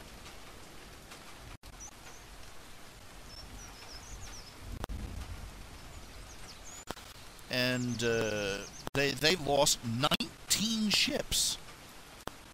19!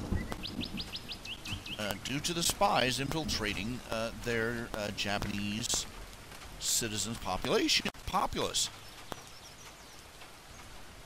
And they were at a loss as to what to do about it.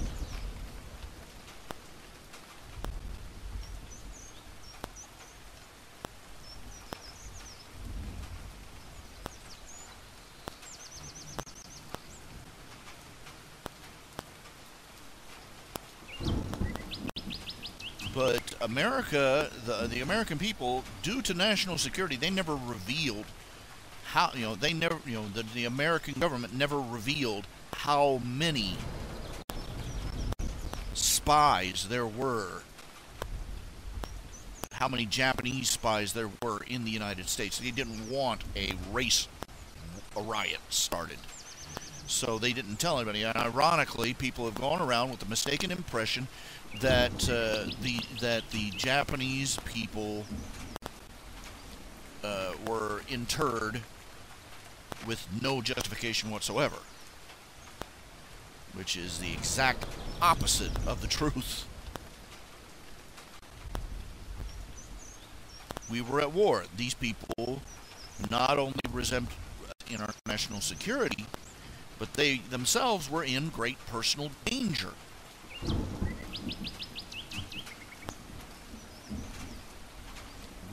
There were abuses of power, people stealing their property, so on and so forth.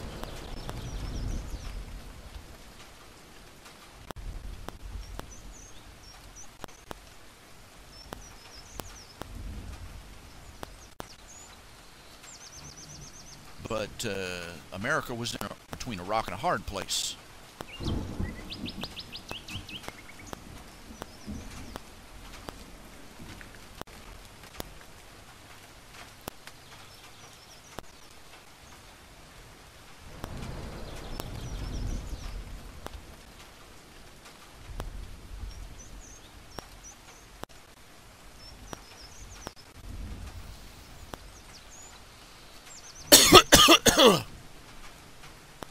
And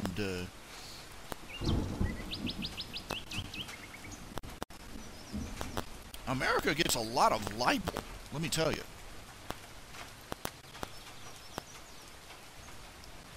How many of you have heard about this one? You know, the claim that the American, you know, the U.S. cavalry gave out blankets doused in smallpox. You know, they take blankets from people who died of smallpox and give them to the Native Americans, to give them to the Indians, to kill off their tribes. Guess what? It's a lie. It's a bald-faced lie. Only once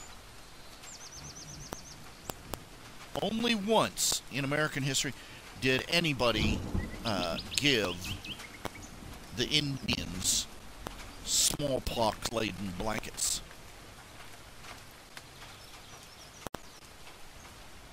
And that was back before America was an independent state. It was the British military. Every family. They did it once. There was one fort that was being harassed constantly by petty, you know, small raids by the surrounding Indian tribes, and the commander of the fort was given the suggestion of giving them smallpox-laden blankets, you know, to knock them out with sick. They wanted to knock them on their heels, make them sick, so that they weren't such a big pain in the ass. But to his shock, the dang disease killed the people off. This was not what he was expecting. That was not even what he was expecting. And he was horrified, and he passed orders that this was to never be done again, because of the horrific. So America has never done that, but we're blamed. It's part of the local folklore about evil America. The internments are the same way.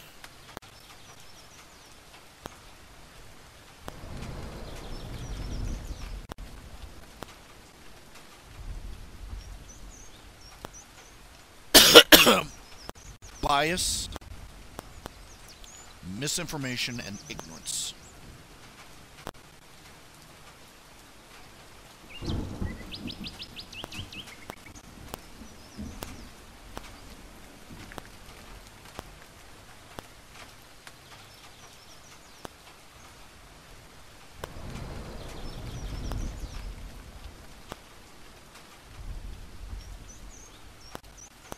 Was this the wrong thing to do? I don't know. I think it was a choice to, you know, it was an array of really, really bad choices.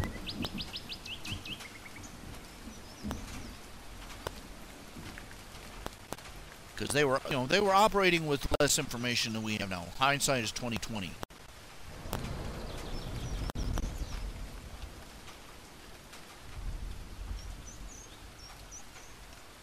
We were at war with Japan. Japan could attempt a coastal invasion any day.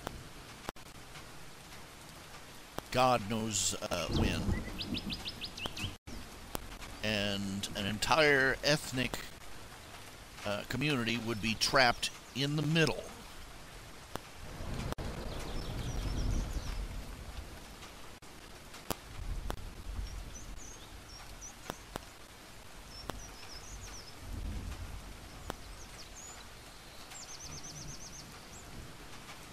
if it happened.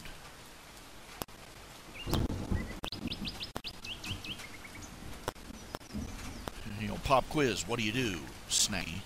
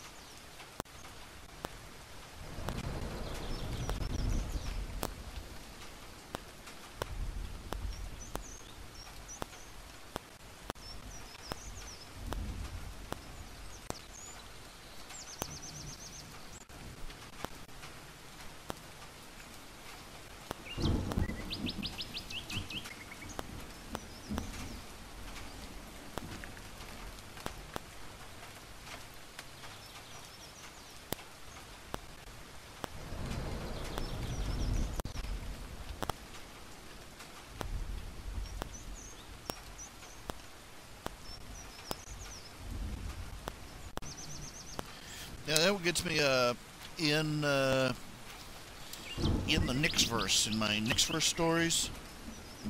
I mentioned in passing that Flitter, the changeling that made friends with Nyx, that she wears a bracelet that identifies her as a changeling at all times. You know, no matter what shape she takes, you know, that bracelet's there to show, oh, hey, changeling. And the first thing out of people's mouths were about Jewish stars in Nazi Germany. I'm like, you freaking morons.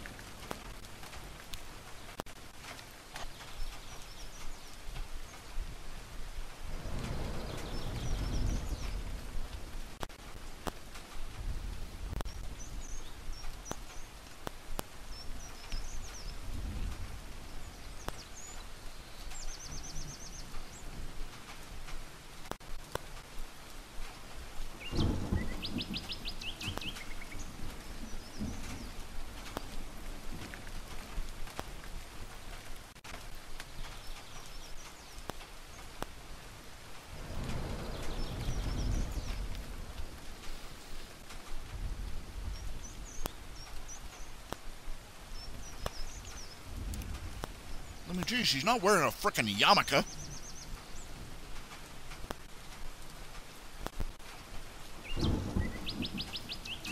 She's a shape-shifting alien creature. The bracelet is there as a vote of confidence. You know, a proof of compliance that she is not going to try and use her ability to deceive people.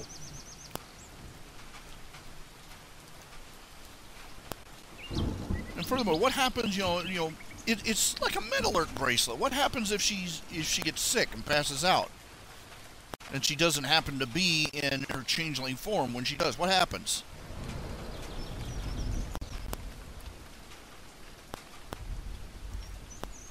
The doctors might appreciate knowing that they're supposed to be treating a changeling, not whatever creature she happens to be disguised as at the moment.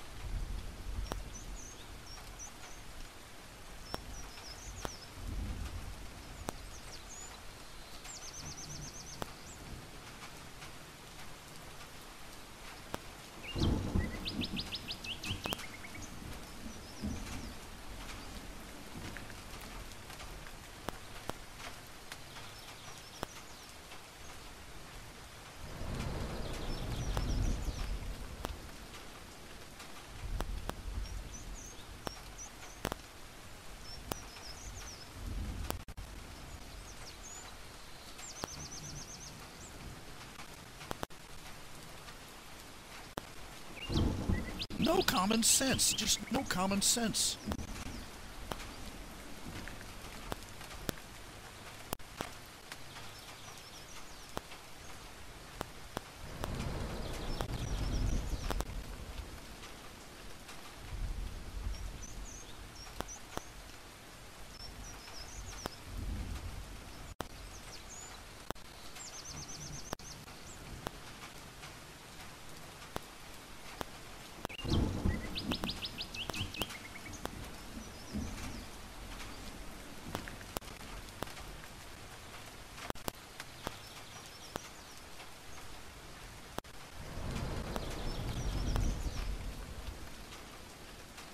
And no, I don't care about fortunate implications or appearances. You pretend that you're an animal capable of walking on its hind legs for a minute. You have an obligation to be able to think through appearances.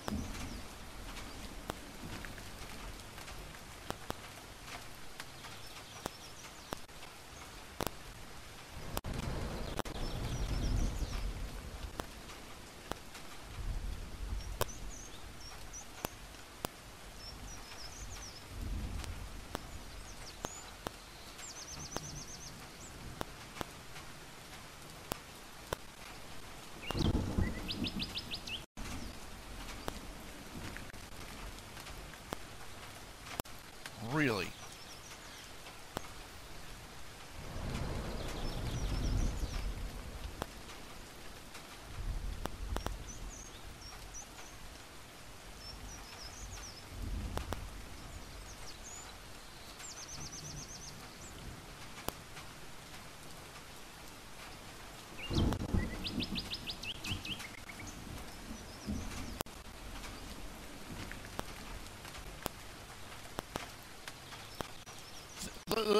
I mean, think about it. Run through a situation.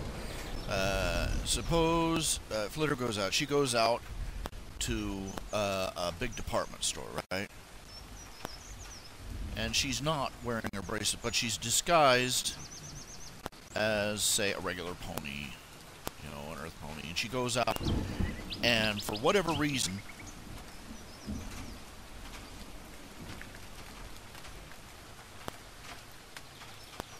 she goes out to the store without her ID bracelet. She's disguised as another species, and she goes into a big department store and bumbles through their security system, sets it off, and her disguise drops. What does it look like? Think about it. What does it look? It would look like she was trying to sneak in disguised as somebody else.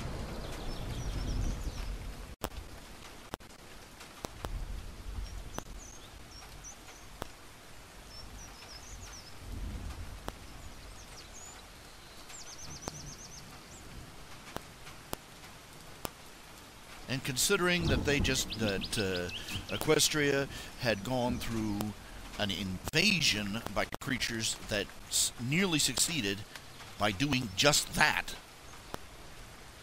it could get really ugly really fast. The changelings in Equestria would wear those bracelets to show that they weren't trying to deceive anyone, regardless of what shape they were in.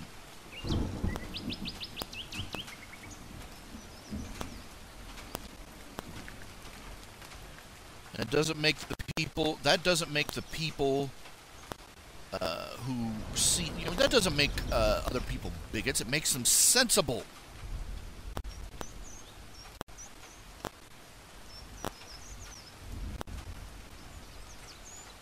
If you saw somebody walk into a bank wearing a ski mask over their head, you're not being prejudiced against the Great White North,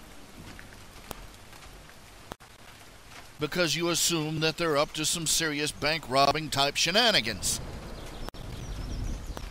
Eh?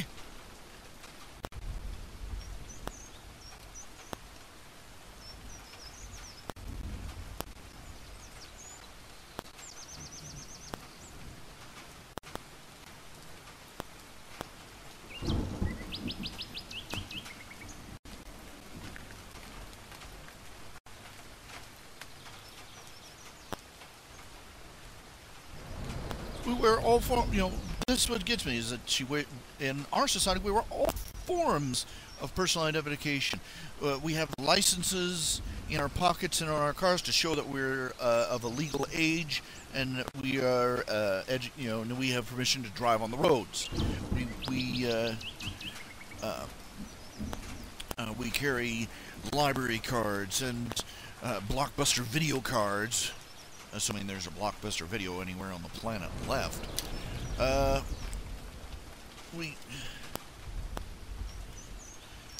wear uniforms and decals and hats and name tags.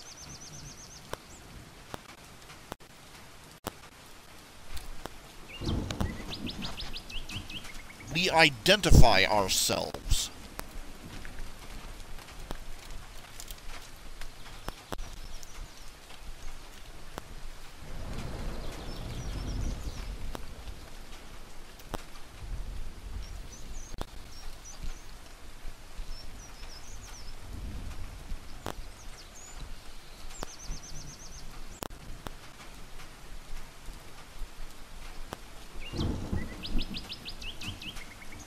Why do we wear name tags at work? Because it's a necessity.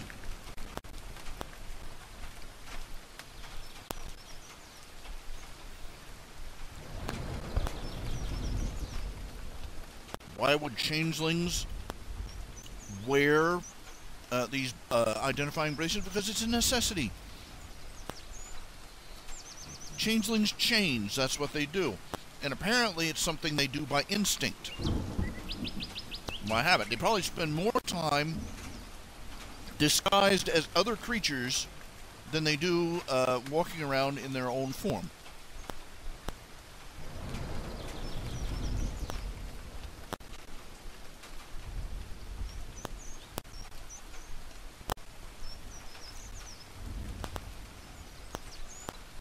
A way of identifying a law-abiding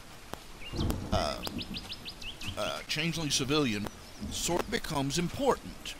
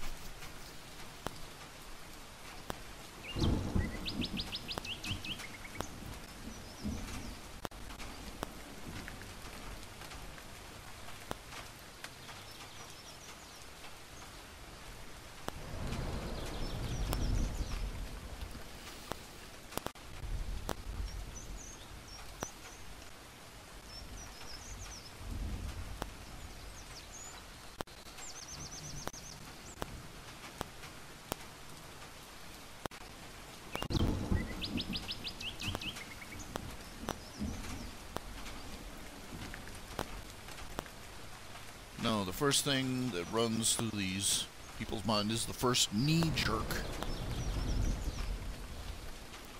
thought. How come the only evil you can commit is trying to defend your own country anymore? You ever notice that? Is it an interesting pattern? It's such an interesting pattern. They don't care about any kind of immorality, indecency, or injustice unless it's something that is done as an unpleasant necessity to preserve the Union. You know?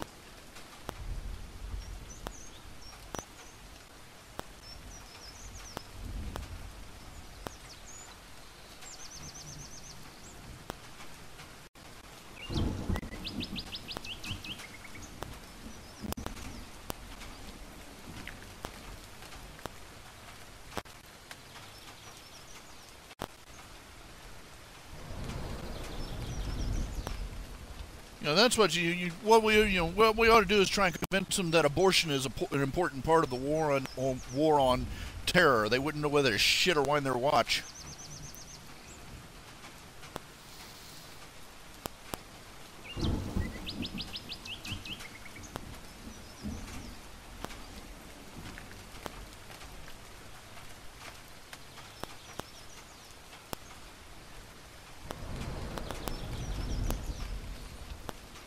Well, Adrian, since they grow, they can be, they've shown changelings turning into unicorns, pegasi, and alicorns, which means at some point their wings and horns disappear. They've been shown flying using Pegasus wings, so we assume their wings change shape. Yeah, so they do, they'd have to do some serious shape changing. And consider that Chrysalis was much taller than Cadence. So yeah, they do a good bit of shape changing. At the very least, they have to be accustomed to being disguised as some form of quadruped.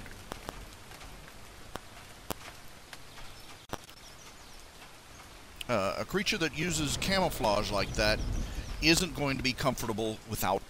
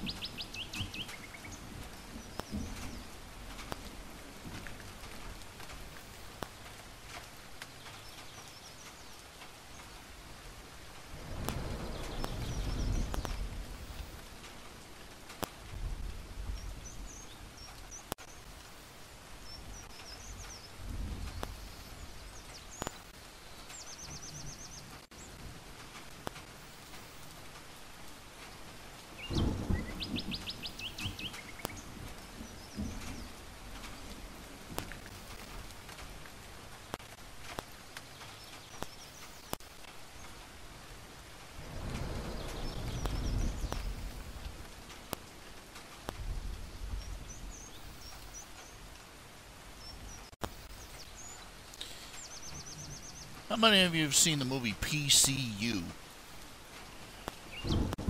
Okay, the movie was hysterical, but right up to the very end, where they promptly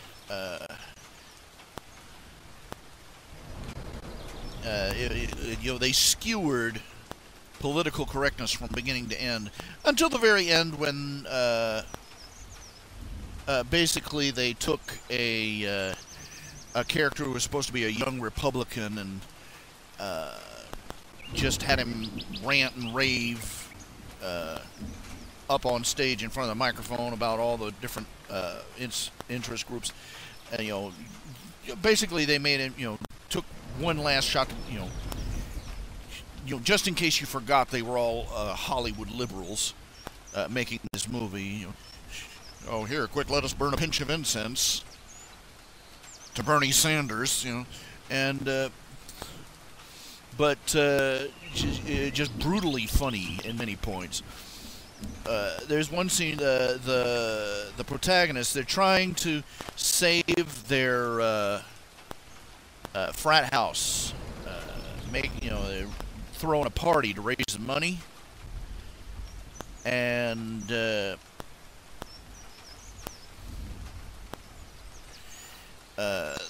militant feminists. I mean, they're all wearing military tank tops and combat boots, and khakis, and they all show up. They're out there marching, screaming, "Hey, hey, ho, ho! This penis party's got to go!" Just the usual stupid feminist men are all evil dick machine routine, and finally one of the girls goes in, we're out here, standing out here in the cold, waving these signs. They're in there listening to Funk Parliament of Funk, and having fun. I'm going in. and the rest of the group breaks up, and they end up going into the party, and they're all standing around just like they're on an alien planet or something. And some guy comes bopping up, he's half drunk. He comes up to the main leader of the feminists. He goes, "Hey, you want a drink?" And she goes, "No, I'm not interested in your penis." And the guy's like, "What?" And one of the girls standing next to her goes, Wait, I can understand this. Here, let me take care of this." And she leans over to the guy, and she talks to him, waves her hands. "Yes, we would like a drink. Thank you." And he looks at her for a minute. "Okay," and turns around and goes to the punch bowl. And the big butch girl who's the leader of the group goes, "Wait a minute," and she goes, "Wait a minute, okay? You're nice to them, and they bring you stuff. You're nice to them, and they bring you stuff." And the little one goes, "That's how it works." And she's standing there like she just received an epiphany from above.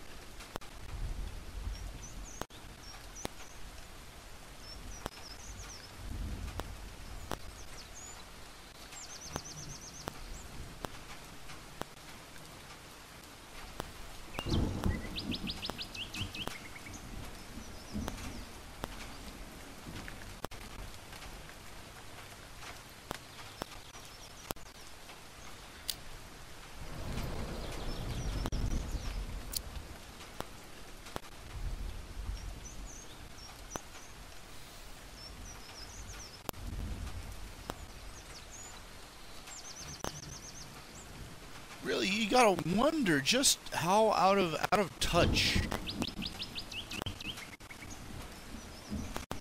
with basic human interaction some of these people have to be. I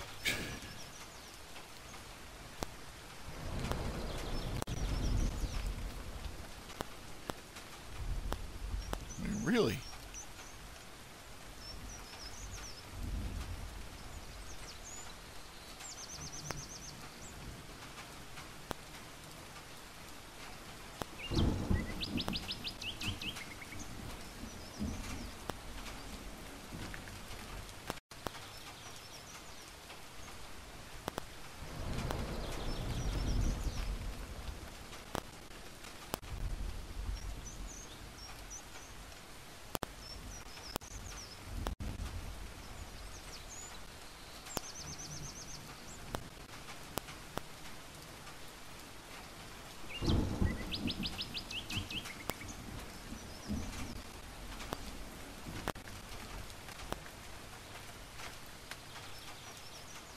I forgot to draw the chair. Well, I'll fix that in a minute.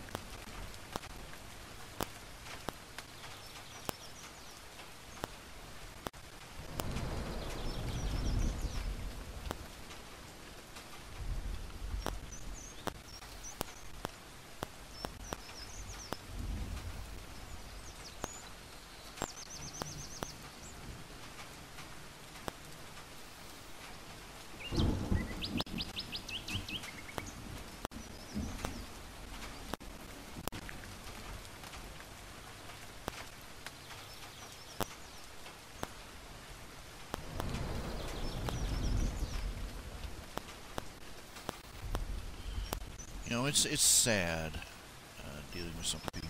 It really is. You see it again and again and again, and it's so depressing. And I mean, I'll get into the point in a minute. There's some kinds of people that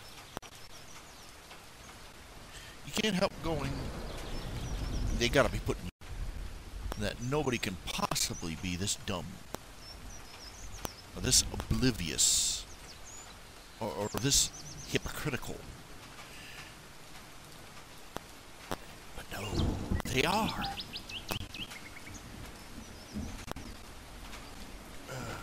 I brought to mind of a.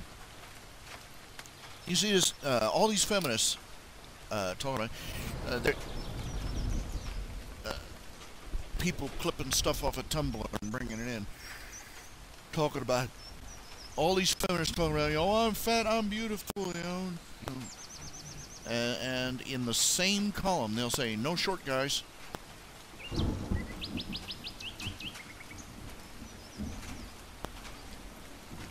They go on for pages and pages and pages about how they shouldn't be judged by their body weight, or and beautiful at all sizes, and so on and so forth.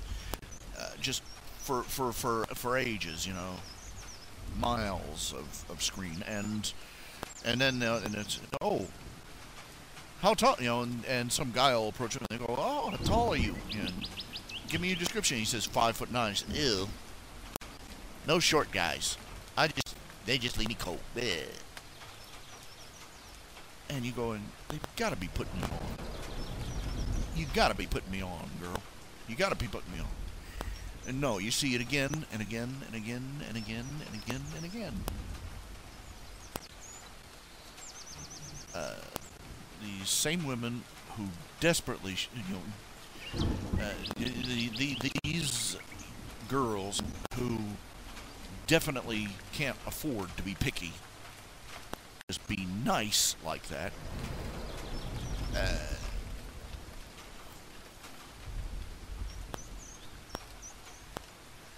Saying no, short guys, ew, short guys, disgusting.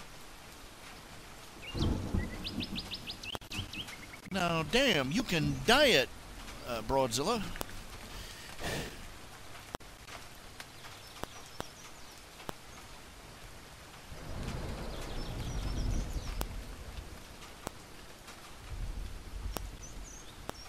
I'm serious, get with it, Jumbotron.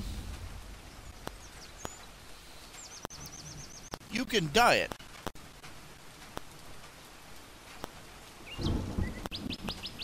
What's he supposed to do?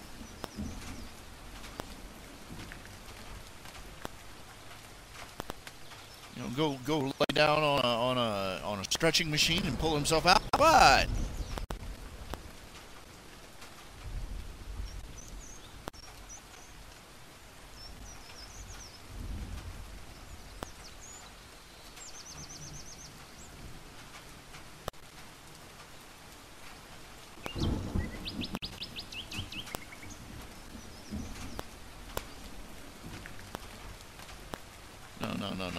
No.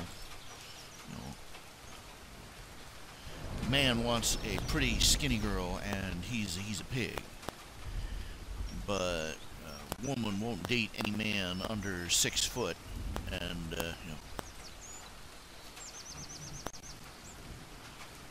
and she's just demanding what she deserves.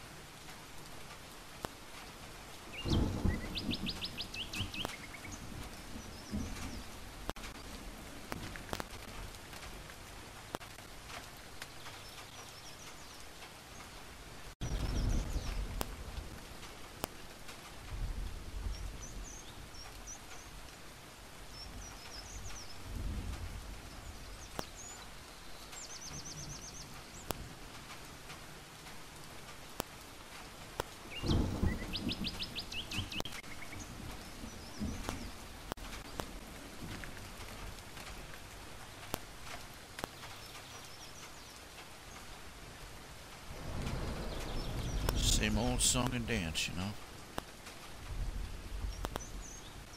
I love how all these people, why don't they appreciate me for my inner beauty? And it's always interesting is that how they're always wondering why the stunningly gorgeous guy or girl across the aisle from them just can't appreciate their inner beauty. Some things never change, I suppose. Everybody wants to pretend they're deep and meaningful. We're all shallow. But let's be fair.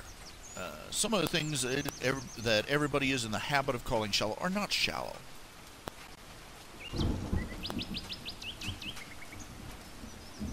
There's a reason men don't want fat chicks.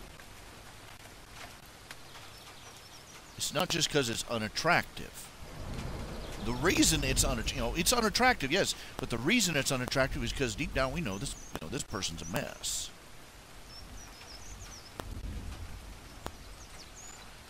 We are not going to be inclined to be attracted to somebody who is physically unfit.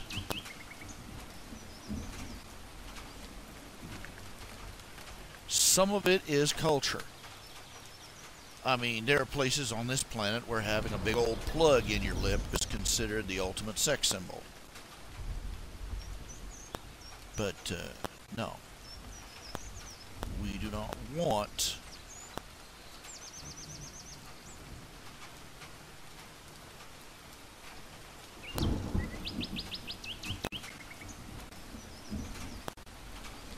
somebody who's fat or sick or who just doesn't take care of themselves.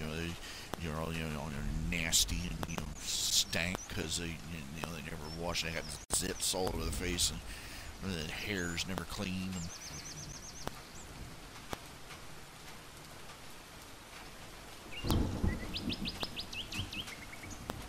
Shallow, sensible. No sane man is going to... that movie Shallow Hal, where a guy is hypnotized so he can't see his... Basically, that's what it boils down to. I hypnotized him so he could only see the inner beauty. And basically he ends up dating this literal land whale. She's like 600 pounds. She's shaped like a ball. And and she's just ginormous.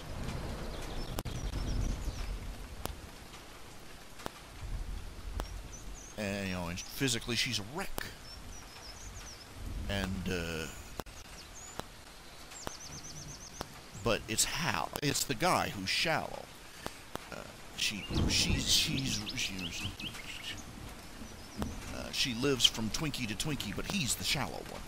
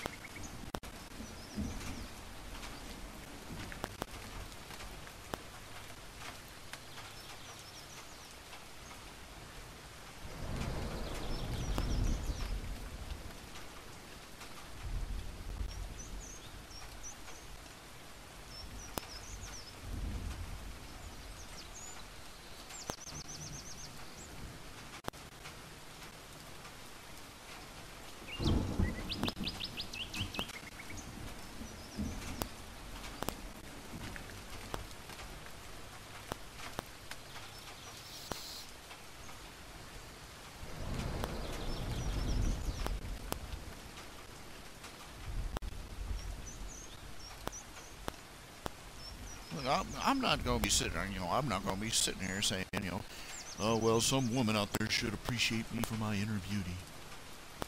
My inner beauty. I'm shaped like a weeble, okay? Even I'm a beach ball. I'm over. I haven't weighed myself recently. I'm way over 400 pounds, and and I am suffering a plethora of physical problems from it.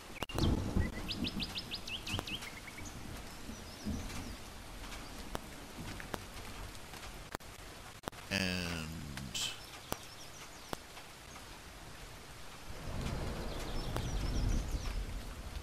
I cannot begin to imagine a woman being physically attracted to me in the physical condition I am in. Now, this isn't the, this is, oh, pardon me, I'm just a fat and ugly time. No woman ever gonna love me. No. It's a realistic acknowledgement.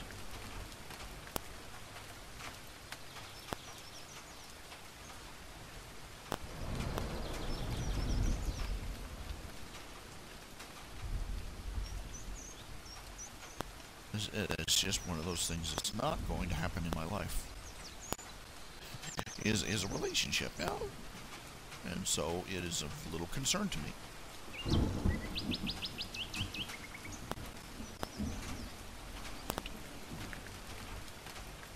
People don't want to live honestly with each other or with themselves.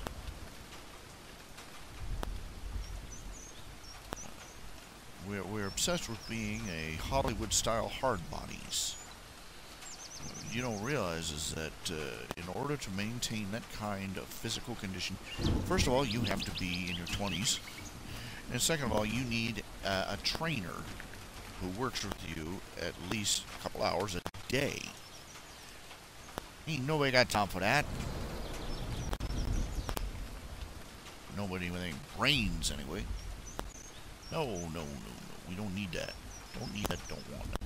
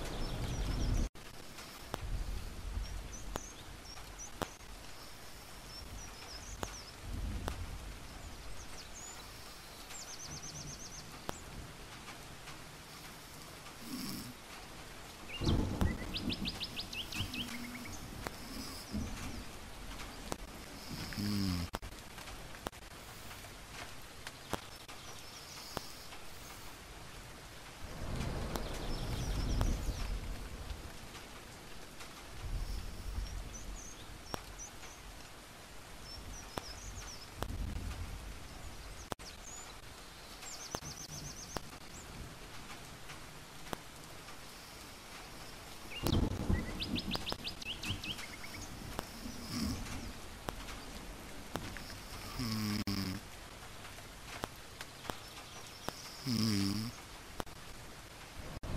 Hmm.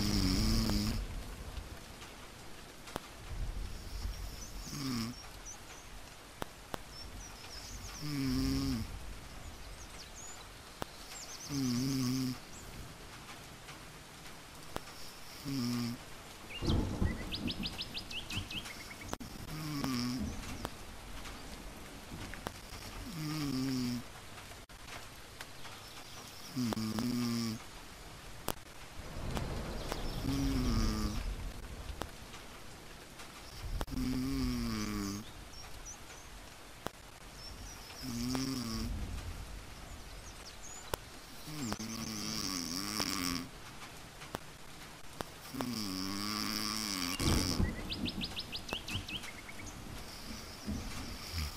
Hmm. Another day in paradise, ladies and gentlemen. I had to get 2 strips done today. 1 page of probability bomb, 1 strip of Calvin Hall, which is something of an interesting process. I have to move it here.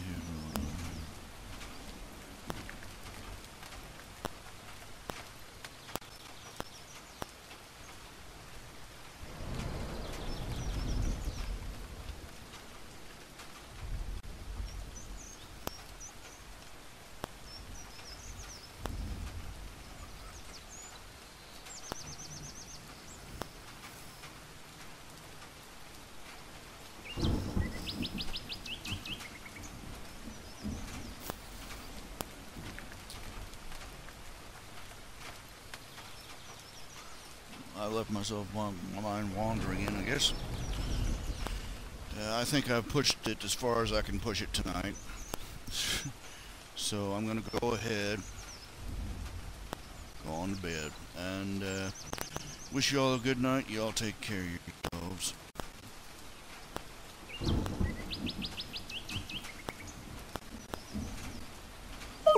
See you tomorrow night. Finish up these strips and post them.